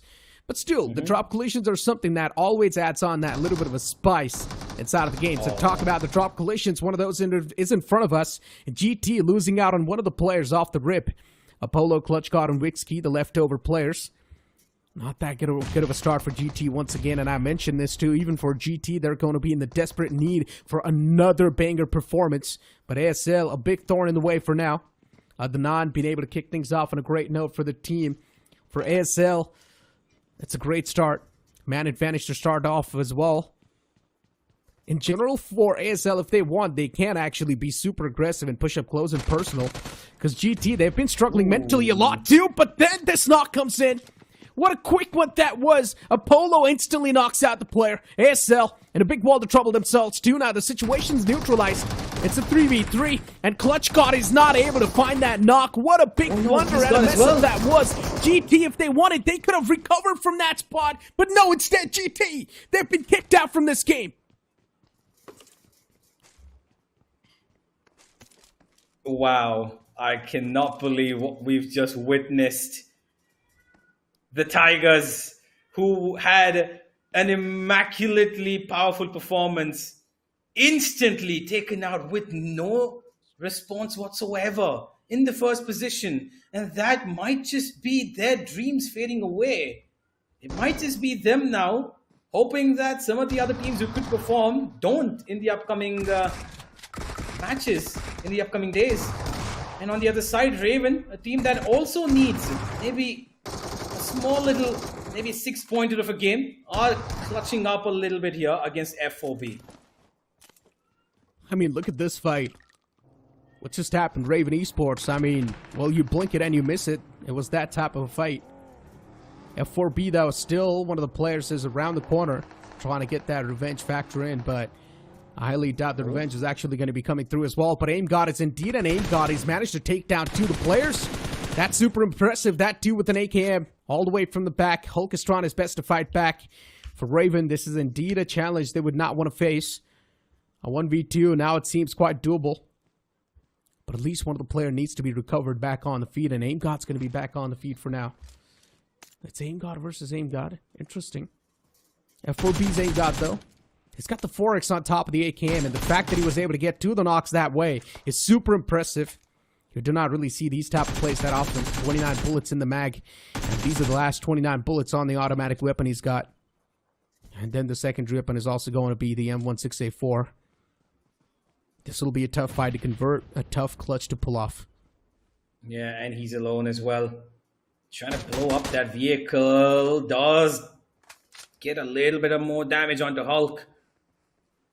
And he probably is looking to just secure as many finish points as possible. Just looking at his back, does get spammed upon. And now he's out of the open and he will be taken down.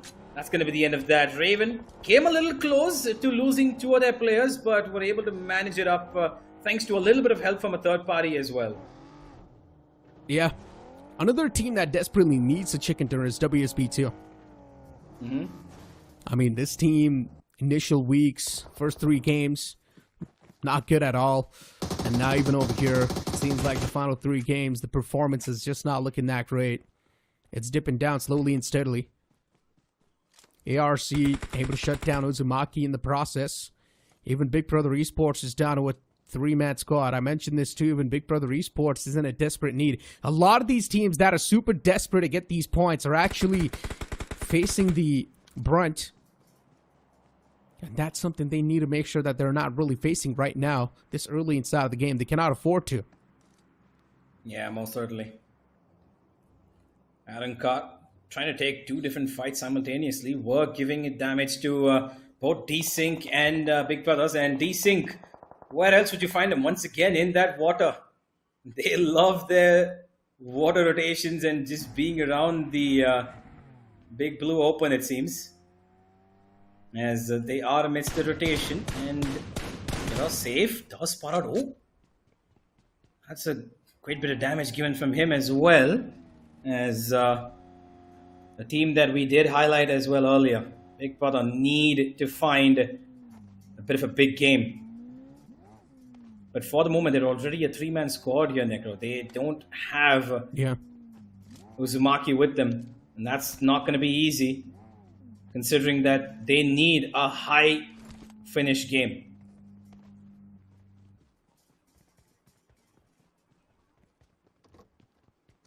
There's a team on top of the mountain. It's BL. DESYNC as well, slowly and steadily trying to breach in on that island. At this point in time, the teams do know it's going to be a Camp Alpha circle.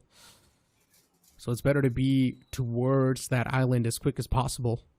If you're going to be the one to breach in late towards that spot, then you will be screwed up because all the edge lines will be held by the teams. Everyone would want those freebies, right? UDOG. They do know a couple of opponents did pass by. But UDF and defeated Mizoram, they've got no intentions of actually going for that fight towards Paradise Resort. Instead, they just move up, go for a little bit of more loot, just trying to top it off, and then continue their journey inside of the zone. All the 4 players in one single vehicle. I'm not a big fan of this. It's just a big gift. It's a surprise package for the opponent team. Yeah, but they are trying to maneuver up and across a couple of these homes here to maybe get some cover as they move along. And on the other side, WSB. They were right across Raven Esports a couple of seconds ago, but Raven have decided to just kind of rotate away from this part of the map. As WSB now just looking for any long-range fights that they can engage in. They do have All-Star across towards the center part of that zone, which now has just been cut off towards the northwestern side.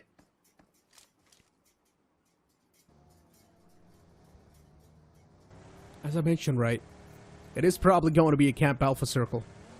And that is exactly the island that the zone is shifting to. And in these type of circles where the island is super isolated, for example, you talk about the military base island towards Erangel, and you talk about this island over here. Yeah. The isolated islands are something that is really tough to breach in if you're too late to rotate in. Because all the edge lines, all the entry points are going to be blocked by the teams, and they'll make sure that you will not be the one to make it in once it's already blocked up. They're just camping over there for those free points that will try to flow in later on. Before now, you've got BL at the top of the hill. They're playing around with the high ground, and you've also got Raven now trying to challenge a fight against the players of INF, which is right next to him. Hanzo knocked out. That's where you can see that instant retreat coming in too. It's time to help your teammates. They do have a good spot now to try and keep themselves safe for the moment at least, and they are pretty safe into the zone. And I'm pretty sure that Hanzo will be able to get up and heal themselves pretty quickly, as DESYNC are the ones who are trying to now challenge Raven. But there is a 2-2 split here. If DESYNC realize that there's going to be such a big split in terms of map control between the Ravens players, they might as well end up charging on the 2 there and secure that finish points for themselves, because that is actually a great opportunity for them if at all they choose to push in. Yeah, but that's the thing, right? They've got no clue of this split. Yep. Now they finally might have. But still, knowing the fact that it's the same team is still a question mark, right? So going for this type of a push is not going to be that safe. Because there will be the backup fire coming in, even from the opposite side. So it'll still be a blind push, in my opinion. You at least need one knock on the opposite side of that island to sort of get things in a little bit of a more better flow for you. But if that knock is not found, then it just does not make any sense to make that push. And for now, DESYNC is exactly looking for that knock. They just need that one single knock to get the confirmation and make the go call. But it's going to be really tough to find that knock in itself. Now, if you talk about the circle and how the circle is looking like, Rivalry Esports is also in one of the best spots you can ask for. BL is in the prime spot, hands down. It's really going to be tough to take that spot away from them. But the teams that are sort of in the off-centric spot are also doing quite decent. Now, once again, it's all going to be down to the zone, as I've been mentioning this over and over again. Sanhok is a zone-centric map. Yeah, speaking of zones, there is a team that's way far away from all the action. That's Revenge, as I just had a look, as they're going to be entering the zone just about now towards the southern zone. And they're still, messing around Camp Charlie at the moment. So we'll have a look at them later on. But for the moment, there is a squad that could potentially challenge BL, also forgive me, Big Brother, and that might be undefeated Mizoram itself, because they're pretty close on to them. Now, as I see it, actually, they're going to camp in where they are right now. Raven, on the other hand, looking for a skewed rotation towards the corner of the map, and they might run into Rivalry here, Necro. That is a camp that they might not want to mess with at the moment.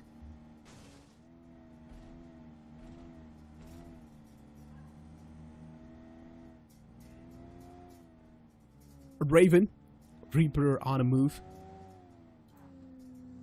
I mean, at this point in time, the players of Raven just want to scout out the grounds, right? Go for the maximum amount of info. Know exactly what's going on in the surrounding grounds. as the circle is going to be shifting up north. And look at the players in NORULES Extreme finding themselves in really good spot themselves too, just controlling the entire city of Hotten. And now you can see the players of Raven slowly and steadily trying to make that move towards the northern side too. The team that is probably going to be the biggest thorn in the way has to be Team Rivalry, as one of the players is super close, and I don't think so the players of Raven have got any clue that Rivalry is right next to him. But instead, Raven are actually going to find a pretty smooth pathway towards Hotten. They've got NORULES Extreme there as well. Rivalry are closing in. This is once again that trifecta of a war that we saw on the previous map of Miramar. And it could be another war ensuing here. And as I speak about war, he's the one who's just about be visible from that team right now on screen. And speaking of being visible on screen, it's Revenge who are completely away from the action, all the way in Camp Charlie right now, and now they're gonna make their moves to enter in the zone. Now look, I know the same thing happened with the team in the map of Erangel where they took the late rotation and it sort of did work out, but this is the map of Sanhok. This much of a late rotation, that too on the Camp Alpha Island, and that too when the circle is just shifting up north to the extreme side, completely away from you. Yeah, I don't think so this was that good of a decision from that team. They will need so many mets to tank that damage from the blue. It will be insane. But let's see what the game plan is. There must be a reason why they've tried to execute this type of playstyle on the map of Sanhok. They must have got some proper play plan. Or maybe you can't say a play structure. But for now, we've got NORULES Extreme towards Hotten. Even now, this team is starting to feel that pressure. That's why you can see them instantly backing away from the teams that were there around the corner. SBA charging in. They've got ARRANCAR in front of him. A couple of nades being tossed over by Skeleton to give them some cover. Maybe, you know, flush into this and take a bit of a close range fight, because of course they've got their shotguns ready and trained at ARRANCAR. But do they know that they've been split up into 3 different homes here? That's the question. Skeleton going into the first. And nades now being tossed over by the opponents as well. That Skeleton. It's all about finding that first knock in the fight. Whichever team finds that first knock, instantly the go call's going to be made. And still, so far, both the teams do know over the players' position, but no one's able to find that opener. And as soon as the opener's found, things will just start going completely random. ARC waiting for the opponents to make a move, and the same thing can be said for SBA too. Waiting for ARC to make any type of mistakes, and that's why you can see this now stalemate starting to occur. And the longer this fight keeps on extending, there's a chance that also a third party can be approaching this entire thing. But luckily enough, they're in quite an isolated spot. There's no one behind them or around them, because every single team has prioritized moving inside of the zone first. Any other team that gets out of harm's free from this fight will anyways face a lot of problems when they try to move inside of the zone. So this fight is really unnecessary. At least one of these teams should have tried to disengage and move back. But for now, ARC, they're left with no other choice than to defend this compound against the players of SBA, and that's why you can see Nuclear just backing away. 2 of the players lost out from the side of SBA. What a big blunder this is. It's a 3-on-2 situation. Man advantage in the hands of the opponents for now. And SBA Nuclear is trying his best to fight back. He's got the shotguns. What was that shot? He fights the piece. Nuclear, indeed a nuclear performance in that fight. And Killflex now moving it slowly and steadily. But Zeus, he's also got his hands on the TBS, and eventually he puts that nail in the coffin. What were those shots? Oh my god, Nuclear. That jump double was absolutely insane. But once again, it's going to be Zeus who pulls out the clutch in a situation where his team needs him the most. As we wind up from that piece of action, we land onto another. Big Brother Esports are going to be able to take out one of the WSP members here,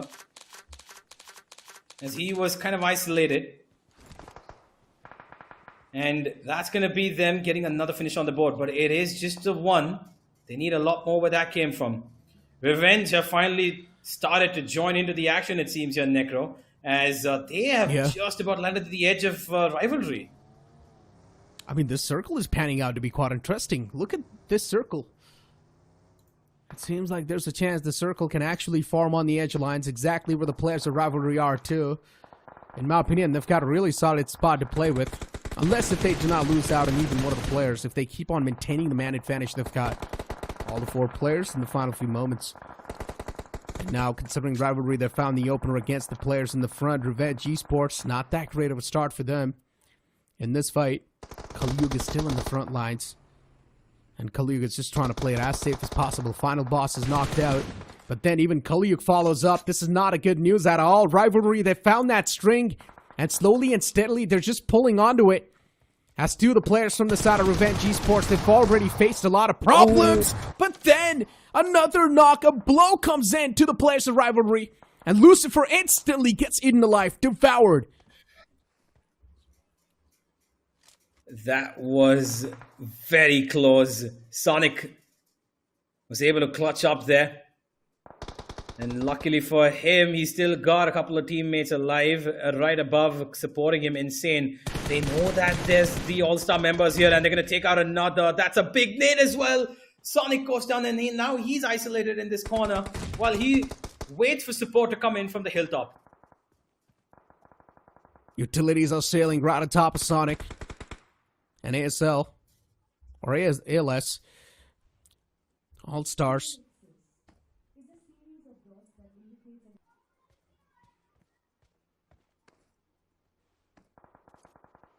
Well, Adnan does have a look out. He can spot the feet of Insane. He knows there's a flank coming now. And now he's going to try and keep himself a little bit more covered. Inferno, he's got the nade. It's cooking up. It's going to give no damage to Insane. But here he goes by his lonesome to try and fight him out. Finds out that he's inside the house. The fight comes in. The shotgun's out. It's a fight against the DPSs. Inferno needs to be careful here. Tries to spray him down. It's a little bit scuffed, but it's going to be in the end. Insane himself gets the knock. And another one. Insane. No more. There were no more bullets left, but he still gets it done. What a clutch of 1v2 here from Insane. Absolutely mental. The fact that Revenge is still holding on is quite nice. And look at BL, that repositioning that came in. They were at the top, they were the king of the hills, but then they realized now it's time to shift up and reposition yourself in a better spot. And even they have moved in towards the edge lights. This is what you can really get from the high grounds, right? You can get a better understanding of how the upcoming zone is going to be looking like because you've got that constant flow of intel. And once you've got the constant flow of intel, you pretty much know exactly where you want to move in the upcoming zone because you can pave the pathway accordingly to the intel that you've gotten. And that's what the players of BL have done. Nicely done. Well-structured play. DESYNC. Even the man's now finally getting caught. Beast, unfortunately, gets caught isolated. And KOD instantly will try to go for the patch-up as well. But is the zone going to take him down? It does. Unfortunately, he was not able to squeeze that first aid in. Barely a matter of milliseconds, actually. And Big Brothers Esports, close to the players of WSB. BB is out in the open. And WSB, they've got all the advantage they can ask for. Look at BL all the way in the front. Towards the edge line as the circle just moves out in the open. For now, no one's in the smack center. Everyone needs to play from the edges. If you do try to play from the center, you will be the center of attraction. But Seth, what a great knock that is against the players of Raven. And Seth now is looking forward to bombard and breach inside of the buildings of WSB. I'm not sure how good of a decision this is going to be. He's going all by himself. Now Soviet's actually coming up right behind him. And they are going with the inside-outside motion of rotation. It's out in the open. Safe needs to be careful. Does get away to safety, but this is a decision that they need to reconsider in terms of fights. I think the reason is they're kind of desperate here for a couple of finishes, Necro. They need those points as much as they can accumulate. And that's why they're taking these aggressive decisions. 2023, Big Brother Esports was one of the most consistent teams, and now look at them struggling to secure a slot inside of the top 64. Indeed, that's a big change in performance. But look at Seth. Welcomes the man with open arms. Armson gets knocked out, and then Zerif as well instantly follows up. Good cover fire from the man in the back. Big Brother Esports will be able to keep themselves alive to see another day in the battlegrounds. But look, he gets spotted. Some precise shooting, some precise praise from Sarvit. But the man commits a little bit too much to the point where Raven, they just get a chance to put that nail in the coffin and shut down the entirety of Big Brother Esports. You've got the final two teams alive, ladies and gentlemen. Raven versus PL, and Mahakal is able to inflict a lot of pain and hurt. Well, they're going to try and focus on just getting the revive up first, because they can take this fight onto BL a little more easily once they've got all of their players ready and loaded. And there it is. Hanzo's back up on his feet. He's got his heals done as well. And now Raven are going to be charging into these final two players left from every corner they can find. Oh, the man's out in the open. At this point in time, he knew he's got no other option than to actually try and run out in the open, because the wall of death was moving in from the back, and that's what's going to happen. It's going to force out every player from BL outside of the comfort zone. And the same thing can be said for Galaxy 2. He just needs to make it quicker. There's a man pushing him close and personal. And yeah, he's got too many utilities being tossed in his direction, and Hulk's nade is actually going to get the confirmation. That's it. It's going to be the players of Raven finally getting that chicken dinner. As I mentioned, yes, the first two games, Raven was messing around. But then in the last game, when it mattered the most, Raven, they got that chicken dinner. And with that, they should also be able to secure that top 16 spot. What a game indeed it was. Raven Esports come out on top at the very end, and a very good victory for them as well. High finishes, high positioning. Of course, the chicken dinner was there, so the highest positioning there could be. But this was a game that was required to be played by multiple teams to end out on that top. Big Brother Esports came far too close, but not close enough. A couple of finishes, yes, here and there. Seth tried his best, Sarvit as well. But it just, I don't think, was enough to, fetch them that finish line ribbon. And I'm not quite sure where they're going to be ending up at the end of this day, because all the games that they were granted to play have been completed now, Negro. And it seems like Big Brother Esports might not have, maybe at the edge, I'm not sure, but it is still in the air. I mean, as you mentioned, it is still in the air. There's still a lot of mystery around where exactly Big Brother Esports have finished after this competition. They've finally played all the 6 games that they were granted inside of the grind. And yeah, after the 6 games, the picture is not looking that great. Honestly speaking, I don't think so Big Brother Esports have made the cut inside of the top 64. And also the same thing can be said for Gujarat Tigers too. I mean, yeah, they did get that one single game, but then the consistency instantly dropped off in the next game. And that was the only good game they've had throughout this entire journey inside of the grind. If they do make the cut, it's barely going to be either on 60 or the 64th spot.